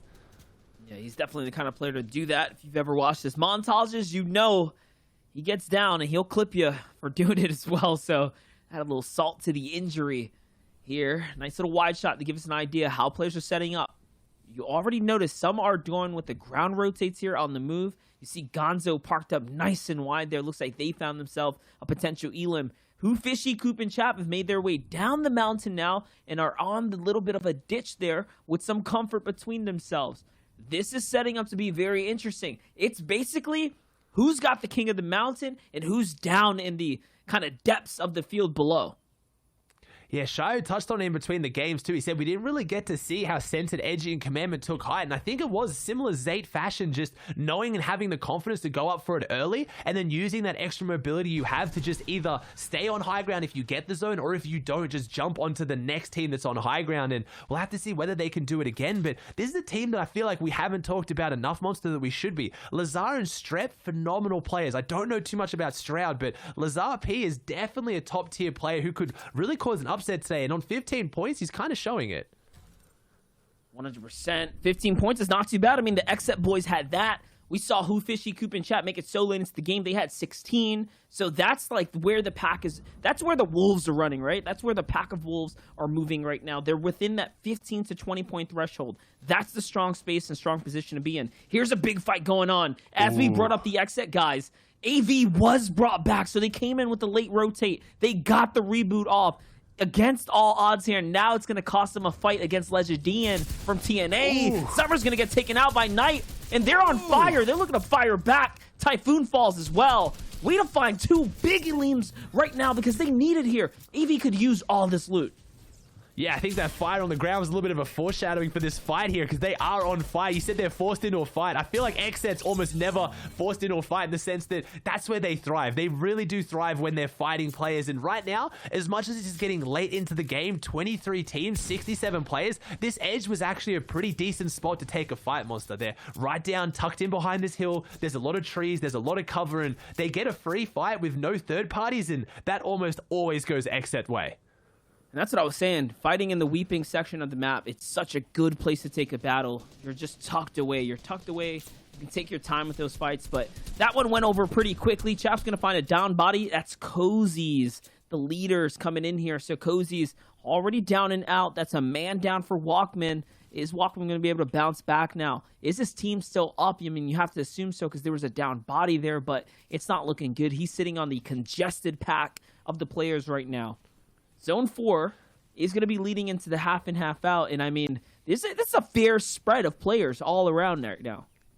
Yeah, it's a fair spread of players, and it's kind of pulling back towards these mountains that are outside Lazy Lake, so we could see a bit of verticality in the zone, and the reason why I talk about that is because we've been building up this story of the low ground teams, and the more verticality, the less likely there is for a low ground team to really have that pop-off performance. It's when it gets nice and flat and it all goes downhill that things can go well, as it looks like Reverse Day and Miro, I see them there looking healthier, so last game, we had some of our big names fall around this point or earlier, Monster. They're all still in it. We have the big names, and this is what I wanted to see. We have Bully's team coming out of Doom's Domain with the loot. We have all of our caster and analyst picks still up and looking healthy as AV now drops Carry again in the feed. This is going to be the game that I think more so than game 1 will really show who is going to come out on top today. Yeah, definitely. As things catch up now, the half in, half out is going to pull straight north. That's going to be a big rotate for, I'd say, 75% of the lobby or so. There's a good chunk already there, but everyone else is going to have to make a move. Chap looking for a big tag right now. 500 damage above in an Elim. Not too bad for them as Reverse 2K falls in the feed there. So big exchanges happening right now on the rotates. Narwhal taking down Walkman as well, which is obviously our, our first place team coming out with the big elimination. So we'll have to see right now as Coop, Chap, and Hoofishy might be getting a freebie here. This team's on their walls right now, are desperate. They are. Iomzo falls down. I have to think this team was struggling on Surge and they were getting a bit scared as well. So they get that one. Looks like they're going to go for the shakedown or the pickup here. No, they're going to leave it alive. This player's getting in. They don't have to shake it down. They know where he is. He was on their walls and the finish up comes through. And that's 3 eliminations now. 2 of them on Chap, and they've still got that one shockwave monster if they need to use it. So they might have this game if they can really pull off something, but they don't have the utility like you said. They're kind of forced into that low and mid ground. I don't think they have any chance to take height even if they wanted to, but maybe they don't need to. Yeah, they're not going to need to. Not if they have max material and leave the zone on the rotate. Oh, actually, Fix and Inquins here are going to need some elims, though. They don't have Siphon and don't have shields to pick up for the quick heals here, so they're dependent on finding these elims on this rotate. This is the best place to do it as well. They have the low ground of the mountain, so it works out perfectly. They literally have first dibs on anyone coming up, and a great angle to do so. They're almost perfectly tucked away here. This is one of the best spots to be. Floor angle peaks like this are so strong. It's such unlikely chance that you manage to get shot from someone you can't see because you have the full field of view in front of you right now. Where if you open up a side edit, that's where you leave yourself exposed and like that denied falls. Monster predicting it. This is such a good spot to be in. He also has those 2 peppers and they need these eliminations because they even need the Siphon right now. They've only got 10 builds on Fix too, so they see this team near them. I know those skins through the wall. This is not a team you're going to want to take a fight with right now as they drop down. No, never mind. It was the XF boys, but one of them falls here. That crash pad stair play was huge, and they get the finish and all the shield and the epic pump shotgun. Such a big blow to the XF team, and I was so confident they were going to take that fight and win it, but no. Another team showing us, Monster, that we should be paying attention to them. And I love that we were able to just signal it out just through the skins alone. You see the bucket hats, and you know that's them right there. Endpen, Aspect, and Zune, as you can see, still trying to stay alive right now. They have a rotate to make. Edgy, Commandment, and Illis have the same dilemma now. They're going to set up the reverse ramp for this one. Let's see. They're trying to keep a low profile. This is going to keep them nice and tucked in. And all right, it's going to be worth it as they work their way up the mountain. Again, playing for that high ground position. 19 damage below, though. It's time to get active. They need to be a threat to the rest of the field. Ooh, breaks the bouncer here. This might be a free elim in front of him. This player is being forced up on the high ground, and I think you're right. I think they're just trying to get on top of this hill, stay on this low ground, and they might go for the shockwaves above later if they need to. They have the luxury of being able to wait to take high ground. They don't have to take it early because they have shockwaves, which is the ultimate ticket to high ground at any point in the game. But we talked about it. This team is a mid and low ground team, so maybe just defaulting back into that playstyle as Lazar gets an elimination. Skittles takes down Bully, which could be massive as we know Bully has that Dooms loot, so maybe Skittles getting a big loot influx that he needed as this team is actually looking not the best right now. Yeah, it's like a tug of war right now. A battle with the Storm Sisters, just trying to stay up. 8 players have to get dropped out of this lobby. Good chance now to jump down. They're trying to get into the thick of it here. XZ AV is going to get taken out, but that's just a knock. So they try to fight for high ground as a 2-man squad. It looks like it's not going to work out for them as Frosty Jays falls to the storm line too. So all of a sudden here, Edgy finding knock and elims back to back here. On high ground though, Nani, Trap, Pose. These are veterans in the practice scene. They know what's up and they have that high ground, but for how long? For how long can they actually hold it? And this is Hoofishy, Chap, and Coop's chance to do something big here right now. Aspect on the bottom right of your screen, on the back foot, Hoofishy on the front foot, as he does so well. Takes down Ronaldo. And so far, the big teams we were talking about aren't showing up except for this team right now. They are in this one. Hoofishy's down here in the trenches, and no, Chap goes down there, but Hoofishy and Coop are still up. And these are the two that you want up in this situation. This is the firepower right now. They're trying to do something as we have a new team on high ground again. Good guy Nani's team up on the high ground, so the leaderboard is going to shake up again. Hoofishy comes forward and he takes down Scented in that exchange right now. Gets the bounce pad, gets the big upgrades on the loot pool as well. I don't think he'll go for the solo hype, but this team is running amok through low grounds. And manages to get with his teammate on the other side. Aspect running through the storm line right now is going to find his elims as well to stay alive as the last solo player of his squad too. So from the ruins, he's in ruins now, and he doesn't really have much to work with. Back with Hoofishy though. 6 elims for this team right now, leading the rotate, and he's managed to bounce back. The floppers and shields to put him right back in the game. What can him and Coop do? The firepower is here, and you know they can have the big follow-ups. Just take a look at the control in the rotates right now. It's the final zone. It's about to close here soon.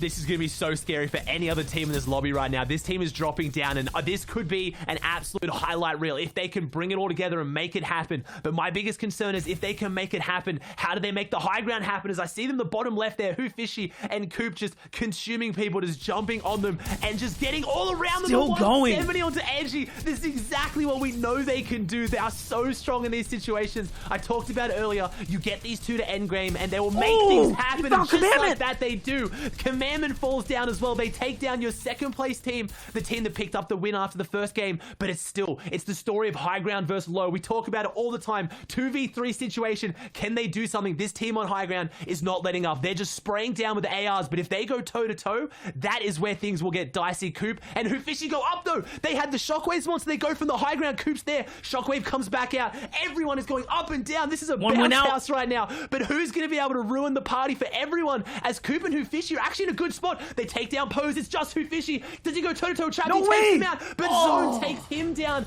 And unfortunately, Nani just getting shockwaved out has the health advantage. But what a ridiculous game one star. He was one siphon away from staying alive just a little bit longer. And he actually had to stay there. He had to try to go for the full conclusion on the knock body. I mean, what a way to play that end game, right? With the shockwaves as well, throwing him up. It was just an all-out shockwave battle at that point. You saw players flying left and right.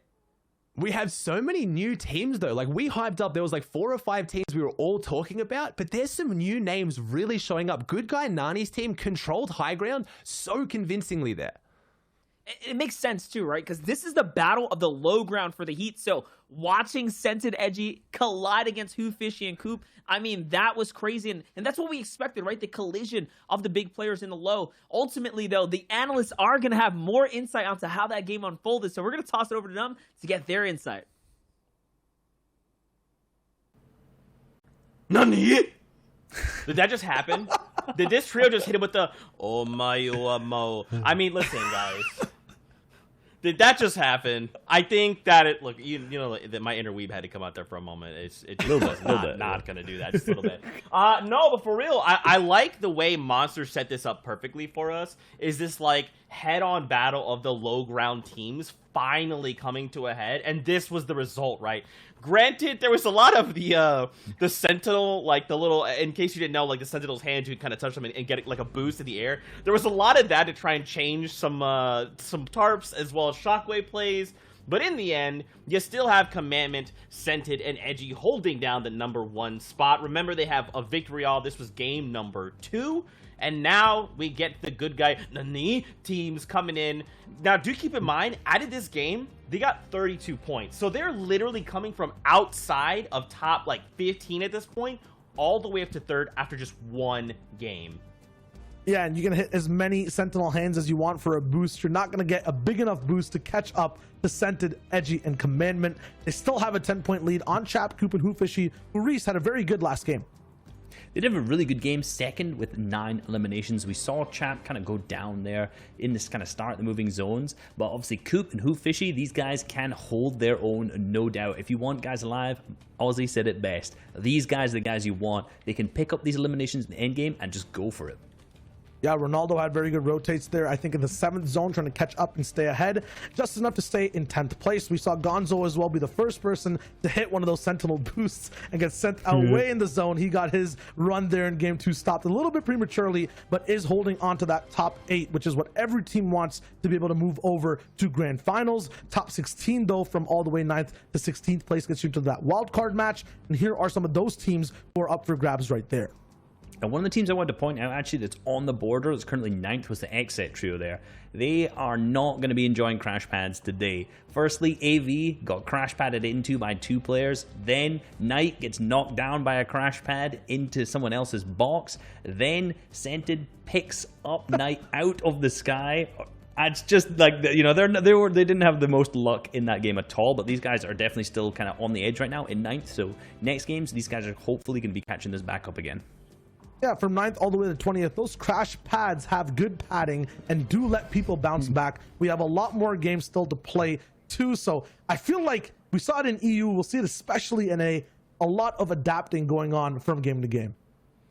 I mean, unless you just have shockwaves at the end and you just say, let's just have an all-out shockwave battle, kind of like a water balloon fight, but instead we're just going to all be changing layers and stuff like that. Now, guys, walk us through this last game. This one was a pretty fun game, and this is only game number 2. We have 4 more games here in NA East. Yeah, this next game, or this game that we just watched, we're going to break it down. It was no filler, all action, with Trap on defense with those shockwaves, just controlling height when there was going to be a little bit of a takeover, and then after that, just 1v2ing on low ground. These guys took height at the 5th zone, so very, very early, and actually managed to maintain it all the way through. They kept their shockwaves in their hand intentionally for this play. They got height taken from them, as you can see here, by Hoofishy and Coop, and then they said, no! We're taking it back. We used the shockwaves, we kept all the way, high up, straight in the air, flowing out all the people back into zone, and that's them picking up the victory royale. And it's very risky too. We saw in previous weeks, if you're in Nani's perspective, you would use an extra shockwave here to try to be kind of offensive. It can go wrong and it actually pushes him back. He has floppers though to be able to stay ahead. And although Trap ends up gaining a little bit of damage in a few fights, Nani gets to live because of the mistake. So a risk turning into a bad reward, turning into a super reward, and he gets to be on top of that mountain at the end of the day. I love it. I love blowing himself out. The strategy was still there, shockwaving himself up and then blowing out all the other players so you land in the zone. Execution, not exactly perfect, but he had the 2 floppers. He made it work. Hey, man, you know what? That's what happens when you cut out the filler. You end up with a much better show in general, and that is what we saw unfold here in front of us. Now, don't forget, we saw 4 more games of action, and much like over in EU, we took a look at the other heats.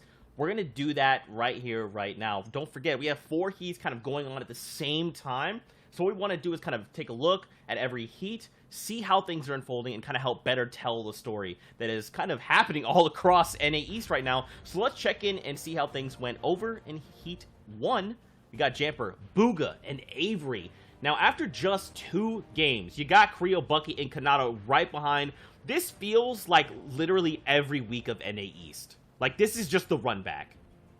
This is the run back, but can they keep running back over and over once teams learn? Like, look who's right behind them, Reese. Zextro, Calc, and Macwood. Yeah, you know, they actually popped off in that second game, 13 eliminations and 3rd.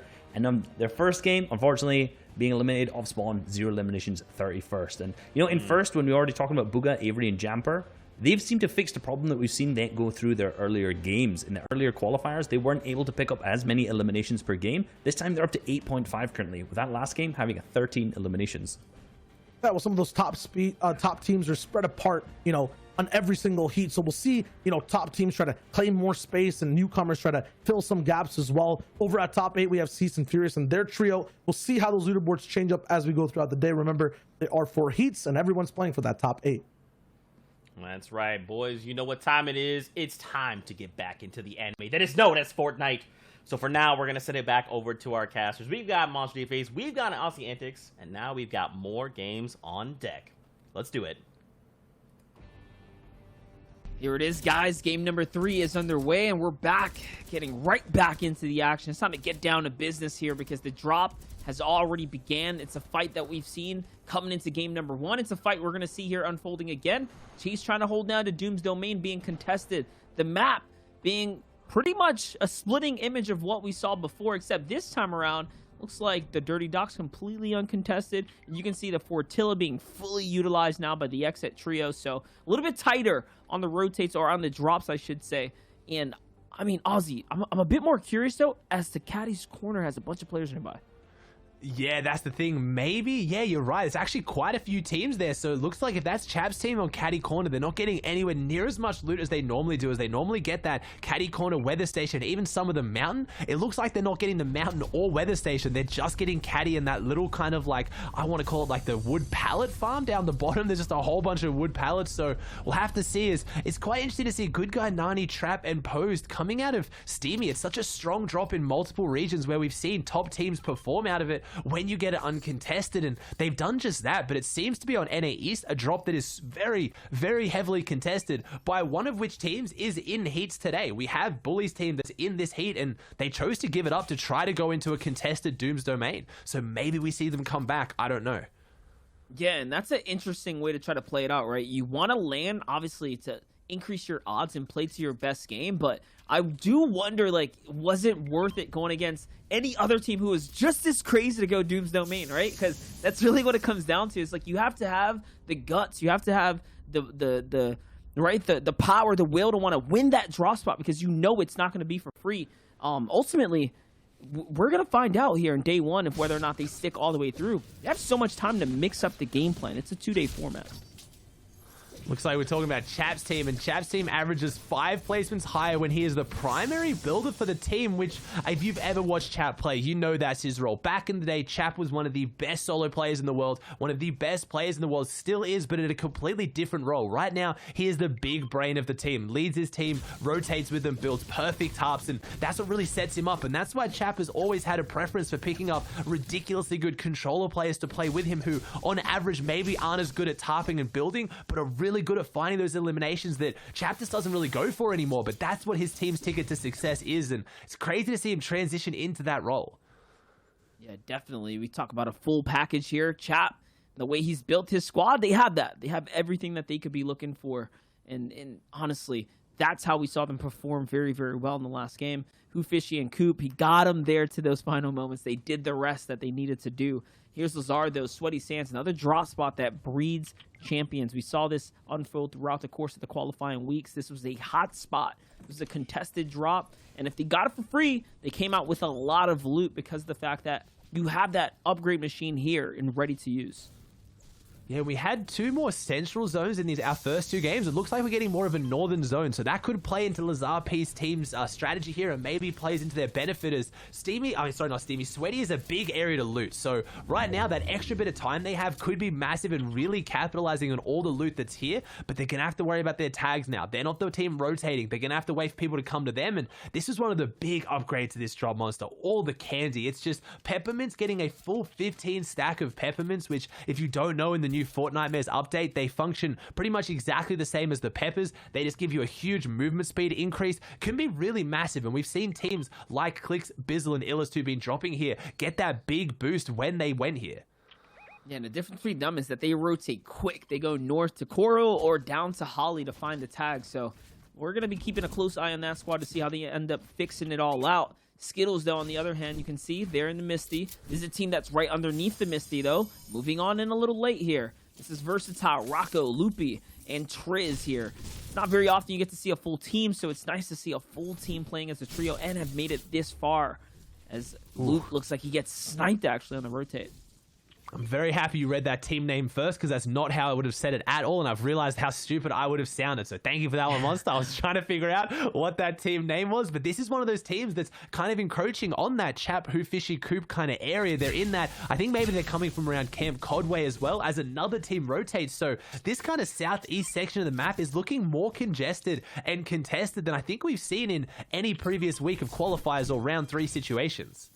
Yeah, not only that, these guys are rotating outwards, so they want this fight. This is a Storm Surge play. They're setting up to get ahead of it before it becomes a problem later. These guys are ready, though. You can see how they're just holding down the walls right now. Triz is going to kick it off. Looking for the wall replacement's not going to find it now, but he is going to step up a 90, a body tag, and gets Trevin down as well. Well played, and the beautiful follow-ups here. Okay. That's a quick way to kick off the battle there.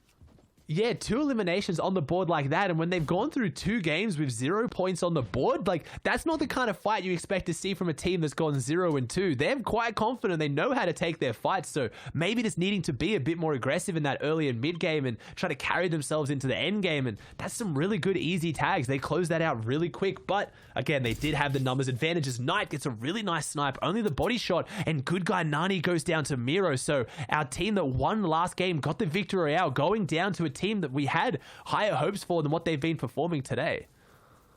I mean, their paths are going to cross. It's inevitable. They're down in that eastern portion, now having to cross all the way to the west side to get a piece of the zone.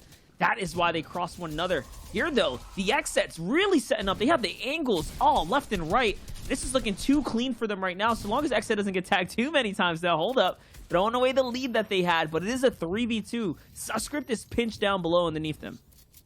and there's a lot of extra shield around this area. I'm seeing nobody in Slurpee, so right now this could be a decent fight where if they lose a bit of shield, they can go in and get it back, but no, they're actually choosing to disengage, so which, I mean, it could be an interesting position. They've gotten their tags, and this team knows how good they are endgame, and maybe they just want to play into that. They're 28 points on the board, and this is a team that's not used to fighting around Slurpee, because usually in the qualifying weeks before this, in the round 3 situations, every single week that we saw the XZ guys in here, they were going up against Bucky, Kriya, and Kanata, and that's just not a team that you want to fight. So I think they're not just as comfortable or as adept to this rotation path.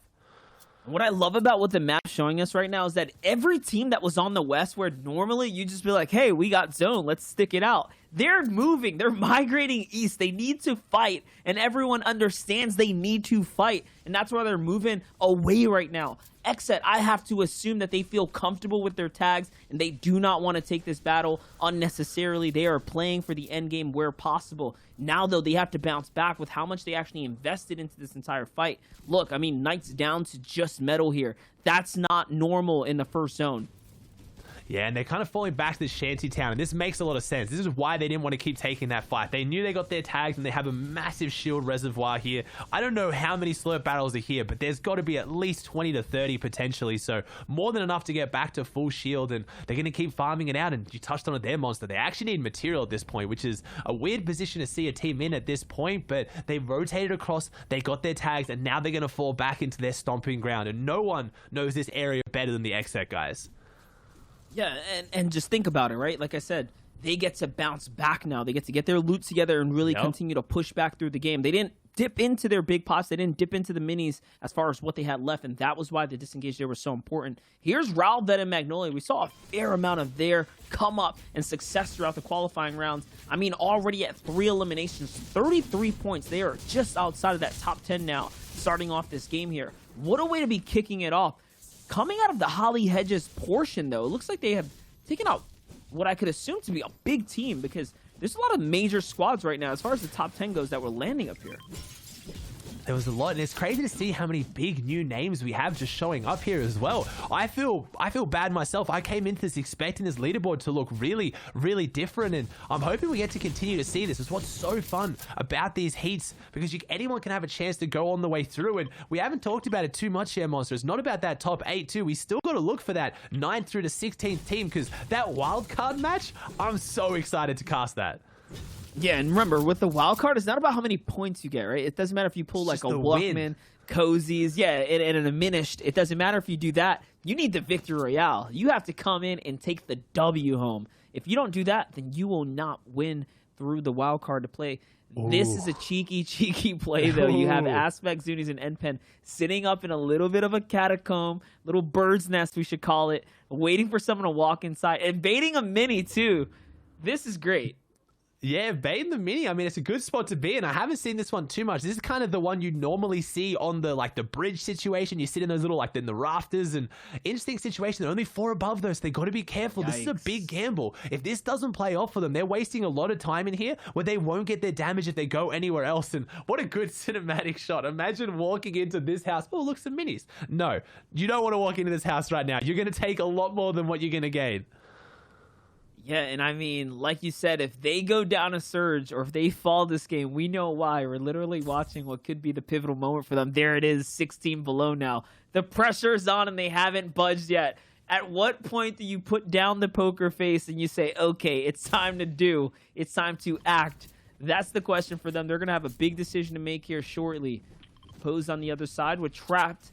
Looking to set up above. They're down. Remember, Nani's no longer in this game. He was taken out just a little bit ago. 64 below as well, and there's a full trio underneath them. Full trio underneath them, and they're going to need to keep putting down some damage. 64 below, has the harpoon as well, so they could capitalize on some of the loot if they can get the shots in there. 4 shockwaves too, so they've got what they need. I mean, they're obviously down a man with good guy Nani falling earlier to Miro, but if they can find their way into this fight, they've got what they need to the endgame, and shockwaves come out. Is this...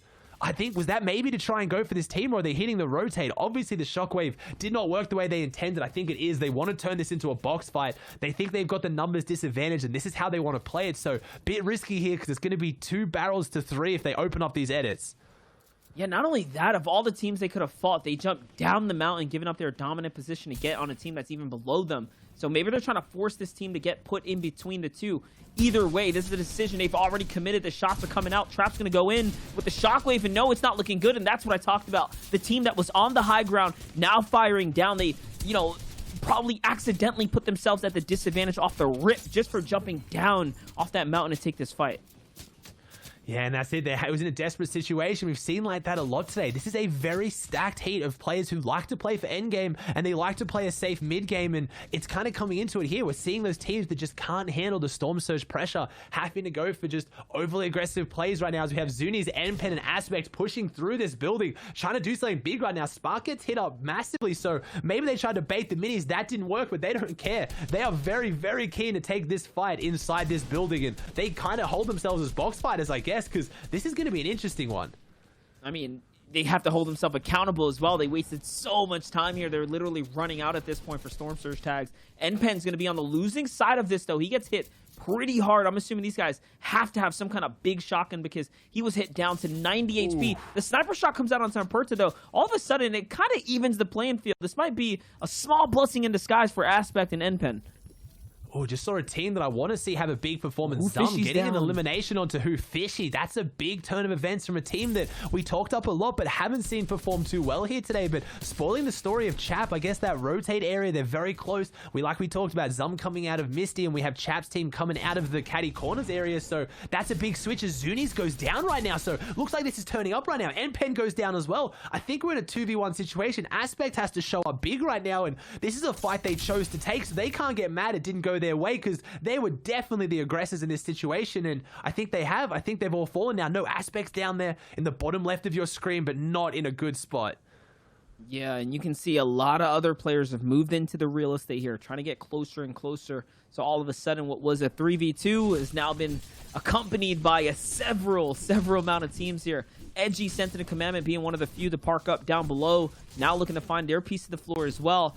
And I like what Edgy's doing here. He's trying to close off all the entryways to the building for the most part here and literally control the second layer, and they're doing a good job at that as they do have the zone right now. The feed, though, still lighting up. Lazar, who was up there just a little bit ago, now falls there too. And remember, we only saw Who Fishy fall. We haven't seen Coop and Chap. So the big second place from the previous game, I mean, it's holding them high. It is definitely holding them high, and as we can see, Edgy's trio plays the best in hectic games. Their wins during quals were in the two most aggressive games for NA East, and we're talking about teams playing safe here in the mid ground, but when things kind of get scrappy and things get chaotic towards the end, that's where they really perform. And I think maybe it's that versatility of showing how well they can play high ground when it's available, or still playing that low and mid ground that's going to keep playing out that way, because it's those really aggressive games when all the shockwaves come out, when everything goes crazy. If you're a team like Zate who just full sends it onto height and has nothing else in their mind, sometimes those games go astray. But if you have that backup to drop down and change your game plan when things get hectic, it really does show. 100%. And you can see Day Reverse 2K Miro. That's the team that's shuffling underneath Sensitive, Edgy, and Commandment. You saw for a second there, Sensitive switched up the hard mats, getting off of that wood panel because they probably hear these guys moving down here. But no, it seems like his guard is let down. You can see they're all crouched up. So Reverse 2K and company now making the rotate out. Sensitive stepping up. Edgy stepping up to the wall as well. You do have to be careful. This might be a big collision. No, we hop over to the other side to give you guys a better idea. Cloud, Acreon, and Laned here trying to make a rotate right now.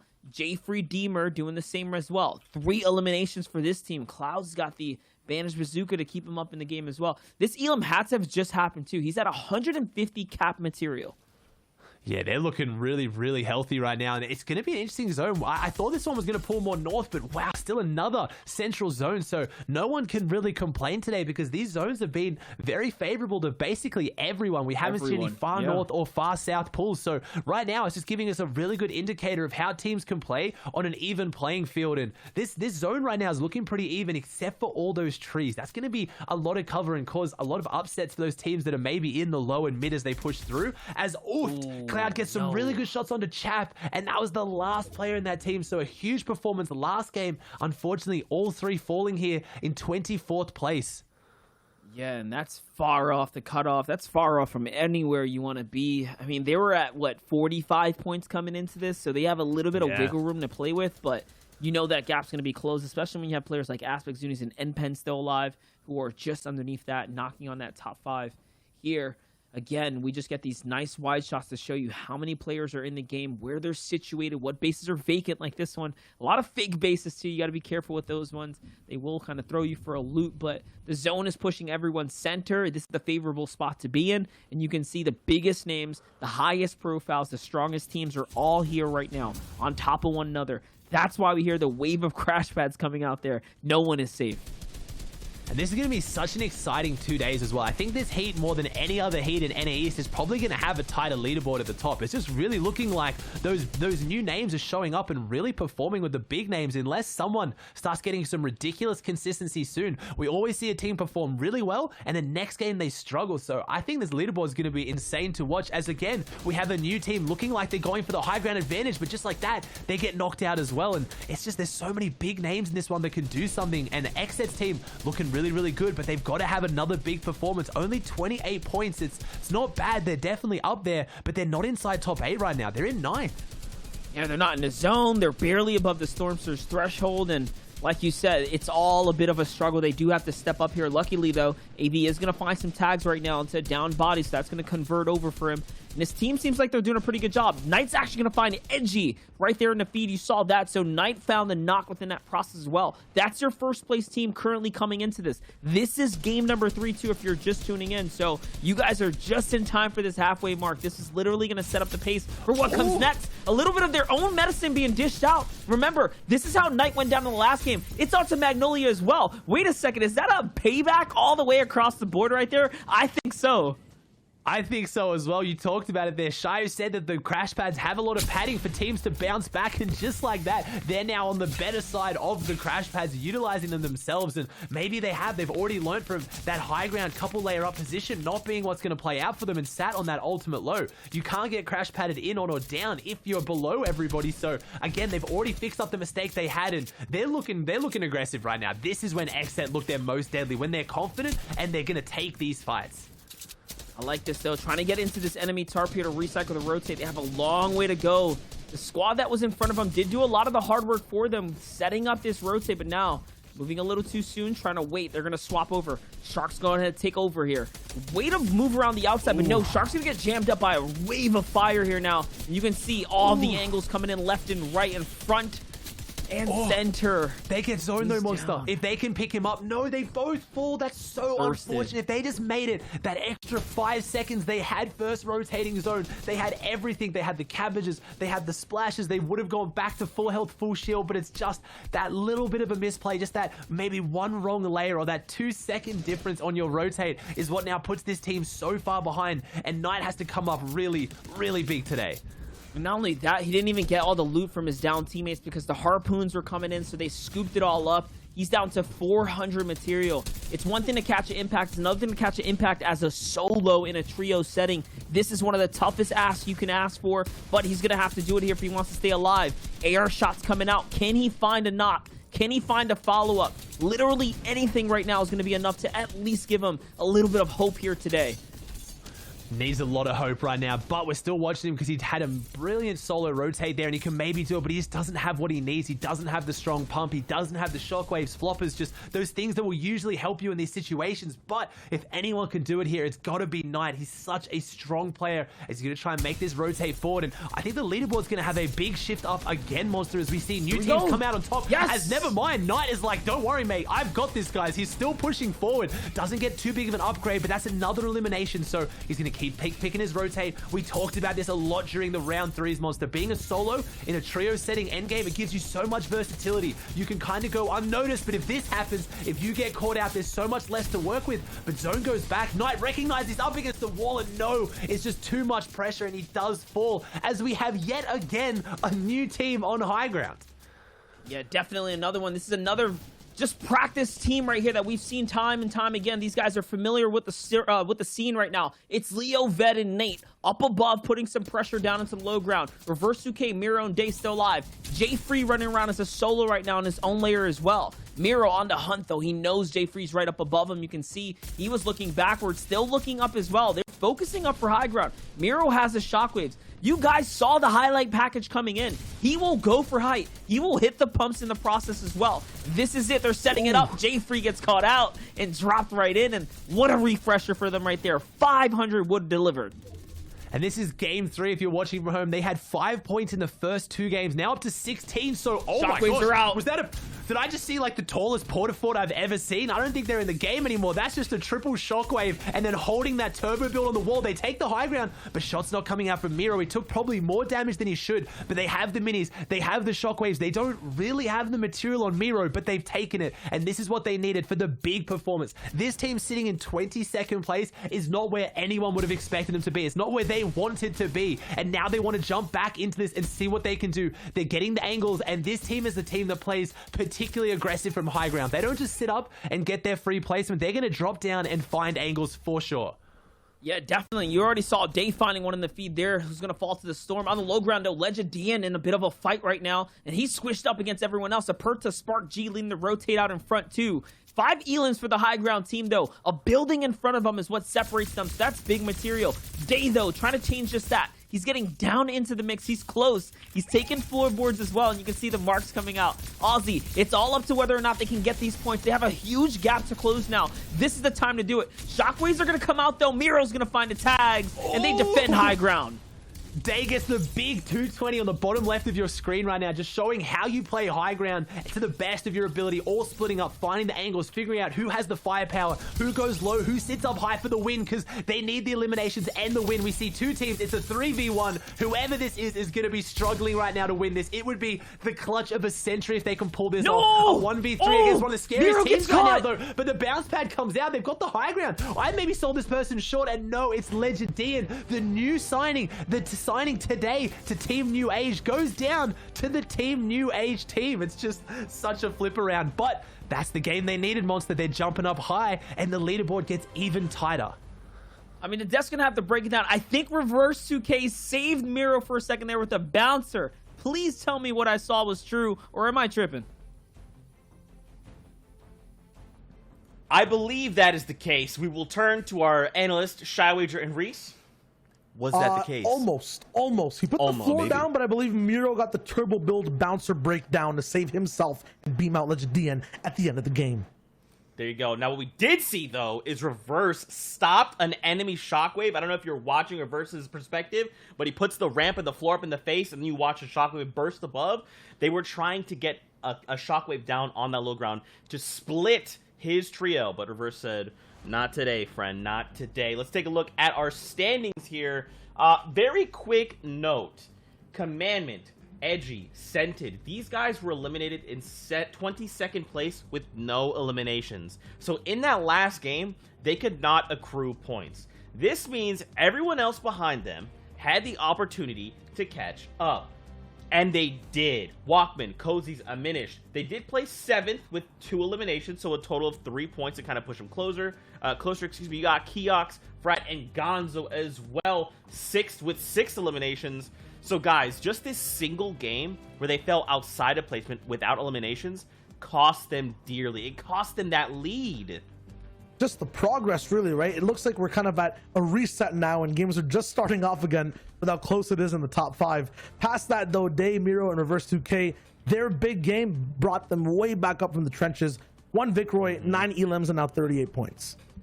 They only had 4 points before this, so 2 games, only 4 points, so not off to a hot start, but kind of one of the things we've seen. A lot of these times, these teams who don't get off the hot start can pick up a victory royale and really push themselves up in the leaderboards, but not into that top 5 quite yet.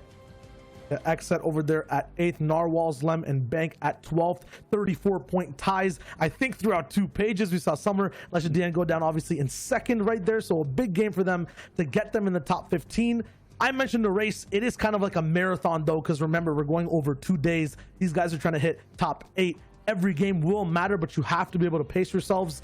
Yes, the TNA trio showed up. Yes, TNA Legend DN showed up there all the way in 2nd place. But can they keep it up consistently? I mean, I think so, but we have to watch those games to find out.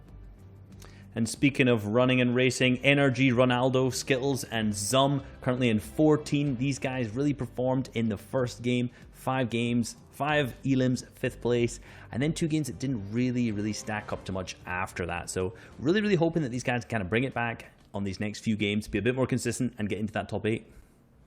They have the 3 games, right? Remember, we have 6 more matches tomorrow. It is a 2-day format. So they can really try and take these next 3 games to assess what's going wrong and at least try and solidify just some amount of points for tomorrow, right? Because tomorrow's last 6 games, you want to make sure you're on it because there's only 8 placement spots. And if they don't make it, they're going into wild card. With that being said, though, we got to walk this game back. I mean, just again, the mastery coming out from Reverse, Day, and Miro, so much packed into just one final zone there, and they just owned it. Yeah, here it is from Legend D's perspective. A nice 220 to keep him alive and get that 2nd place on the Spark G. Zeke, you said it though, how do you actually end up making it all the way up there? It's teamwork, and this trio had it. You can see that shockwave play coming out, and that's a great perspective actually from Legidine, where you can see he throws the shockwave, and that floor immediately comes down. Legidine's all the way up on high ground now, and there's obviously nothing he can do apart from bounce her down, and that just leaves him right open in the air and easy beams for the TNA trio. Yeah, it was kind of a shockwave sandwich block there as Miro actually ends up putting a ramp above the floor that Reverse put down and then drops down, uses his own bouncer, but Reverse had that floor, so it was so easy from him. So here's the perspective of that shockwave block. You'll see Reverse go down. There's no more mats left. It's just these guys, their wits, their guns, and then there goes Legend and up there's a shockwave block and a ramp to block from Miro's side. Then Reverse drops down, takes a lot of fall damage, and Miro's bouncer is there to get them all the way up and alive. Legend tries to same thing, but he's got no teammates. It's a solo play. Still a good 2nd place. What a good job there by the TNA trio, though. That bounce pad was so clutch just to pick up the Miros and obviously to stop him falling from damage there. Obviously, I don't think it would have made a huge amount of difference because the other 2 were still alive, but imagine if that was like a make or break moment for this trio and that single bounce pad saved it. Listen, I'm going to raise you one more. It's all about the swag factor, and that's what we just witnessed. Swag always wins out. I agree. Now, guys, just like earlier on, we checked in on some of the other heats going on. We're going to check in with heat number 3. Now, Reese, listen, when we look at these games, basically what we're seeing is Slacks, Acorn, and Jacques. They won game 2. They came 2nd game 3, and then came back for, or excuse me, 2nd in game 2, and then came back for the VR in game number 3. They are 40 points ahead of everyone else right now. Look, just look. This is not Heat 3. This was the Slacks, Acorn, and Jack show. I'm sorry. This is incredible so far. These guys are not slacking by any means. 1st, 2nd, and 1st again. But the most impressive thing, in all honesty, is the fact that they had 11, 14, and then 10 eliminations as well. So it's not only are they getting 1st, 2nd, 1st, but they're also consistently getting these eliminations, having 11.67 on average. Yeah, to like really put it into context, Commandment, Scented, and Edgy right now are at 52 points in 1st place in the heat we're watching. Heat number 2. These guys are more than double that 1st in their respective heat, which is insane. Clicks, Bizzle, and Illist are there too in 6th place, 49 points. Because there's so many points being taken up by Acorn, Slacks, and Jack, everyone else has to battle out for any eliminations they can get, any placement they can get, and it gets so much closer overall for this entire heat. You know what's really interesting is comparing Heat 1 to Heat 3. Heat 1 obviously has that kind of much more compact. The top is 52. However, on Heat 3, there was 5 people above 52, and then it kind of starts to spread out a little bit more. So in Heat 1 that we're watching, a lot of people that we're looking at now are really close between that 40 to 30 point range. So there's a ton of people that could really just take that 1st place slot just with a big victory royale. Dude, and it all will just flip on its head, right? We see this time and time again. Someone just shows up, they're sitting on the outside, you're like, oh man, there's no way. And then they're like, no, guys, rally up. We can get this, the VR, and suddenly finding themselves in the top 5. Now, Fortnite fam, that was game 3. We got 3 more games to go. For now, we're going to go to a 5-minute break. When we come back, the conclusion of NA East. Stick around, you won't want to miss this.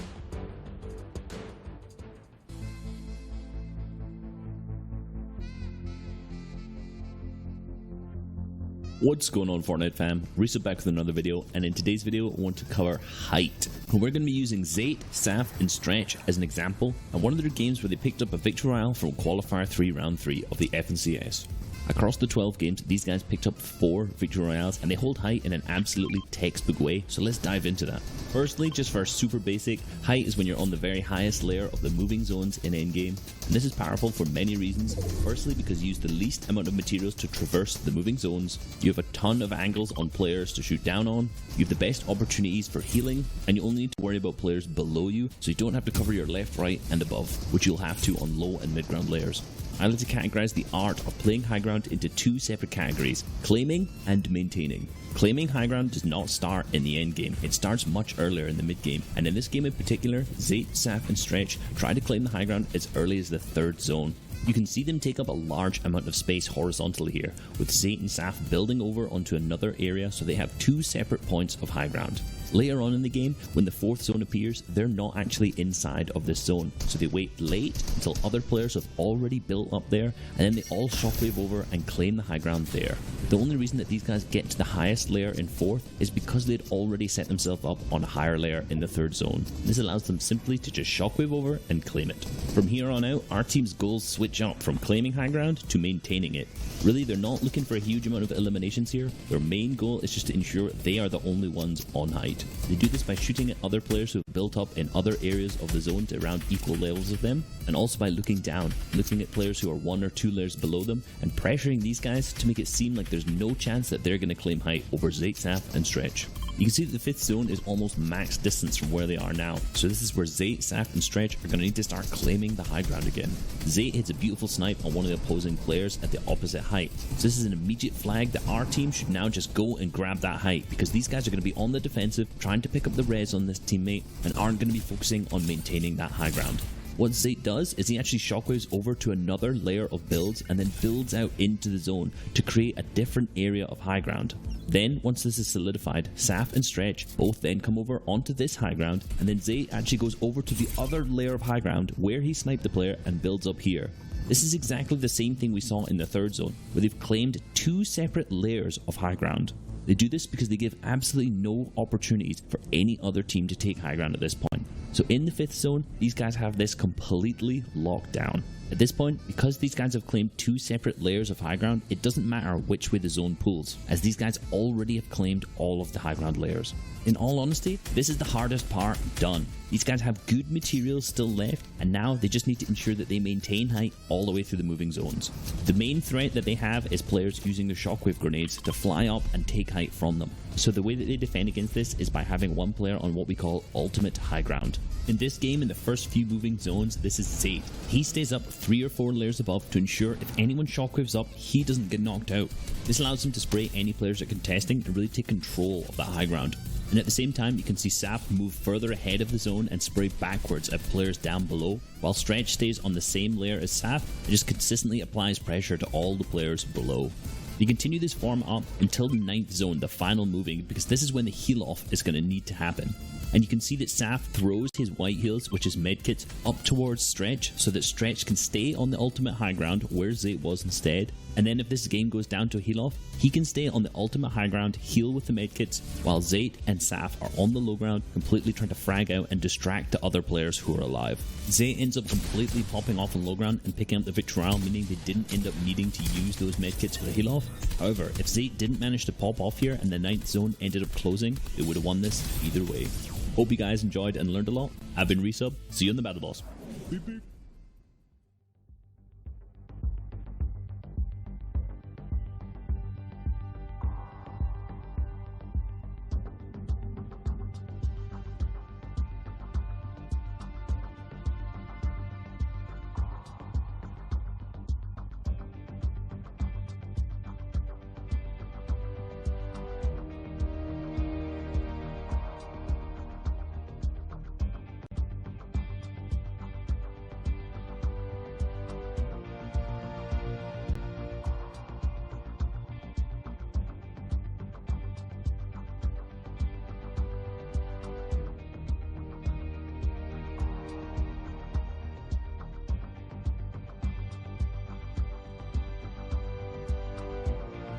Hello.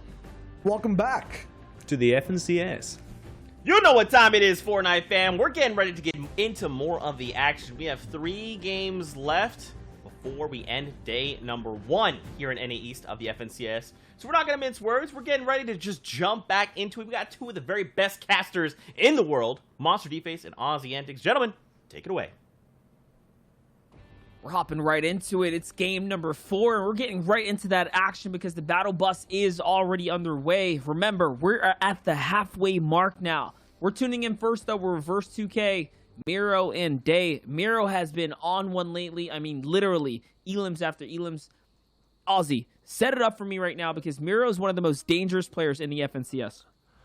One of the most dangerous players in the FNCS. He is now the only player who's managed to get over 100 eliminations coming into the FNCS now through these final weeks. So just ridiculous statistics. He came into that last game with 95, managed to pick up 5 more. So just ridiculous pop-offs. And this is why they're not scared to take these kind of fights, Monster. This is usually a fight most players would walk away from. No, they see the opportunity to pounce and they have the confidence to do it.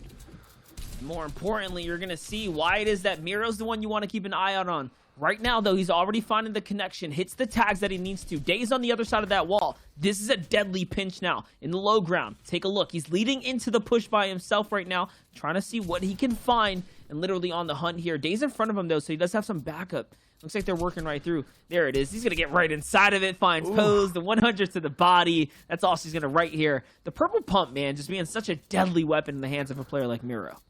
Such a big upgrade. It's one of those few ones that really does take you to the next level. Same with when you go from a blue assault rifle to that epic, that it just has such a massive boost in strength, and obviously the ability to hit the massive 200 pump. The one shot is what you need so badly, but I just can't believe the confidence of this team, and this is what they were missing game 1 or game 2. They're just doing so much better now in these final games. They jumped up in one game from being outside of top 20 to now just outside of top 5. So huge game, and this is why I had to pick them, and this is the plays I want to see come out from them, because in these heat weeks, there are some strong teams in these lobbies, but there's some that you can definitely take big fights on who are going to be playing a bit scared.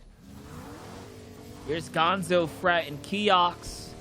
Gonzo being someone that hails from my side of the town here, the Bronx, New York. Got the pleasure of casting over him during the Ambox event. And I mean, these guys show up. They were running things. When it comes down to anything Fortnite related, I mean, this is a veteran team that hasn't quite had the opportunity, a player like Gonzo, to be at the tippity top, not on the major stage. And right now, I mean, they're leading the push here in the Heat 2, showing that they are one of the best amongst the pack right now. 50 points after 3 games is very, very good. They're killing it right now. Yeah, they're really flying under the radar so far. Their last few games, they've just been so consistent. So their first game was a little bit iffy. They got a 0-lim 28th, maybe a bit of an off drop spot, changed it up, and their very next game, game number 2, they got a 13-lim 3rd, and now a 6-lim 6th. So whatever they changed after that game 1, it is definitely working. Yeah, definitely. You can see all of a sudden they're connecting the dots here. Lazar, Strupp, and Stroud trying to do the same thing for themselves, and I mean, we've seen so much Weeping Woods action. It's kind of interesting how the zone just seems to keep favoring right here. This will be the 4th game now consecutively that we've had, you know, somewhat of the same landscape, right? Back to back here for day 1. This is Heat 2 of NA East. And I mean, that's a good and a bad thing, right? It's good if you know how to play this. It's bad if you don't do very well around here. I think Streff gets sniped. Yeah, by Beef. And I was going to say, maybe you can change up your playstyle. Whatever didn't work the other game can work now, but unfortunately, that's a headshot snipe. If that ever happens, there's no real way to fix it once it's happened. It has happened, but no! What happened there? Someone else! We see someone else headshot snipes there on a massive shot onto, is it Kamari? I think I might be saying that right. Karma Ray maybe beat pushing forward now, though. Opened up that fight so quickly. Just headshot snipes, trading out, instantly changing the game. Nothing will change a fight faster than a headshot snipe. Listen, I do not like to use the word unlucky, but talk about unlucky. Get sniped on the way inside. Should have had a wall there, because just like that, they get completely wiped out of the competition. Their entire team at that. It wasn't just one player. No, they bounced right back. Stroud, Lazar, and Strep actually used that opportunity, capitalized on it, and found the elims. And now they get to keep all the loot too. So it's not just that they were taken out. They get granted everything in return as well. Yeah, that was big from Strep. Like you said, you don't like to say lucky. Obviously, a battle royale, there's a lot of elements in it, but it's trying to control the situation. But Strep, big peek through the window, gets headshot sniped, big misplay, but then just pushing onto a fight, just not putting up that one wall to a team you didn't even see is what completely throws your game. It's just, that's why battle royales are so much fun. It all just sits on a knife edge, and it can flip so quickly. I love how Keox, Gonzo, and Fred here are not leaving things up in the air. 3 eliminations are going to keep them 700 damage above the Storm Surge threshold. Ozzy, you broke it down earlier today, but this Storm Surge is literally a mechanic pioneered to force the action.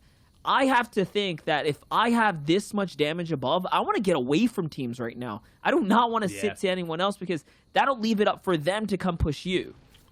I think that's the situation. Sit up in fully built hard mats and just make yourself look nice and scary, not the team that you want to push in, because we've seen some big teams like the XSET guys go down today because of really aggressive pushes for Storm Surge, and this team's 301 above, but they're taking a box fight, so maybe it's the other team that's on the back foot here, and the spray coming out, and you can see they're the ones not aggressing forward. They're sitting back, they're holding the angles with the assault rifle, they're trying to get the build control and really push this team off, because unless my eyes deceive me, there is another team rolling up here. This is 3 full trios, I think, right now on top of each other, and you touched on it. Our healthy team is just off to the left of this, so they're trying to stay away from it. Like, don't look at us. You guys do you. We're fine over here.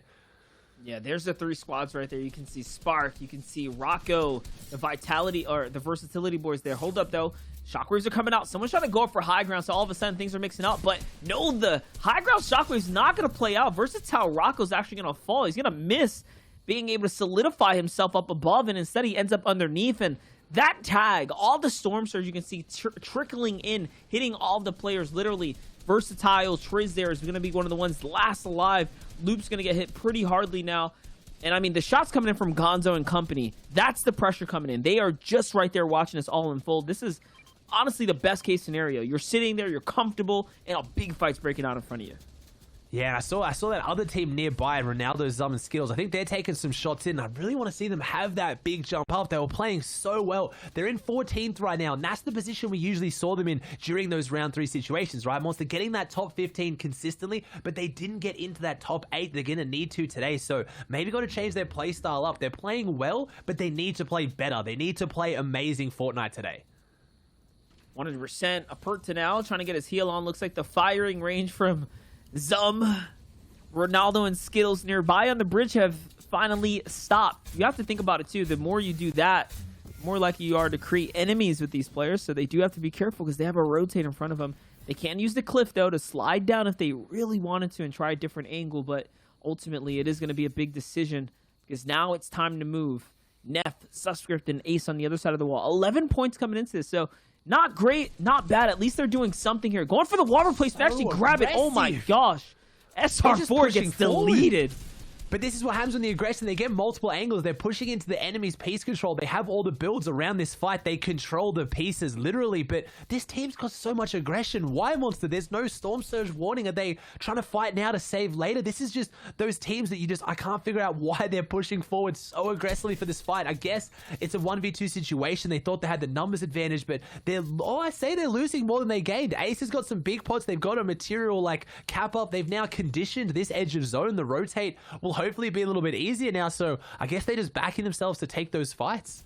Yeah, I was going to say, what worked out there, sometimes when you just have nothing, you need to take the box fight of the players nearby, and this time around it ended just fast enough to actually walk away with something. Aperta's a solo, though, sitting up above in the cone, and then Triz is off to the left, too, so another solo. That's what's left of the trios that were there fighting. 9 players started. I guess we walk away with, 5 alive? So, not necessarily falling into anyone's favor other than the first team that came out on top, but still very, very close nonetheless. It's definitely the heat to watch, though. Checking the other heat leaderboards, they're just running away with it, but this one is just so close at the top right now. So 35 points for top 8, which is what you're going to need to get to qualify straight through to the grand finals, and 52 for first. That's really, really close. When you think about some of the games we've had today, that's massive. In a 12-game format, to see it already this close is going to make tomorrow even more exciting, and that's what you want. Remember, it's not just about today. There's 6 games today. There's 6 games tomorrow. It's their points total combined. Top top 8 from this heat will go through to the grand final. But the teams that go from 8th place down to 17th, those teams are important too, as they're going to play in our wild card match the day of grand finals, and you're not going to want to miss that. Yeah, it's literally less than a victory royale separating the 8th place to the 1st place. So showing you how tight the competition is. Top 8 is what matters, right? Top 8. That's all that matters before we get to the wild card match. So no one wants to be in that wild card match. Winning one single game, having everything rely on the victory royale it's just pressure on top of pressure. Here, Reverse 2K though, trying to get that pressure off of his back. This is a team that's in the top 8 right now. Who Fishy finds dead. Gets a knock as well, which is good because this is the time, right? It's right. All I can see with this story of Chap's team is if they make it to endgame, they dominate. But if you start to see them fall in this mid game, that's where things crumble and they all seem to go down. So they definitely seem to be a team, and that could be the leadership of Chap. They either all go down together or they all win together. There is nothing in between. And right now, they're looking like they're going to win together. That is a very healthy position, and I'm seeing good shield and health. Yeah, and they're in 4th place right now, at least for the halfway mark here. Perta finally being singled out as a solo. You can see the shots coming in from Walkman, Aminish, and everyone else firing from up above. Fishy's going to catch an angle there too, and everyone's just shooting in now. Walkman trying to see if he can actually grab the loot here. He's currently in 2nd place. This entire trio first played together a month ago. So, wow. I mean, we talked about the little bits of information that we had. I literally just did a quick homework search off of Twitter. That's basically like everyone's resume nowadays, but you can see they just created a month ago. Wow, and we talked about it. They haven't made round 3 a single time. So this 12-game format, they're just going to get better and better. They started off strong. They haven't dropped off too much. They're still performing well. They're still up there. Obviously, their first game was their best game, but they're really close. They've gone down 12th in their last game. We've talked about it, Monster. That's 23 minutes alive. When a closeout game takes 25, they're 2 minutes from the victory royale. So even though 12th doesn't sound that impressive, it's just those one little mistake. Maybe you rotated one box too far. You went up one layer you shouldn't have. That's the difference between so many more points, and they're so close to figuring it out like they did with game 1. Between all that though, Fishy did find a knock again. Another elim for Fishy. At least one that was going to be able to convert on in full here. This is going to be a far zone. Xset is the trio holding high ground. We've seen this throughout the qualifying week. They've already proven that if they get high ground, half in and half out, they know what to do with it. That was the question before, is what are they going to do with it? Can they succeed? They proved that. They already showed us that they can. And that's the players firing in right now. It's your, what's that? They're in 8th place right now. It's your 8th place team firing in at your 4th place team. So if any one of these guys go down right now, it will literally shake up the standings big time, as Chap is the one in the back right now. And from the stats earlier, we saw that if Chap is the one leading the tarp, they stay alive a lot longer. What's it? On average, 5 placements more. So you got to get this man healthy. You got to get him in front.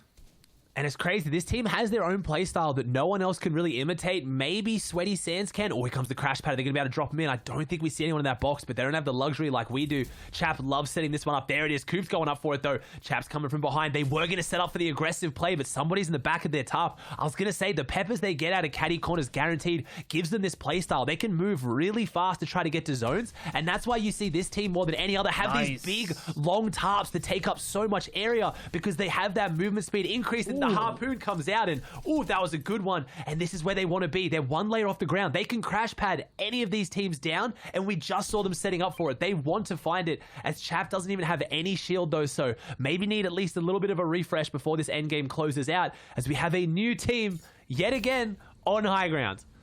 Yeah, but this time they have to cross on over, so it's the wrong side of height. This is the side you don't want to be on. Zone 6 is going to pull all the way southwest right now. A little bit of a mistake there. It's probably going to cost them. No, they do get out in time.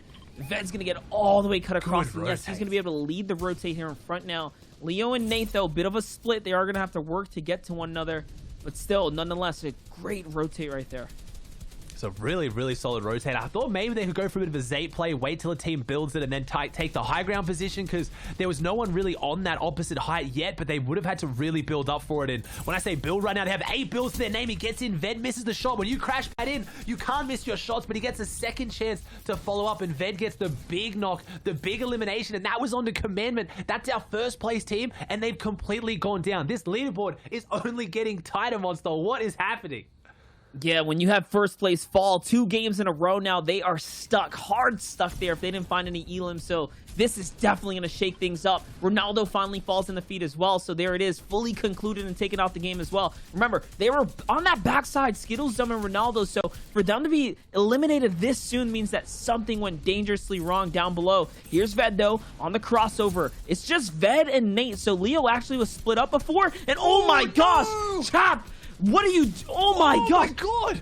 How do you block that? You don't expect for someone like Ved to just come down and hit you with a major shot, but all of a sudden things change here, and they're in the low ground.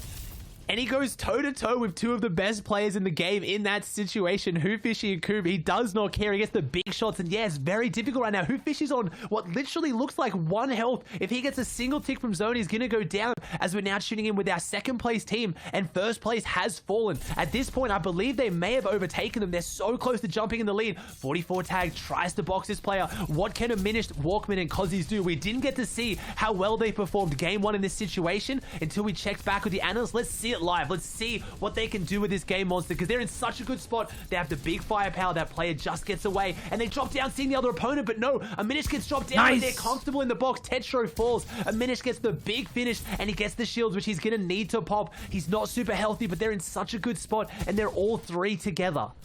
And I just saw Coop fall in the feed there as well. So it looks like they have been completely wiped out of the game. Just like that, how quickly things can finish. Aminish gets taken out on the way down from high ground. So another team now loses a big member. It's up to Walkman and Cozy's out. It was actually Xset, a full trio on height. They did it. They managed to take high ground once again here. And this is it. It's a battle for height right now. The shockwaves are coming out. And we have another team that's even lower on the leaderboard contesting height. If Cloud and Demir can do this, it's only going to make the leaderboard even more close to the top. But Xset has the good loadout right now. They've dropped down, but no, I say that. Knight had all the fish. He had all the loot he needed, but maybe to capitalize us back onto his teammates. Oh, they his can't team's pick him here. up, but he won't go down either. They backed him up, but I don't know if they get the revive. Did they get a late revive off? Surely not, as we have Demir, Cloud on the high ground. AV's pushing forward. Shark sticking the res. He's going for the revive right now. They know that Knight has the fish. Knight will be able to use those floppers and those slurfish. They get off a final rotating zone revive. If they now win from the low and mid ground and out dethrone this high ground team, it'll be completely due to that clutch res. And down they come. They know this player has nowhere to hide. There's only a couple options where he could be. You can see Knight literally hunting right now, but the low ground's clear. Isiv is in the mid. Cloud and Demur on height. Isiv actually giving them a run for their money up on high ground is a good thing. This is a great thing for Xset right now. More distraction up above is beautiful. And he falls right down. He actually finds this elimination now. 71 HP for Knight here. Still has a flopper and the shockwaves are coming out. He's trying to just stay alive for as long as possible. Will he do it? Out he comes. And a great shot. A great follow-up. Xset literally manages to clutch now. And it's a matter of holding out there. And he does it. They hold out just long enough. They managed to do it. The revive onto Knight coming in so massive. That's 12 elimination victory from the Xset guys. And we talked about it. They're the kings of low ground. But when high ground is there, when they can take it, they can work from it too. But again, it's so funny to say. They went high ground, but then they went to low ground at the end and they still win it. This team can do everything. And that was phenomenal, because there's a reason we paint this picture of Xset being one of the best teams when it comes down to full trios operating in the end game. They're going to make it work. Isiv just couldn't have made it easier for them in that instance, fighting the high ground players there. Yeah, he had to take that fight, and he did. He put the pressure on a high ground that Xset needed to really just jump up and have their big moment. We saw a lot of the action, but I'm sure we missed some of it, so please, analysts, break it down for us, because that was crazy. We 100% got you, because there's some craziness that unfolded on the low ground. We'll get to that in just a second. First off, we got to take a look at the standings. We are now over halfway through with the competition. This is coming to an end very, very quickly. And for a lot of these trios that need to show up, they have to do something. And on the other end, a lot of these trios like the Xset boys that are just putting up these massive numbers, they just got to keep cementing this down. Whoa. They will be in first. I know. It's crazy to think about that game. A crazy swing here. We're talking 25 points from the Victory Royale. We're talking 12 eliminations. And now, a new number. 1. Yeah, and Gonzo kind of hitched a ride on that car too, all the way up to second with Keox and Frat. 66 total points, kind of tied and close to Walkman and Diminished, but in first place, Reese, Night, Shark, and AV. They're really big performance there. That was a really great pop-off, 12 eliminations, and we saw Knight go down in the 9th zone and actually managed to get rezzed. And anyone in their right mind, you just hear these people in your teams going, "Res me, res me, res me." That's not what these guys said. These guys were cool, calm, and collected. 9th zone, the zone's moving fast. It's shrinking really, really quickly. You have to be on the ball to do this. They knew exactly what it was, and they picked up the res. Absolutely. And past that, too, Commandment scented Edgy. They were looking strong. Once again, I don't think they accrued any points there, so they've made a pedestal for them. They're trying to jump up still. We'll see if it's possible. Daymiro in reverse, another team we saw play so well. There's 3 different wins on this page, none of them in the top 5. So it's going to be kind of crazy to see what ends up happening if every game has this big of a swing, Zeke.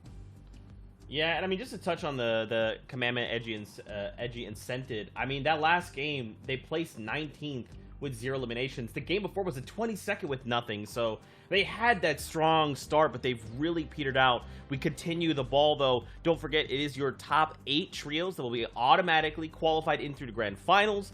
9th through 16th will put all of these trios into a wild card match. Well, they will have one game, one final shot. It doesn't matter how many eliminations, it is just the winner. The players, the trio that get the victory route will move on.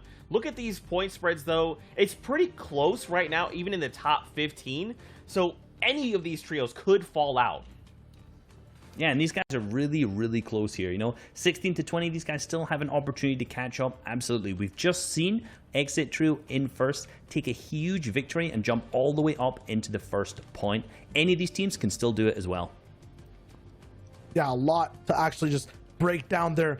That was just the standing. So let me actually, that's heavy, bring out the game and what actually happened last time, because there was so much we didn't get to catch on the main screen, so much even in the final moment that we can break down. And we got the replays, Zeke and Reese. We got it to break it down. A top-level team we didn't even get to see perform all the way at that back half of the game. And then more breakdowns of how that win actually happened with the XZ trio. Yeah, so first we want to come on the Slicks, ICF, and Bully, because these guys also picked up 12 eliminations. A huge, huge pop-off from these guys. You can see currently they're only on 8, and they still get all the way up to 12, hitting shot after shot after shot, jumping in these boxes, and just ensuring they get those elims together.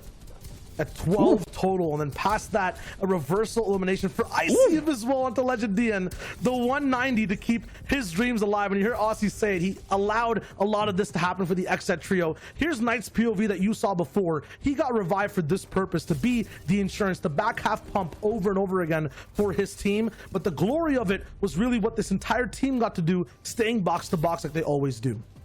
These guys stay so close. They're like touching each other almost within a box, maybe even 2 box spacing. Unfortunately being picked up Knight there. However, you can see them dropping down onto low ground and getting fired out into the zone right here by Shark, using his shockwaves to go out. And this picks up the victory royale for them. Yeah, let's actually enhance that. Go back and really look at it from Shark's POV. What actually happened? Look at his HP, 21, staying in the storm. A shockwave that's blocked from his side of the pyramid that launches out Cloud straight past the Cloud. And these guys were all so low HP. There was just one person left. If that shock didn't hit, and Shark was even kind of sent out, there'd be no shot for XZ to win. No shot at all. But they did it. Shark's shockwave was so nice, and they got that huge win. You could say that that tile, the pyramid that he was on there, totally saved him. It was completely intentional, 100%. No doubt that his spacing and his movement was intentional with that shockwave. Hey man, you know, again, it's just about the swag factor, and that was the new swag level, right? That's up here now, okay? All right. Now, really quickly, before we keep the ball rolling, we want to check in with one more heat. That is heat number 4. Let's see what the standings do look like over there. We've got Zayt, Saf, and Stretch. They do have the 2 victory royales, 31 eliminations, and 94 points total. Business as usual, boys, right? For all these teams? Yeah. The top 5? I think so. Very nice, very nice. Nice. And in second, we have We have Casker, Smacked, and Unknown. You know, these guys are still actually placing pretty close, despite only having the one victory royale, obviously still performing very, very well. This team is known to pick up a ton of eliminations, play that low ground very, very well, and that's exactly what they've been doing today. I'm taking this nonchalantly because literally all the teams were expecting to be near the top, even like Nico, P-God, Elish, and Jelty. They're performing, they're in the top 8. It's the teams that everyone's calling out to get those top spots in Heat 4 that are actually playing as expected, and that's really nice. Class Eclipse and Crims there right on the line.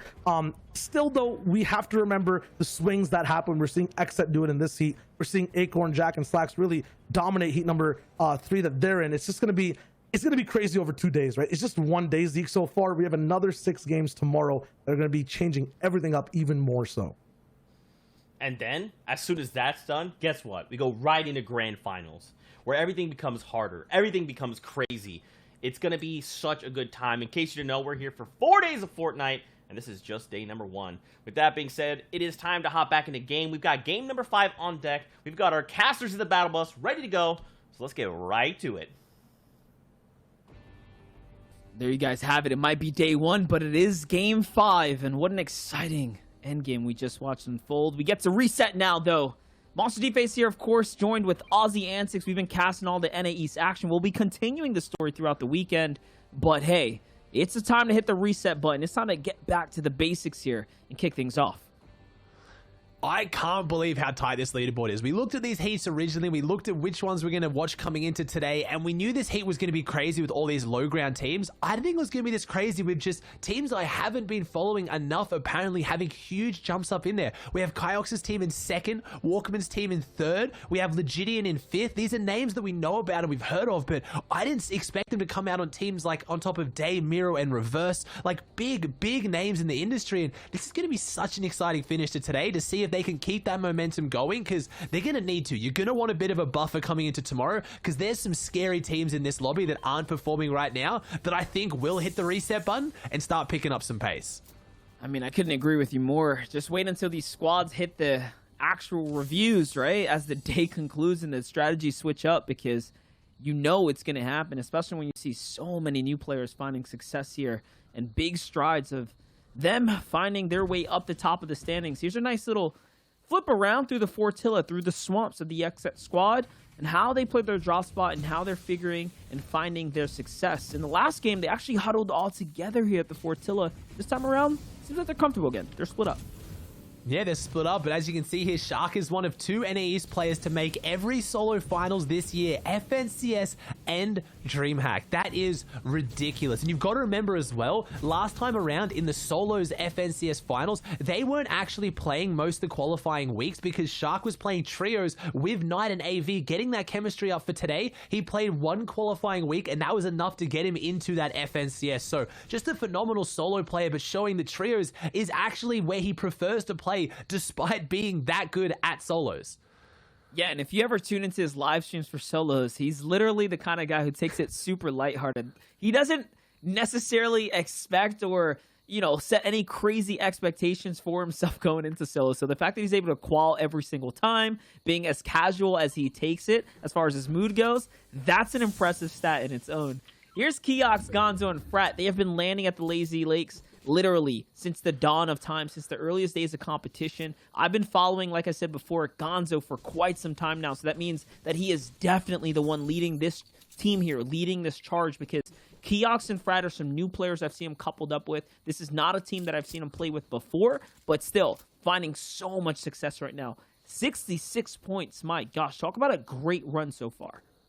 Yeah, and they're looking really good evenly. The top 5 right now is looking pretty even on average eliminations and average placement splits. They're all kind of around the same sort of split between eliminations and placements. So, yeah, this team does the exact same thing. Gonzo's team up there, an average placement just outside of top 10, and average limbs are 6.5. So things are working. I see no weakness or reason why this team shouldn't just keep pushing forward the way they are. They've actually gotten 2 6th places in a row, showing how close they were to even having those extra pop-off games, because they're only 6 points behind first. And look at this, 1 point behind. These teams are all so close. Yeah, I mean, Minish, Cozies, and Walkman literally coming out from that 4th place finish. They were up for the majority of that run, and I mean, you saw how close things got at the end. So not only have they been finding the elims, but man, way to find your way and just literally survive through that end game. They fell, though. Game 2, they fell with a couple elims. Game 3, they survived a lot longer, making 12th place, but all in all, if you really think about their performances so far today, Walkman, Cozies, and Minish have quite literally made consistent end games, or at least rode their way all the way through to those half in, half outs, and those full moving zones. So that means they're getting way past and beyond this early game. They have a drop spot figured out. Yeah, and they're showing why they can also do it big as well. That first game, again, we talked about it. That was an elimination record so far here for NAE, so they can really drop those big games when given the opportunity, and these roofs are massive on that as well. Getting that early mid-game positioning, and the shots come out, though, it does make you a big target, and everyone's right now is trying to get their Storm Surge, because we've been talking about how big that's been shaping up the lobby. Unfortunately, only the combat shotgun, so seeing if they can maybe open up a fight, which is a bit more at range, because if they go to toe-to-toe, that's not really the weapon you want, but they're trying to get on top of that mountain. If they get pushed up under the hill here, there's going to be a pretty bad spot to be, and we haven't seen this yet, Monster. It's a more northern zone. The first time we've seen it, and of course that means Chap, Coop, and Hoofishy are hitting the boat, and they're hitting the coastline. Yeah, of the 5 games, this is definitely the first that we're going to get a final break into a new bit of the scenery here. So up we go, and this is a great rotate. This is not one you see very often in trios where people finally play into that dead side rotate, right? So Coop, Chap, and Hoofishy switching things up right now and favoring themselves to stay away from players here. But we already know, if you look at the way the zone played out just the game before, all of the teams migrated away from the coast in the early and mid game to get to the action. These guys are doing the opposite. So that, to me, is a little bit of a red flag, because if they don't collide with another squad and do it soon, I'm not sure if they're going to have the tax to sustain the rest of this game out. Yeah, I mean, Hoofishy's his natural habitat right there. We saw the shark, we saw the coastline, the beautiful water shot, but you're right, it is spelling a little bit of disaster here, but they knew the medal was there. Again, we've talked about how well Chap knows these game plans. They're going to have a strategy. As Zuni's Aspect and NPen sneaking up on this one, and we saw this a little bit out of EU earlier today. We saw Anas hit a little bit of a cheeky harpoon in this exact spot. Harpoon broke the wall, and then Anas followed up with the sniper shot, and that's almost what we see here. They were setting up for it, but they couldn't pull it off. It's crazy how those strategies that I've almost never seen before still go cross region, as Zuni's right now going for this high ground, and he's got that blue pump in hand, so he's got the ability to hit a very heavy tag, but this is a super aggressive fight from this team.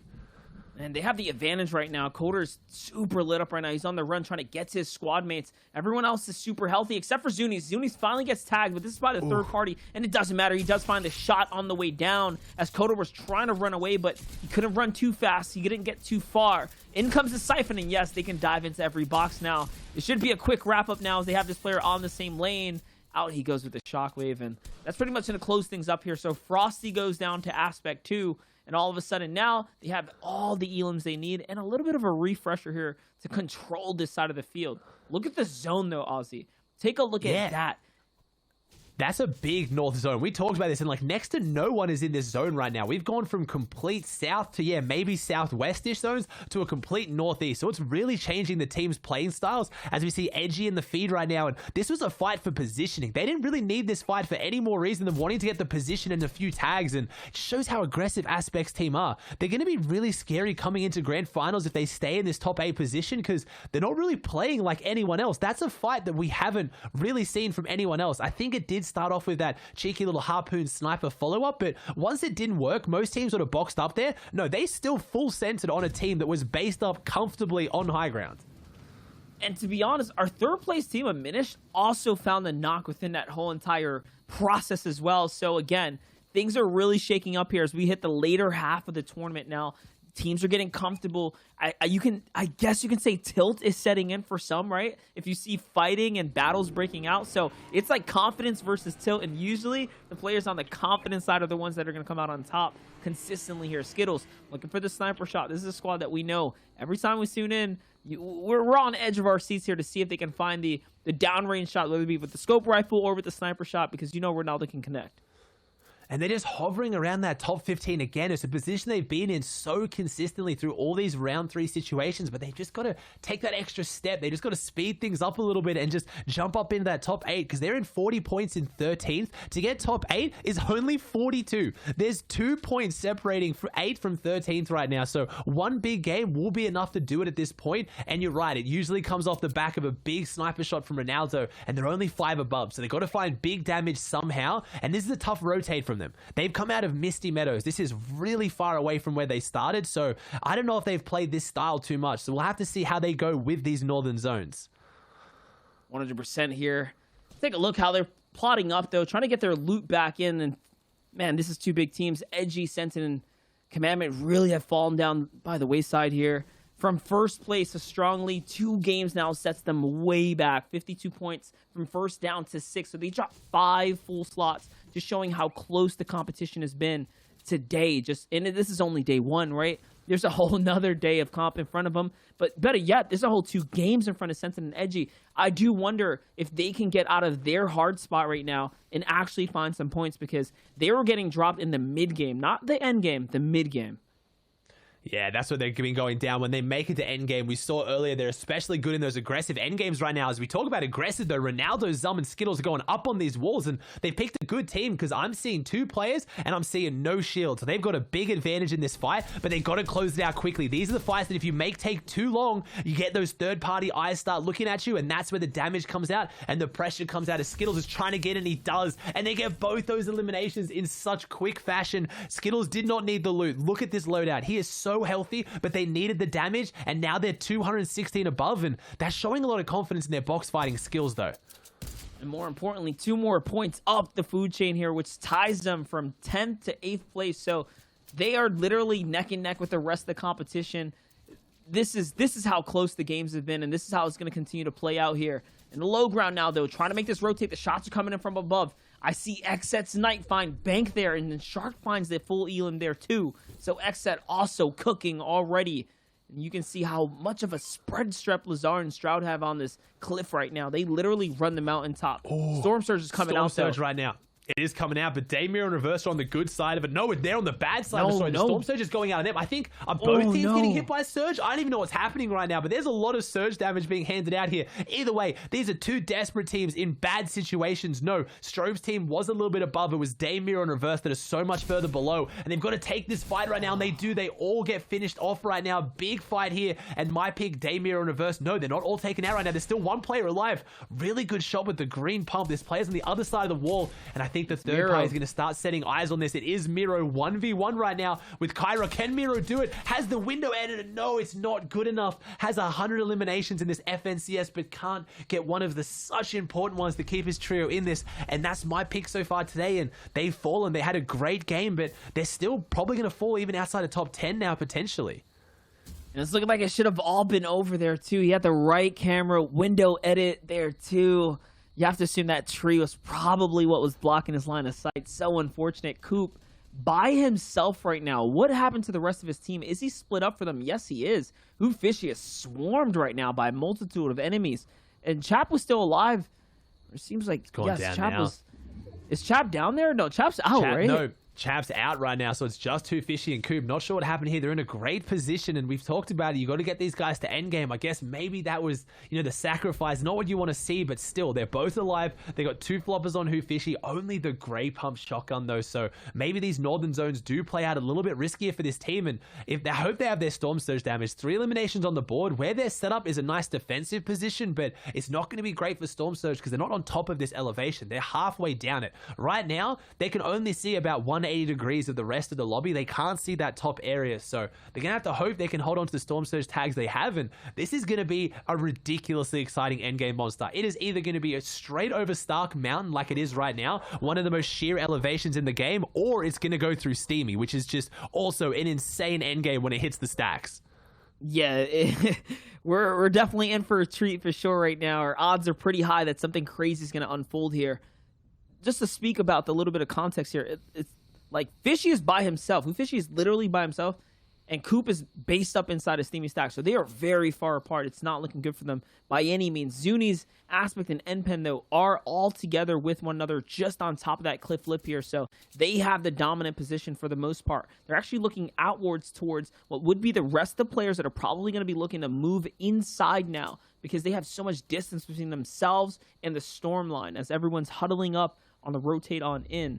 Here, the zone finally reveals itself, and yes, they have to rotate right through this team.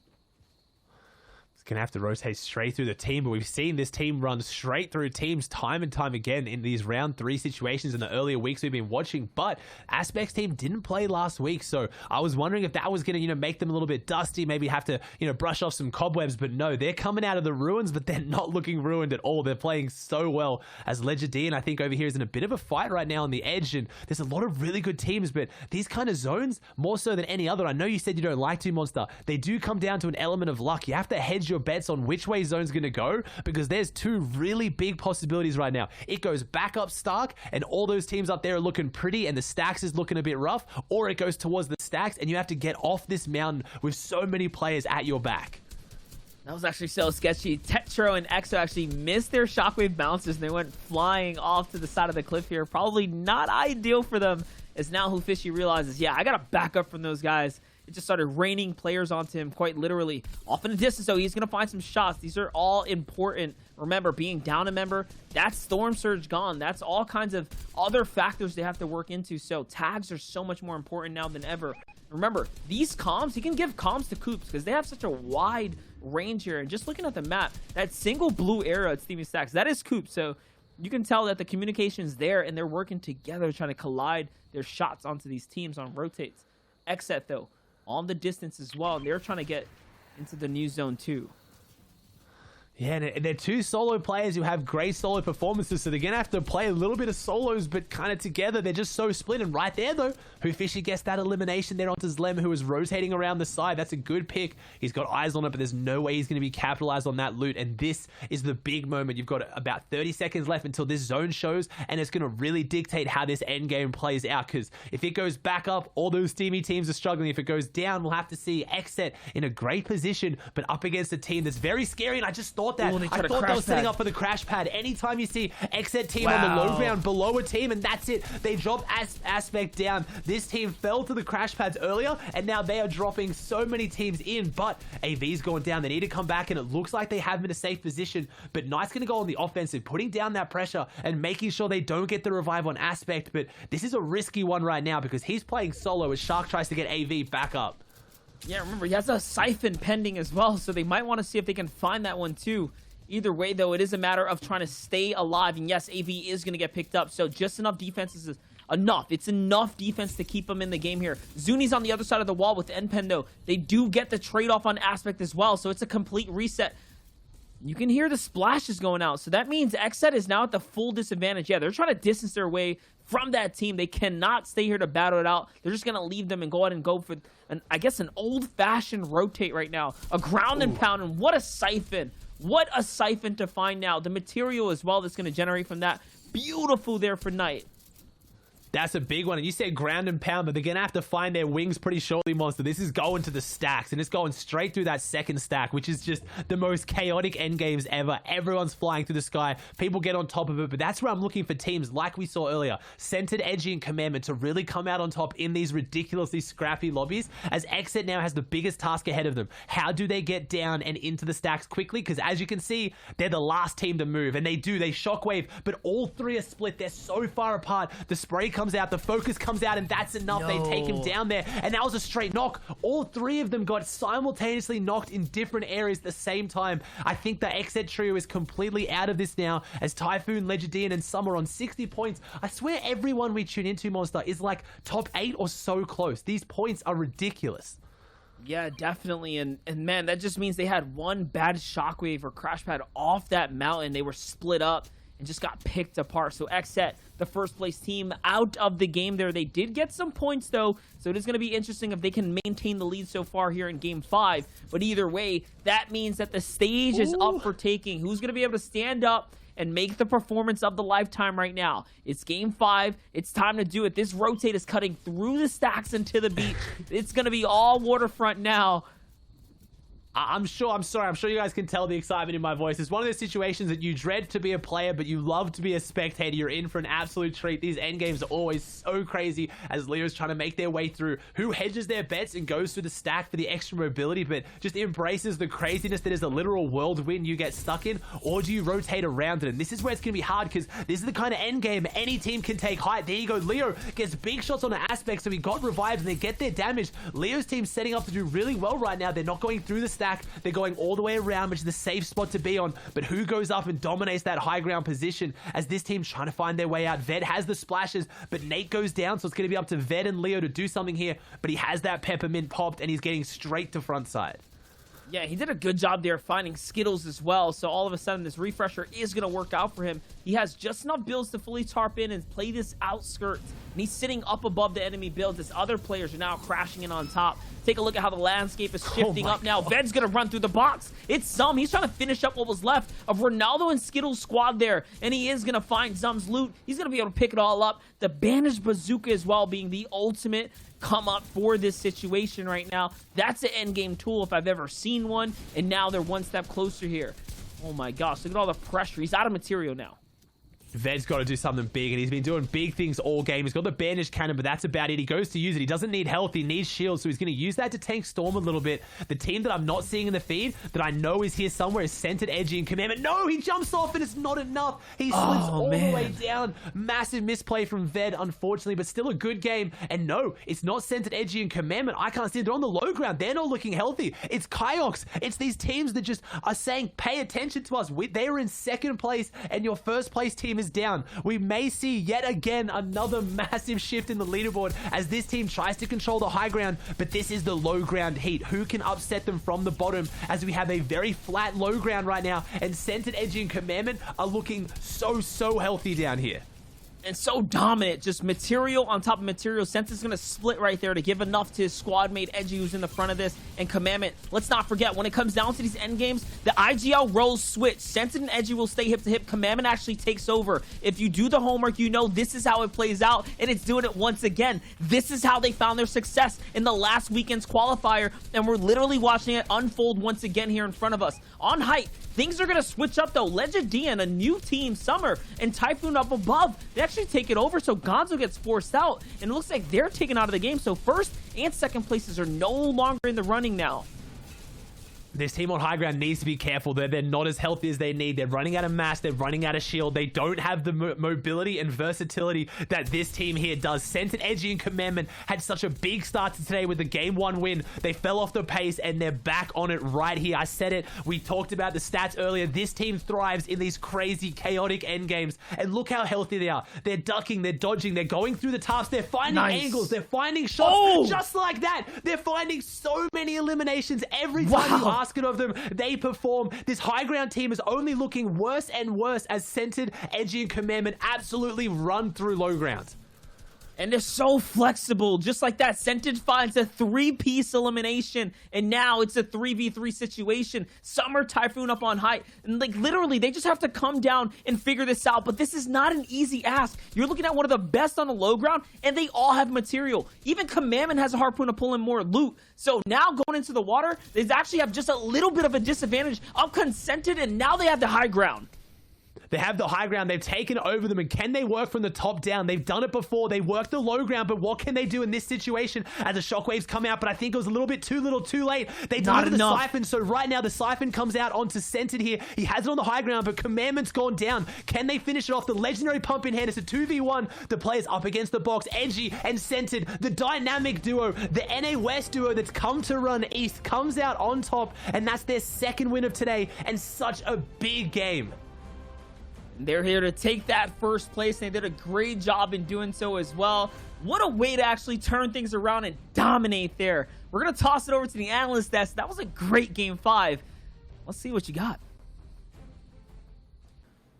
You know, Monster, I could not agree with you more. Coming into this game, we took a look at the standings, right? And we kind of said, they started so strong, and they kind of petered off. These last 2 games were outside of placement, no eliminations. And then they're like, okay, guys, sorry. You wanted entertaining. You wanted to be entertained. Okay, sorry about that. Hold on. Give us high ground. Oh, wait, we didn't get high ground? It's cool. We got shocks. Don't even worry about it, Zeke. Everything's fine. You know, classic trio. I mean, I'm happy for them. I'm happy that they could pull out this win. And even though we had 2 games that were not the greatest, they're still showing us they can perform under these circumstances. Yeah, and because of that too, they make the overall competition so much closer, right? You don't want a team that's not really accruing points at all, not really taking away from other people. They're now back in first, back at that top spot, 91 points, 2 victory royales, 27 eliminations. It's interesting, between these top 5 teams, you can really see how close they all are with the eliminations. All very, very close. 23 up to 29 being the highest amongst these top 5. But again, it's just the placement and those victory royales that are setting Commandment, Edgy, and Scented so far above these other teams. Yeah, Summer, Legendian, and Typhoon in second are basically also coming second every game. So I want to see if they can triumph and kind of get over that hurdle of being just at the runner-up position. Although it's very good. 84 points, they're all the way up there. The top 5, though, past that with Keox, Walkman, and Chap, are looking kind of consistent so far. Walkman out the gate initially was pretty fast with it. Chap is kind of been keeping up. On the second page, though, that story is a little bit more fluid. Yeah, you know, we've seen the XSET trio here currently in 6th. They picked up that victory royale, and they actually have the same amount of eliminations as the top 5 teams. However, they've just not managed to perform in too many of their games to get themselves up into that top 5.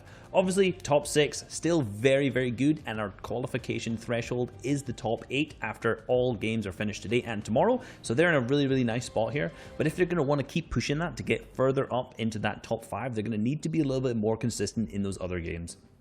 Yeah, Aspect, Zunis, and N-Pen are kind of like that final boss to try to get into the 8th place slot. They have not teetered off and dropped below. Below there, though, the top 16 still have a chance from 9th to 16th, actually, to be able to play that wild card match. This is that page that has some of those trios. Day, Miro, and Reverse find themselves here, but they've been so much higher earlier on today, Reese. And something interesting, as you said, Day, Miro, and Reverse, these guys have picked up the victory royale, but outside of that, they've only got 6 placement points. So, you know, again, another team who is not being overly consistent and only 11 eliminations. You know, if we look back to some of the games that they had during the qualifier round 3, these guys were having more than 11 eliminations in a single game. They had 2 games in a row with 15 eliminations. So something's really not clicking here, and these guys are going to really need to change that up if they want to get up into that top 8 slots. Yeah, maybe it's just not as chaotic as, you know, those big qualifier games right here. There's a little bit more, I would say, consistency, organization going on game after game. That's why I think Scented, Edgy, and Commandment are really taking charge, taking point, and also are in first now.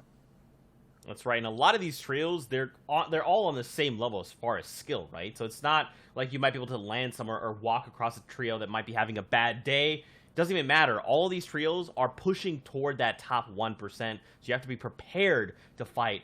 And for them, it's not quite working out. Now, guys, before the break, we talked about heat number 3, which is another heat going on. You know, Reese, Shy, there's some craziness happening over there. Yeah, and you know, craziness. right now, I'm just gonna set the field, right? Slacks, Acorn, and Jack, after 5 games, are on 173 points. In their heat, the next team is on 85, less than half of their score. Just listen to these placements. First, second, first, third. Hold up. Run that back. Spit the Carfax again. I'm gonna go one more time for you.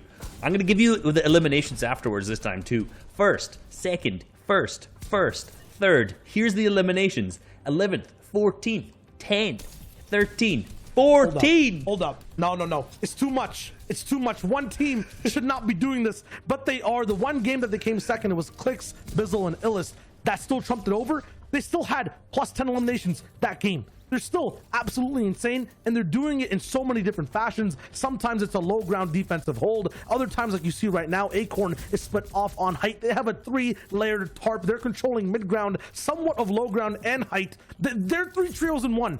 What is going on? Where do they start the game, Reese? They take all the boxes, they start the game at the dam, and they push straight into Slurpy Swamp after looting here. And this is their kind of early game Storm Surge strategy, right? Picking up eliminations in the early game on teams that they know they have the advantage on because these guys have looted so efficiently, so quickly, gotten a beam off beside that, and then they just get the eliminations, already dealt with their Storm Surge. Then they're like, cool, how about we dead side rotate now, keep away from everyone else, get stacked materials going into the end game, try and get some elims, throwing people down with crash pads if we need to, shockwave up for height, win the game. You know, beautiful, beautiful. Run the placements back one more time. Just run it back one more time. First, third, first, third. No, that's not right. First, second, first, third. I was trying to go off the top of my head. Okay. It's 5 numbers, but it's hard to remember. It's crazy. It's insane. Here's the button for me to confirm that these guys are making it past heats. Push Pushed. it. Easily. No matter what happens for the next few games for day 2, have to confirm that. They're looking so good. They could literally just not even really compete, and they'd probably still be fine. Now, of course, they're gonna, because, again, it's about making that statement. It's about letting everyone else know when we make it to Grands, you need to be very careful of what we're doing, where we're landing, and what we're looking to lock down. We're gonna take a look at their standings to kind of get the larger picture and just really cement this crazy idea that they are just, like, slaying. Like, there's just no... They've eliminated everyone. Again, they're not playing Fortnite. They're playing some other game. What game are you guys playing? Come back here. Whack-a-mole and the moles are victory royales. Like, I don't know, but I gotta know, because like it's seeming like it's too simple for these guys. They're not really seeing it anywhere other than maybe, like, you know, Brazil on a qual week. But this is heats, right? This is heats. And here are the standings. Let's look at it. 173 points. You could add like maybe the first place for 2 other heats and it wouldn't be this score. We're only going to be looking at the top 5 here, but just look at the stark difference. I hope we don't have a second page here because I don't want to look at them. All I want to look at is Slacks, Acorn, and Jack. This is just incredible.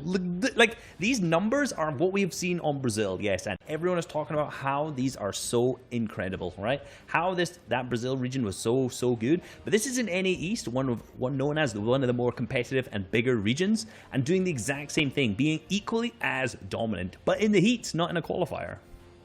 Yeah, okay, and that's just kind of like the rocket ship we're looking at in Heat 3. Right now in our Heat, kind of like a sword fight. We're not all the way in the new age. We're still medieval style. It's very, very close, both in the top 8, both also in 1st to 5th. So these Heats, some flavor that's different in all of them.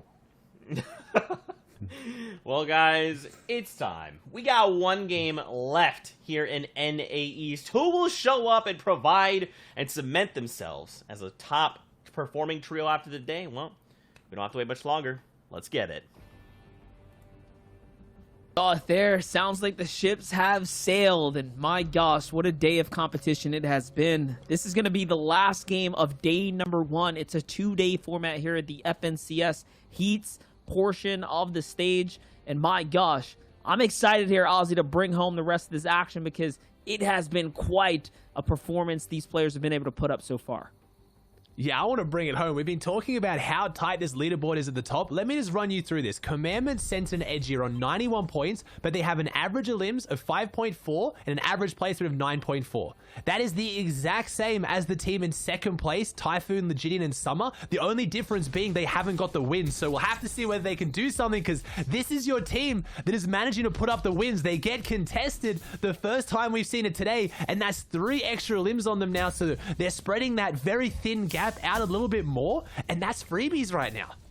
Yeah, that was actually Catchings, Cozy, and Chase, who had 19 points right now, 6 eliminations, averaging a 25th place, so they've been struggling after every single draw spot. Here's a really fun fact. Sense and Edgy have never been overtaken for first place when leading into the final game. So if they had first coming into the last round like this right here, they have never once lost this position before.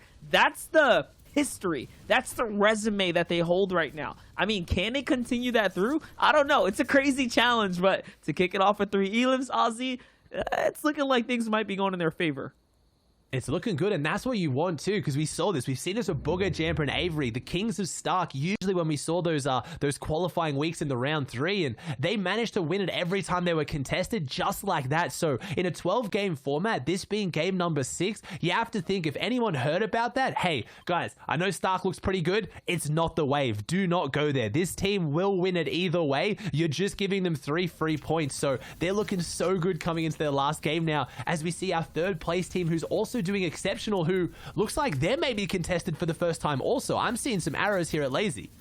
Yeah, they're definitely being contested right now. Keox has some players on them. And talk about Keox. It was Keox who fell in the last round. They had high ground and endgame. They somehow threw the lead there. Let's see if Keox can actually clutch up. No, Keox is going to get taken out. But the follow-up here from Frat. He's going to open the builds. He's going to hit every shot. And they're actually going to come in with a quick save for Keox just in time. Way to play that one out. That was so satisfying. Hitting the peppers, just full sprinting off the bounce pad. The player goes down. Keox was holding those players off for as long as he could. And literally the millisecond, the split second where things finally crumbled and he couldn't hold on any longer, the reinforcements arrive, open up the editor with the big pump. It was just too perfect from that team. And the confidence they had in their teammate to hold off for that long shows why this team's in third place. Yeah, definitely Mr. Clean with the plays right there. That's going to bump them up to 81. 3 points away now from second place, just to give you guys a little perspective on how tight things are. This is the other side of the spectrum. This is Pulse, Oliver, and Larson, a team that day one is not looking too hot, but these 2-day formats do favor the players that get off to a cold start. Anything can shift from here till tomorrow, but more likely than not, it's the teams that are on top right now that are definitely going to be the ones pursuing on through. I mean, this far into the stage, you have to assume so, right? As Awake, Pulse here finds Summer. That's a huge knock. This is their second place team, so they're trying to shake it up right now. Yeah, they're trying to shake it up, and they need to shake up something. They've had this area to themselves for most of today, but not finding the performance they need out of it. But maybe it's these early game performances is what they need. Legidian's going for the revive right now, so Larson and Typhoon here trying to push this one in. They're trying to back them up into the wall here, and this is a big old fight right now with lots of builds coming out. Oliver OG's team having massive advantages. They have 3 shockwaves, so they have the loot as well. If they lost this fight, it would be a very, very big throw for them. Takes the wall right now. Player jumps out and away from it though, but Oliver OG has the firepower. He's pushing forward. This is a player with really, really good mental. If you ever get to watch this guy's streams, they're such a delight as he plays the game, genuinely enjoys it so much. I almost never see this player tilted, and it's showing here. They've had a rough 5 games. In game 6, they need to perform, and they have Legidian backed up against the wall, but as I say that, Larson falls right now. Oliver OG has to do something big. This is very scary for this team. They had this, but no, the third party comes out. This is Bully's team, who's been dropping Doom's Domain, so they're showing up with the big firepower, the full arsenal, and this was a very, very big throw for both Legidian and Oliver OG's teams. This is definitely looking pretty bad for the party right now. And look, it's up to Legidian by himself right now. Can he get even the reboot card is the real question. Yes, he is going to manage to at least secure 1 from what we know. And off he goes. Yeah, he's out of here. Your second place left to go running.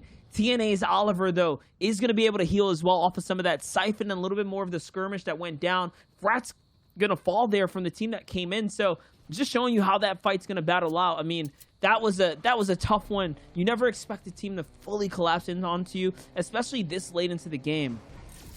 Yeah, Legidian's got to hit the bounce pads and get out of there. Nice breaks it as he goes. So good little tactic there to make sure he doesn't leave that mobility behind. He's got the floppers, but this is going to be kind of a situation of clinging on to what can you get out of this game? What can you draw from game number 6? Because it's not going to be a massive one for this team, but done pretty well today as this team has been doing incredibly well right now, hitting the rifts. And this is the team that's right up there right now. Last game was a good one for them. They're on 77 points total now. Don't really have the firepower. And this is where things broke down last time, Monster, is when they got spotted hitting this rift and they got hard focused as we get another north zone.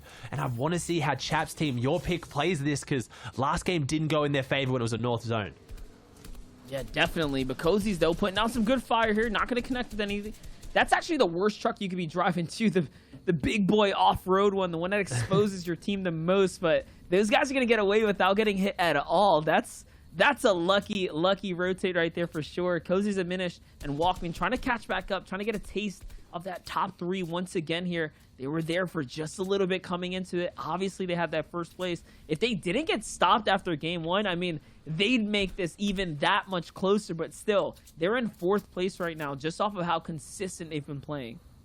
Yeah, the leaderboard's shaking up right now. You've got 8th place is 60 points. That's your target. If you can end today on 60 points or more at this point, you're going to have to get a few more because this game has definitely got some of those players up there. You're heading into tomorrow pretty clean. Top 8 is where eyes are on, and I've got eyes on Zum, Skittles, and Ronaldo. Try to have a big game number 6 right now because they're just falling short here today in top 10 as we tune in with XZ, a team that isn't falling short, but honestly probably shorter than what we expected here today, though. We had obviously our caster predictions today, and Shayu got first pick with the XZ team, and I feel like a lot of us weren't too happy about that. I think this team was most of our first choices, but they're sitting in 6th right now. Yeah, definitely. This is a team that we knew was going to be towards the top, but finding a lot of struggles, and for different reason, right? Just performance issues, honestly, because when you really think about it, we know that most of the congestion is happening on the eastern portion of the map, not the western side. Yep. That's why teams like Daymare and Reverse 2K are struggling to make their ways in, is because they're just colliding with the dense portion of the map. Ultimately, though, XZ is here. They did their rotate. They cut up through the holly hedges. They always play the western/north side. If they don't make it to endgame, it's because they just stump themselves in these bad mid-game fights or get chipped apart. Oh, this is a hard rotate right now from Skittles, Ronaldo, and Zum, and this is where those far south rotates are going to come into things. They're coming out of Misty Meadows, haven't played it too much, and maybe that inexperience showing here is they need some big damage. They're about 113 above now, though, so they're finding the damage. Maybe that was on the backside of Zum up on that hill, getting some damage as they go through, so they might be able to pull this one off right now as they might be beelining towards this team to their right, or just trying to hit the rotate past them, because it is centered, Edgy, and Commandment. That's a scary team to try and go through, and they've got a really good loadout. No, sorry, it's Edgy in the feed picking up the eliminations. Ronaldo gets the snipe onto Skyvex or Skivex. This is a team we talked about, a monster. Ronaldo snipes at the moment so far in these weeks. He's been one of the most critical with those shots as they're trying to shockwave away, and this is big. They need these points. There's so few points separating them from the top 8 position right now. This elimination alone pushes them from 10th to 9th if they can keep this up. 100%. In goes the ramp into Skittles' box there. Skittles did a good job there, but he's going to get punished pretty big time there. The power shotgun in the hands of the opponent, and all of a sudden now Menace manages to stay alive for just a little longer. Skivex off in the distance, and Yuzi is going to get fully concluded there. He's going to get fully eliminated out of the game. 800 damage above, but they're pushing because they feel the confidence here. They know they have the lead on this battle. Oh no, this poor teammate of Menace was not given any backup from Skivex, so it's a 3v1 situation. It's not looking too hot for him. Let's see how long he can actually survive this.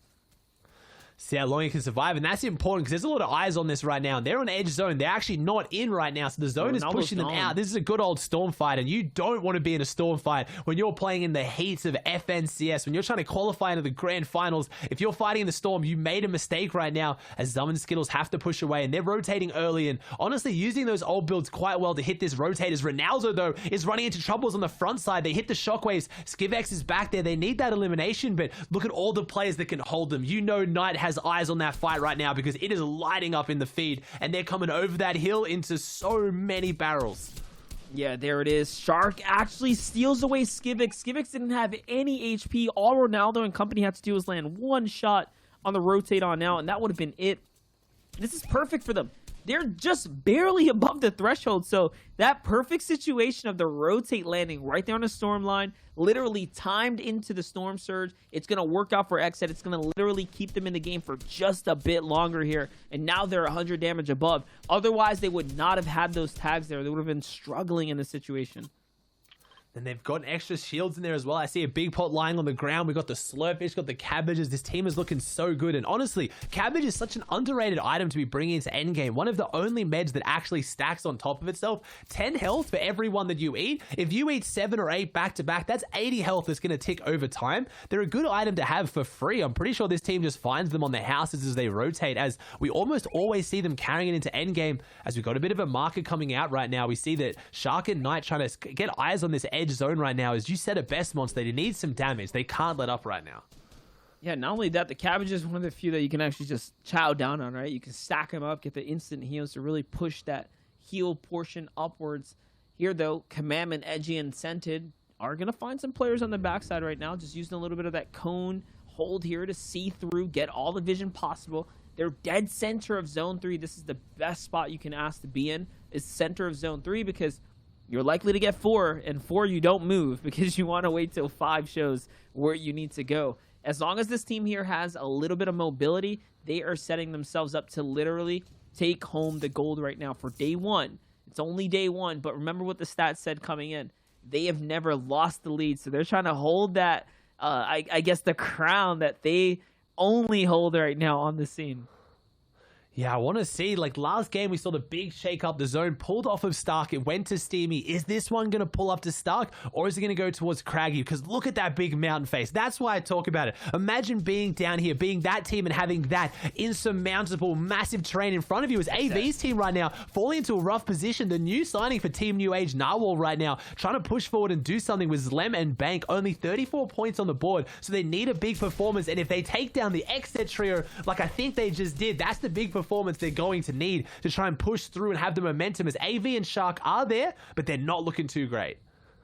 Yeah, and where they stand right now with their points, they're just outside of the top 20, like pushing right in. And it's close from top 20 to top 10. So these are great fights for them to take on. If they can drop any one of these teams and force them down the standings, I mean, they crunch the numbers to be just that much closer. We already know it's very close. No one's broken away with a serious lead, but it's because how much the points are actually dispersed. Like even down to the top 10, we have that much closer of a competition here. Ved Leo on the height, though. They do have the tipmost section of this. He's already on the move here. Yeah, they want to get all the way up top, and it's actually their base. They have vehicles there parked as well. What a way to have a free rotate moving into the last zone here.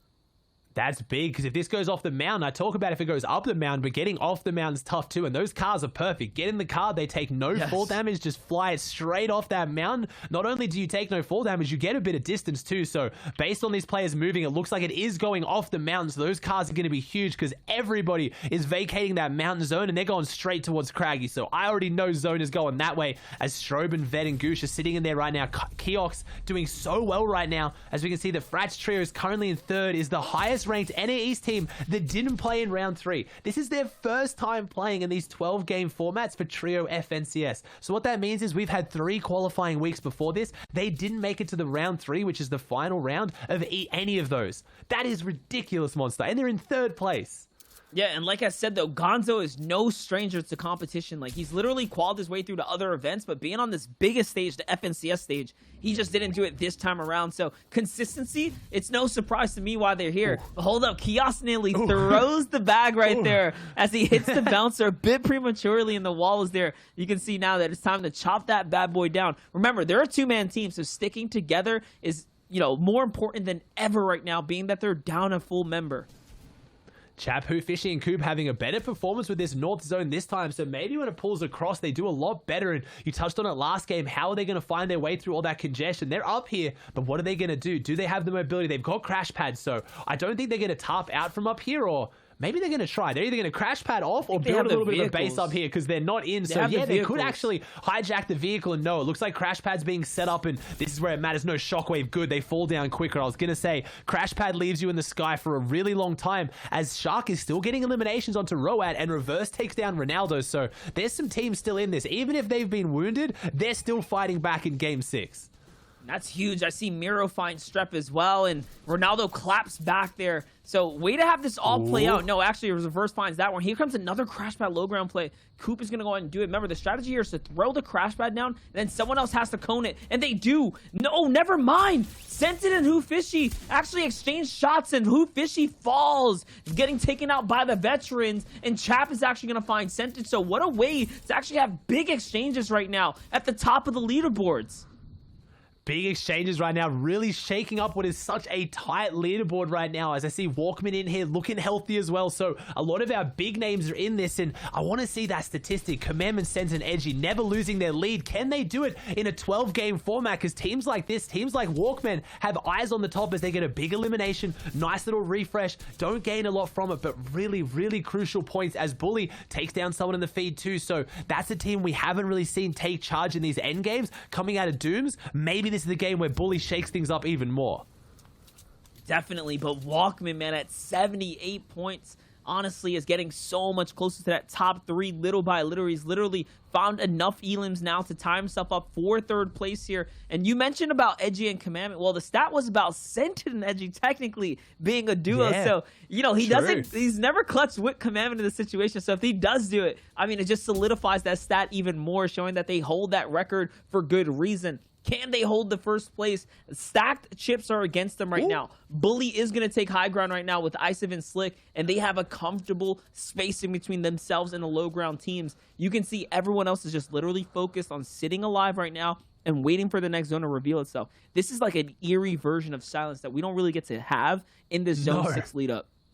This is very eerie, and it's also eerie because I may have actually predicted something correct for once. I'm used to caster cursing teams. I thought this might be Bully's chance to really do something big here. They're coming out of Doom's domain. This is the triple spray. We talked about it. There it is. If you're sitting in the cone, it doesn't even matter if it's brick in this case. You will still get triple sprayed, and Icev manages to capitalize on Artsy there, but it's only a knock. They haven't got the finish, but the pressure's coming out, and that team was one of the teams up there on second height. But there it is. Edgy and Commandment are lurking right now. They're trying to make something big of it as Bully and Icev now take that high ground. They're only held up by one build though. Monster, this was so well played. They conditioned opposite height. They jumped onto it. They took it, but they're only held up by one build, and I don't think they realize it. I kid you not. It looks like they watched the breakdown of Reese and Shayo's Xset or Zayt, Saf, and Trio high ground hold, because they're doing just that. They're mirroring it. And not only that, they land at the same drop spot. So this is all just playing out like a textbook endgame, the way you should when you have this kind of lead and this kind of loot's coming into this. Now, though, Bully pressuring on the backside. Listen, he already has 4 Elans, and he's connecting all the way. He's going to find Strobe as well. Make that 5, make that possibly 6 in the lead up here now. And they are cooking up right now. In the feed, though, plenty of teams finding their action. Skittle's still up. Aspect still finding knocks as well. Narwhal still in this game here. So it's anyone's number right now. It's anyone's number. We've definitely found the firepower in this team. Bully with the 5 eliminations on this high ground, but they haven't reconnected it, so they're very easy to knock out right now, but they do have that ultimate high position. Looks like the bounce pads are frontside. Bully might be able to reuse that, but we've already seen why he's sitting back and taking shots, because he is lethal with them as Coop goes down in the feed to Xset's team right now, still picking up eliminations, but this zone's going up. It's going higher and higher up this mountain, which is such a good position for high ground to be in. They're all going to funnel their way up, which not only means it's going to clear them out, more of them are going to go down. It means there's more opportunities for eliminations, as Zuni's and Aspect, though, still running it through low ground. And not only that, this legendary AR just does so much damage. You can see the tags they're converting into Storm Elans as well. Any tick over is going to be enough. Zuni's is going to go on and hit the crash pads. It's not going to be enough, though, because Bully has the angle. And yes, he actually saves his teammate, who was getting hunted down there. Slick nearly gets chased down by Zuni's, but Bully with the ultimate angle is going to be enough. That's 8 eliminations this early into the end game. You don't see that very often off of AR alone, and just one single player. He's still going. And now make it 9, literally ranking his way up, trying to get into top 3. 80 points. They are racking them up in such a big way, and this is what Doom's Domain allows you to do. They've been going toe-to-toe with other teams all day, but they've made it to their end game. What can they do? You talked about it. They've been watching those packages. They know how Zayt plays it, and we know how consistent that is, and they're playing it so well right now. But Slick and Icy are doing so well to control, but right now Bank comes up. I was asking who was going to try and go for this high ground. Narwhal coming off the crash pad. This team is going up for it right now. What can they do? But you're going toe-to-toe with Bully, a very scary player, and they had no mats. Such a weird time to go for high ground. The splashes come out. Narwhal has to follow his teammate because he can't do anything alone right now. 4 crash pads, but not a single build to do anything with. But they're not dropping all the way down. They still have their eyes on that high ground. But this has slowed down Bully right now. This slowed down all the momentum that they had. But Narwhal has full momentum going down, but no, pumps the brakes. He hits the brick wall and he falls. Bully, Ice, even Slick still so healthy on high ground. As Day goes down, Edge is in there as well. So many big teams. Yeah, and then you still see Miro and Reverse 2K still alive as well, fighting their way in the low ground right now. It's a battle of who can come up. Miro at 7 eliminations, make it 8 now. Lanad gets drop kicked on the way in, and the Siphon's going to be enough. The shockwave through, and oh my gosh, the 1 pump follow-up as well. He's still going. It's a high ground battle. Miro is one of the most aggressive when it comes down to it, and he's still alive right now, showing you why he has what it takes. It's a 2v1. He's still in it, and yes, another 200 pump onto Izeev. Sit down. But it's all right. Even in the exchanges in the final moments, he played that so well. He played that so well, but it's the high ground team that comes out on top. And look at that, 9 eliminations for Bully, 1 for Slick, but it's the one that matters, the Victory Royale elimination. And was that enough to jump them up into first? I don't think so, but a huge point rise for a team that is coming out of a drop that's very tumultuous. They're going to be contested. They needed that game 6 coming into tomorrow. Yeah, and you know what? It's not about how many eliminations you get. It's about getting the one that matters the most. And Slick did just that. iCiv just ate such a mean 200 pump there. It was so close for a second. That was like an edit course at Endgame. That was the ultimate highlights. I mean, it's been such a phenomenal day of games, but that's only half of them. We have 6 games tomorrow, but this is one of the tightest leaderboards I could have ever expected. Yeah, and we still don't even know what that looks like, so we're going to be able to have that broken down here shortly. But ultimately, that was it from the day one cast off. Monster D-Face and, of course, Aussie Antics here. Man, what a way to have the games all unfold. We have another 6 in front of us. Make sure you guys turn on the alarms and tune in tomorrow because there's gonna be more. That is right. You just gotta love those two, man. They're so incredible. Very strong duo. And once again, a massive congratulations. And as Monster said, I mean, when you just walk up in someone's midair and you just dome them for 200, you're going to get yourself the victory royale. It happens every time. We got to take a look at the standings, boys, because as the casters did talk about, that's it for the first day here of NA East. 6 games down, but we've got another 6 games coming up tomorrow. So with that being said, let's take a look together. Let's see how things are going. You have Commandment, Scented, and Edgy in first place. That last game, a 4th with 7 eliminations. Now, they have a very strong lead, but look at the rest. I mean, we've been seeing the XZ trio, for example. They've been in, like, top 8, right? Like, between the 6th and 8th. And now, at the end of the day, they're finding themselves all the way up in 4th place after that game. So this is it still could go any way coming into tomorrow.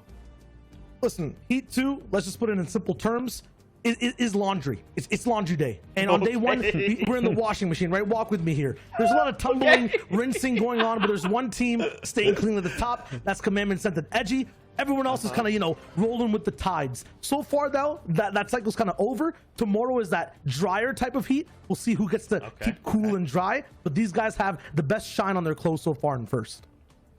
And the two parents putting the washing in the machine that game was Miro and Bully. Huge solo pop-offs themselves. Miro with 9 eliminations and Bully with 10. So 2 really, really big performances by 2 solos in that game. And that's why these teams are currently in the top. That's why these guys are just popping off, and off. Yeah, but like, you know, like a washer, it spins and spins and spins. Sometimes they're 2nd, sometimes they're 8th, 9th, and 10th. So we'll see where they actually end up landing over once all the overall placements have been dried out. So far, though, the top 15, we'll see a few more names in that last game. Narwhal, big plays, big pumps, a big 14th place too. Remember, 9th to 16th is that wild card zone, but these guys want to hit that top 8, obviously. Yeah, these guys in the 11th to 15, they've been in the washing machine a little bit too long. They haven't taken it out yet. May have to go back in that washing machine again before they get let to dry so that they can kind of raise up into the top of the leaderboards. They're a little bit smelly right now. Yeah, Nani, though, with that big victory royale, it was really good to see the way these guys navigated. I think it was game 3 and game 4, past that all the way to the top 20. No VRs on this page. Over here, they're really trying to just figure their stuff out, look at exactly how we're going to be attacking the next day after learning everything, you know, being squeaky clean. Hopefully there's no more dirt in the ears, mess in the brain. All the things that have been laid down today, from drop spots all the way to end game, have to be figured out for day number 2. Oh, I mean, you know, this is our job. We get paid to talk about washing machines, so here we are. You like to see it. Now, boys, let's get a refresher on our predictions. We made these at the start of NA East. We made predictions on which trios we thought would be the #1 team coming out of Heats here and Heat number 2. So let's take a look at what the predictions were. Shao, we'll start things off with you. Low ground Heat, I had to pick the XZ trio, and so far they're doing A-okay. I'm still looking at them taking the Heat by storm. That was my prediction. I'm holding down to it. I feel like they can take over Scented, Commandment, and Edgy. We'll see if it's possible, but a really good day 1 showing from what I've seen. Next up, we had Aussie, Day, Miro, and Reverse 2K. You know, another one of those teams that started pretty strong and then kind of petered out, but again, they're very much a day 2 performing team. So I expect to see them up in those standing leaderboards tomorrow. Now, do keep in mind, they are literally your 8th place team, so they are in contention of not qualifying on through. Reese, who did you have? I had Scented, Edgy, and Commandment. And you know, if I pick them, they're going to win. You know it. I've done 2 first place selections out of 6 so far. The other 3 are in the top 5. The other one, let's not talk about that one. And today is going to be no different. And tomorrow, so when these scores are finished tomorrow, these are going to be no different. Scented, Edgy, and Commandment have been playing their hearts out. 2 Victory Royales in the lead for a reason. These guys are nuts. Yeah, I hope that Reese gets to talk about all these predictions on this page, including Monster D-Faces, Chap, Coop, and Hoofishy, because if he does and they make it through, these are 4 strong teams, especially Monsters as well. We saw the way these guys were navigating low ground almost all the way to a win. All awesome teams, regardless of what section of height they're on. But that's the thing, Zeke, right? This is just 1 heat and 4 teams. There's 4 heats going on, multiple regions, and just not enough space for everyone that we love to be in those grand finals. Well, don't worry. They're going to have that wild card match to try and bounce back from. But really quickly, the last thing we're going to do before we say goodbye is paint a picture of all 4 heats and take a look at the final standings on the day. So we're going to jump over. We're going to go heat number 1. You got Jamper, Booga, and Avery. I mean, they're holding down that number 1 spot. And they still will. I feel like there's no shot that they end up moving off this. They're a very strong trio. Seas, Furious, and Blake, though, jumping up from 8th all the way to 2nd from the last time we tuned in. They're looking pretty good, too. Yeah, Creo, Bucky, Canada, 2 Victory Royales, 114 points. Similar points to the same we've just seen on our Heat 2. However, obviously they're not being as consistent in other games as the Jamper, Booga, and Avery, the most consistent teams that we've seen. Yeah, a little bit more of a closer game here on the second page between 6th and 10th place. Qualcomm, Genesis, and Shades, who we saw in qualifier number 3, have their first showing of how powerful they can be hot off the gate. So far, also top 10. We'll see how they play out in day number 2. Yeah, and moving over to our next heat, we're going to see Slacks, Acorn, and Jack. 205 points. Yep. After we talked about these guys, they got another Victory Royale. These guys actually won their 6th game. That's 4 Victory Royales, a 2nd, and a 3rd. I don't. What do we even say? We've been, you know, explaining about this in our package. We've lost our minds a little bit to this. Like, could they continue this tomorrow and still have 205 points again? Could they get over 400 in the heats? And they're going to be looking like they're playing on a whole different format. We're going to have a lot more questions to answer after that. I'll tell you what. You're talking about dry. You're talking about washing machine. These guys have put their dry cleaning out. They are not even anywhere near the washing machine or the dryer. Absolutely. In first place, to the guys that end up making everyone else feel wishy-wishy wash. Zayt, Sap, and Stretch still controlling Doom's domain. 3 Victory Royales. Might not be 200 points, but they're slightly ahead in terms of the way they're playing these games. The grand finals type of competition. The wins is where it matters. It's a lot closer, though, at the top 2 spots.